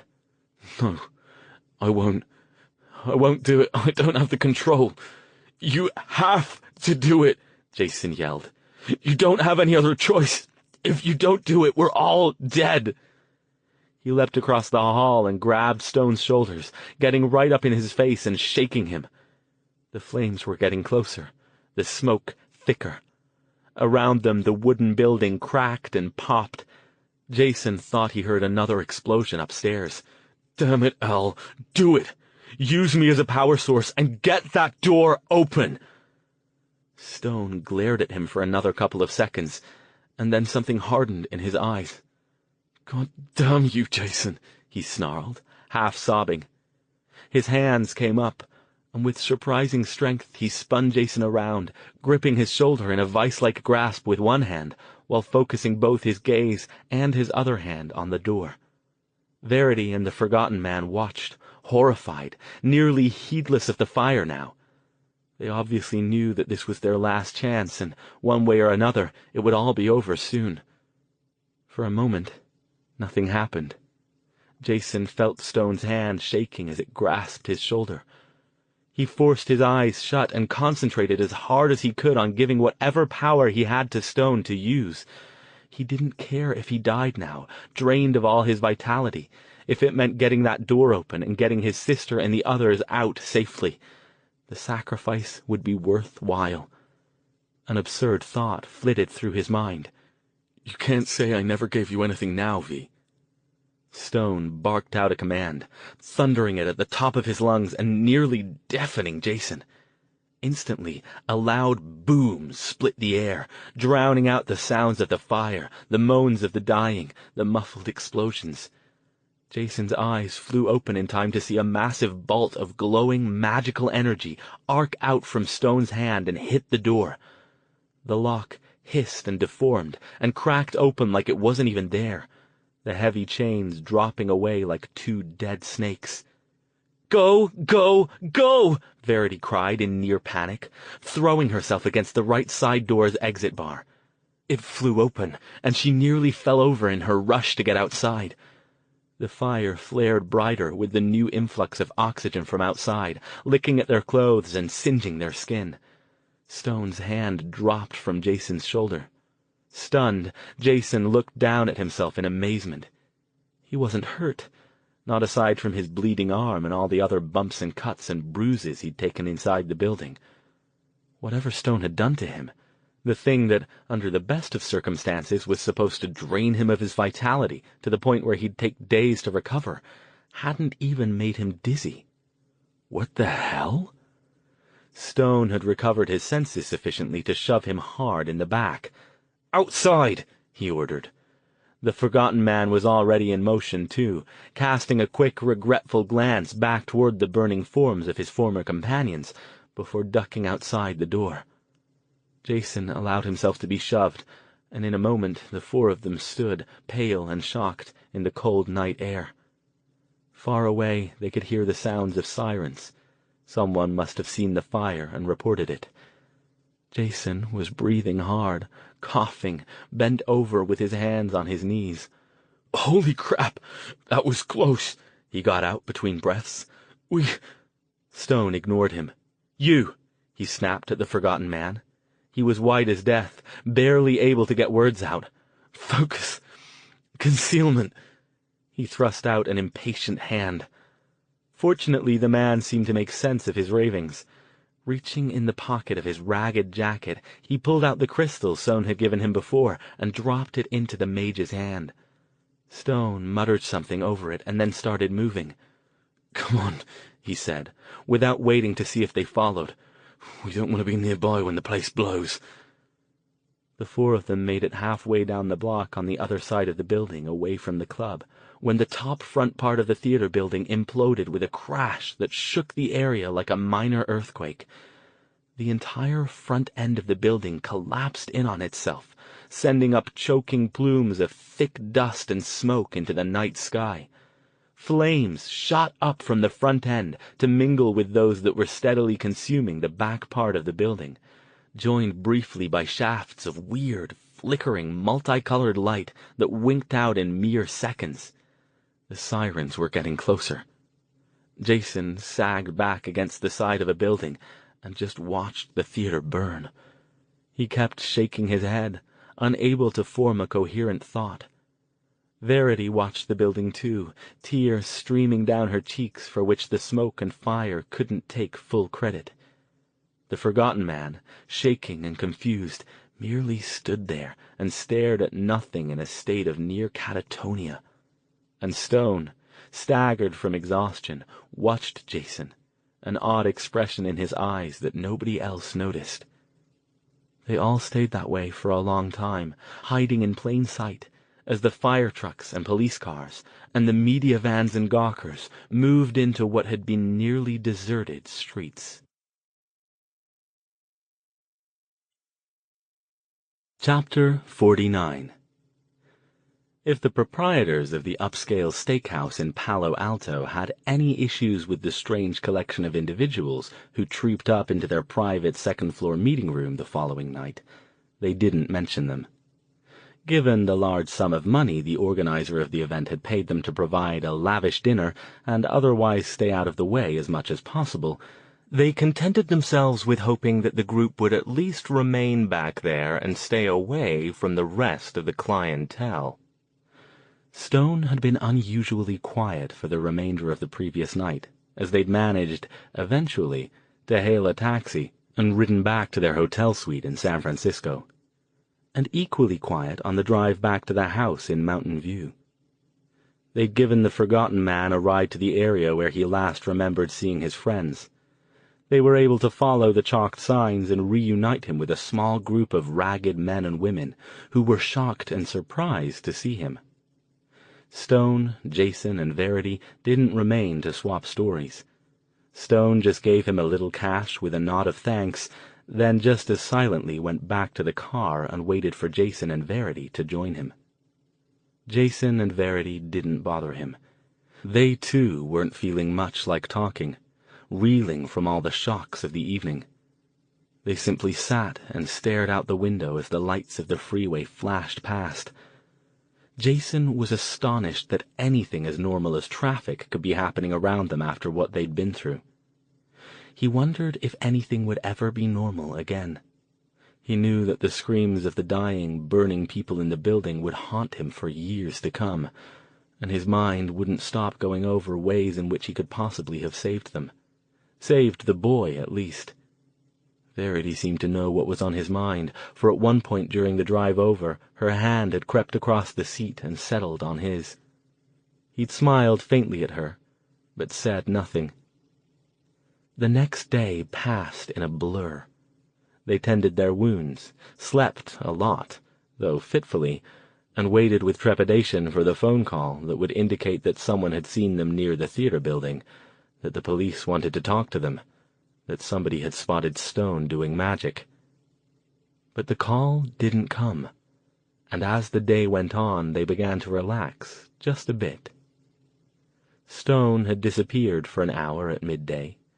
Jason didn't ask him where he went, but when he returned, he announced that they had a dinner engagement that evening. Jason suspected he knew what it was about, but again didn't ask. It was a strange feeling, and he thought both Stone and Verity shared it, that it wasn't time to talk about it yet. He wasn't sure what they were waiting for, but perhaps this evening would reveal it. When they arrived at the steakhouse and spotted Lamar, Marilee, and the rest of the forgotten group huddling outside near the back of the parking lot, dressed in shabby but clean clothes, he knew he was right. Now, they all sat in the wood-paneled room, the kind of room where business deals and decisions affecting thousands of people were made over cocktails, staring down at the plates of appetizers the tuxedo-clad waiters were placing in the middle of the long table. And they waited. Of Lamar's group, only Lamar himself looked like he'd ever been inside a place like this.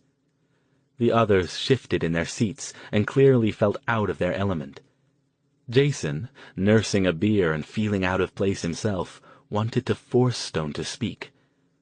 But he knew the mage would do it in his own time. Stone didn't say anything until the waiters had finished bringing the appetizers and drinks. When the door closed behind them, he looked around the table.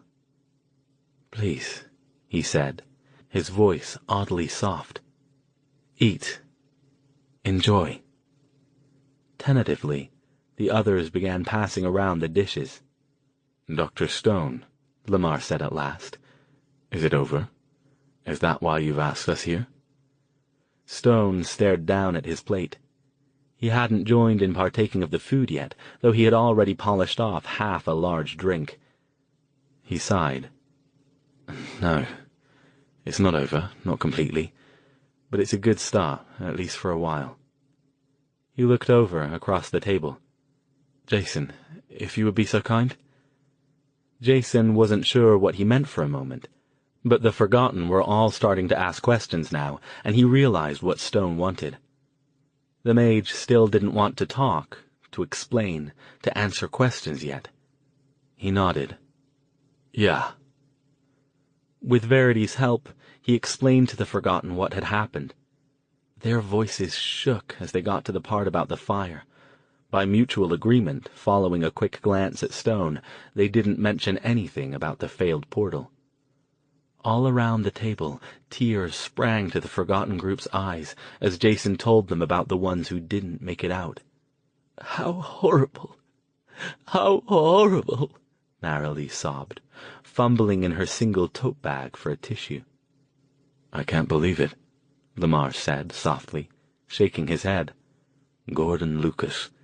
I don't think any of us ever suspected. He must have used non-evil to run his events, or someone would have noticed." "No doubt," Stone said, speaking for the first time. "I doubt they'll be able to identify his body in that wreckage, but I suspect the evil involvement in that organization confined itself to the upper echelons. It was brilliant, really, giving them access to the very people they wanted to destroy without causing any suspicion. I'm quite surprised he didn't get hold of more of your people." "He'd have to be careful," Marilee said. "Forgotten look out for each other. If too many of us started to disappear, especially after attending one of his events, the groups would get suspicious." She sniffed, wiping her eyes with her tissue. "But with him gone now—" Jason sighed. "I don't think it'll stop it completely. The DMW is still out there, though I guess fewer of them now, and without their leaders, they might go back to being disorganized again." He shrugged and looked at Stone questioningly.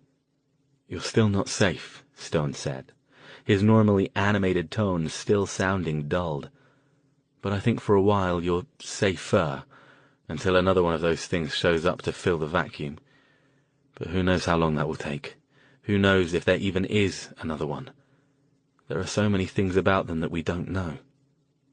He had already explained to Jason and Verity earlier that he had put the cube in a safe location where he could keep an eye on it to see how long it took the spirit inside to die.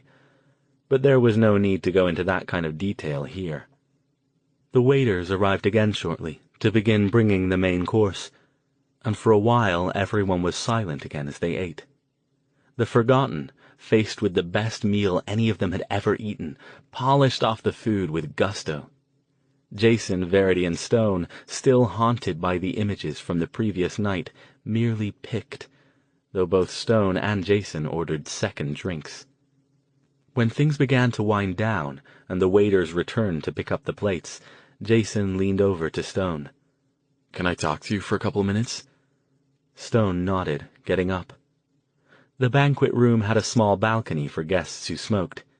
He led Jason out there and stood staring out over the back parking lot, waiting. Jason took a deep breath. "Are you okay, Al?" "Why do you ask?" "You've been acting weird since last night." Stone raised an eyebrow at him. "Haven't we all?" "Al?" Stone sighed, staring down at his hands. "I've been thinking about what happened." "What?" "About how I got that door open." Jason rolled his eyes. "I'm fine. I know you didn't want to do it, but if you didn't, we'd all be dead. It was worth it."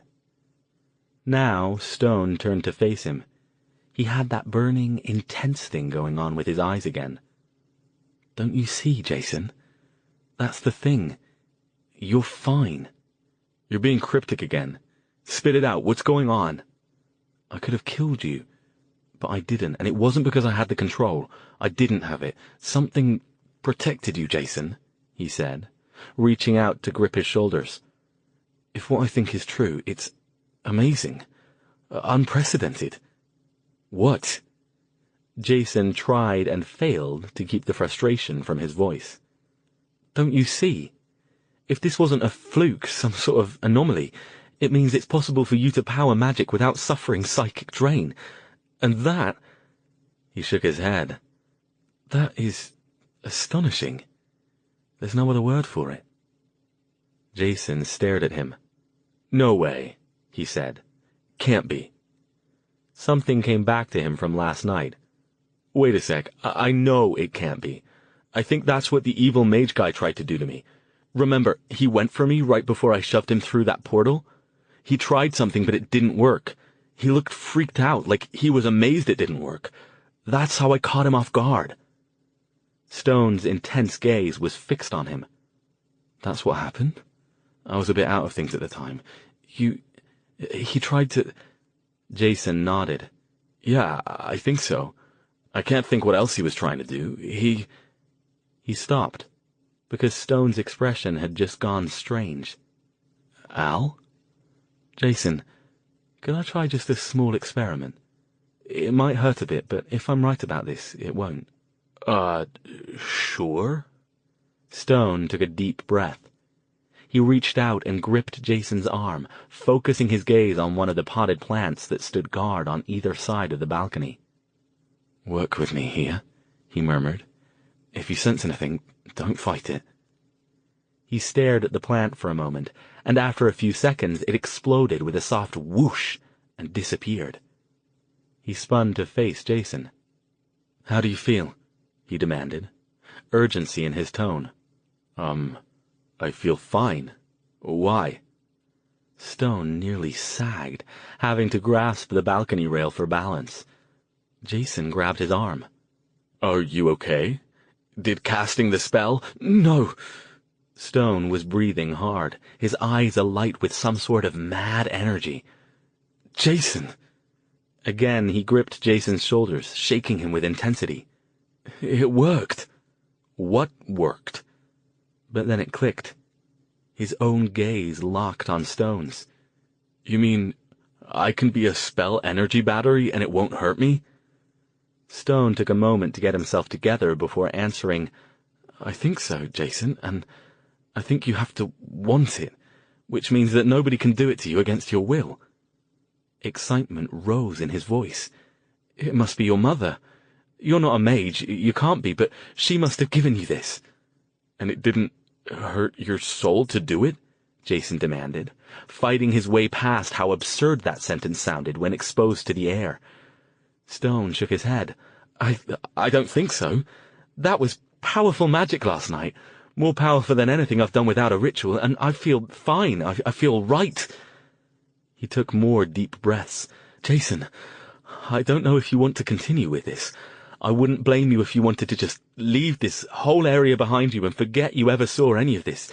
You can, if you want to, but if you don't want to, if you want to stay here and help me, we could be quite a team.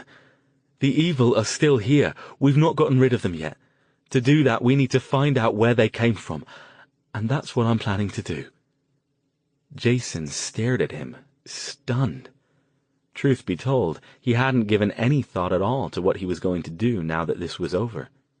He had begun to think it would never be over, so he'd never have to worry about the future. But now, did he even want to go back home to Ventura and resume his safe, boring life of freelance mechanic jobs and Friday night bar fights? Before you answer that," came a new voice from the doorway, "you might want to hear something." Both men turned. Verity stood there, leaning against the frame, watching them. Jason had no idea how long she'd been there, how much she'd heard. "V?"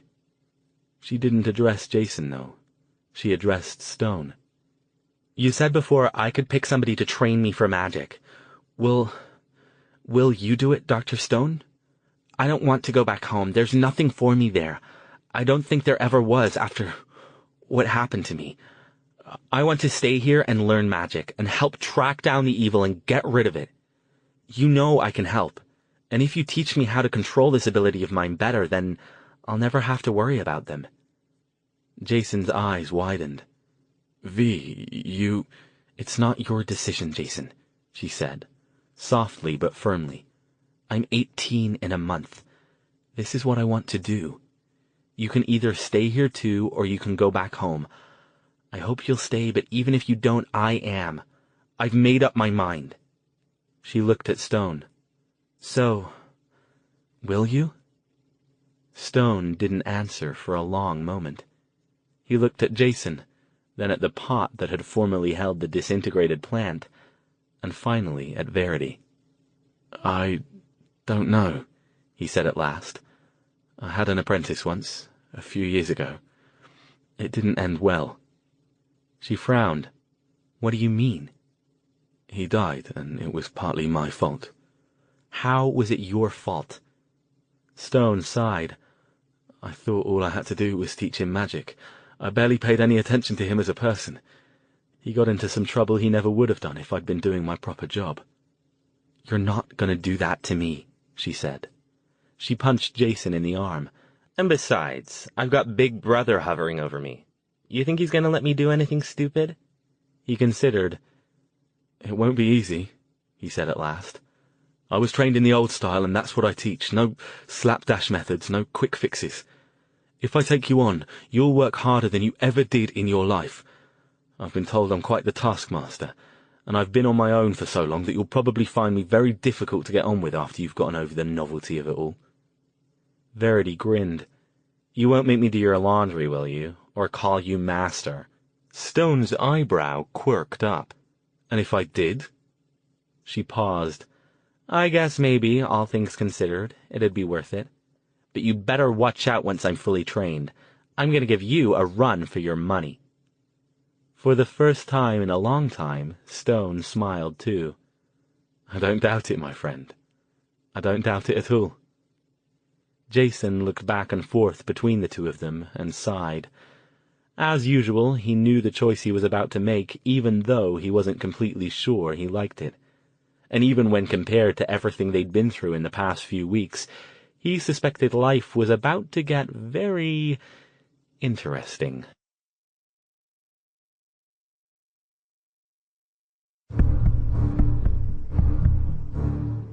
This has been The Forgotten, Alastair Stone Chronicles, Volume 2.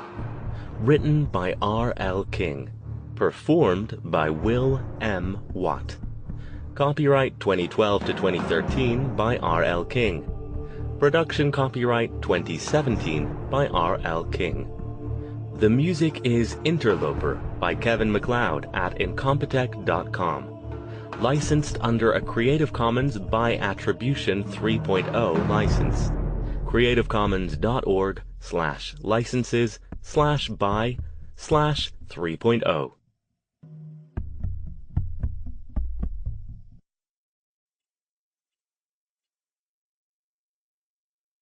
Audible hopes you have enjoyed this program.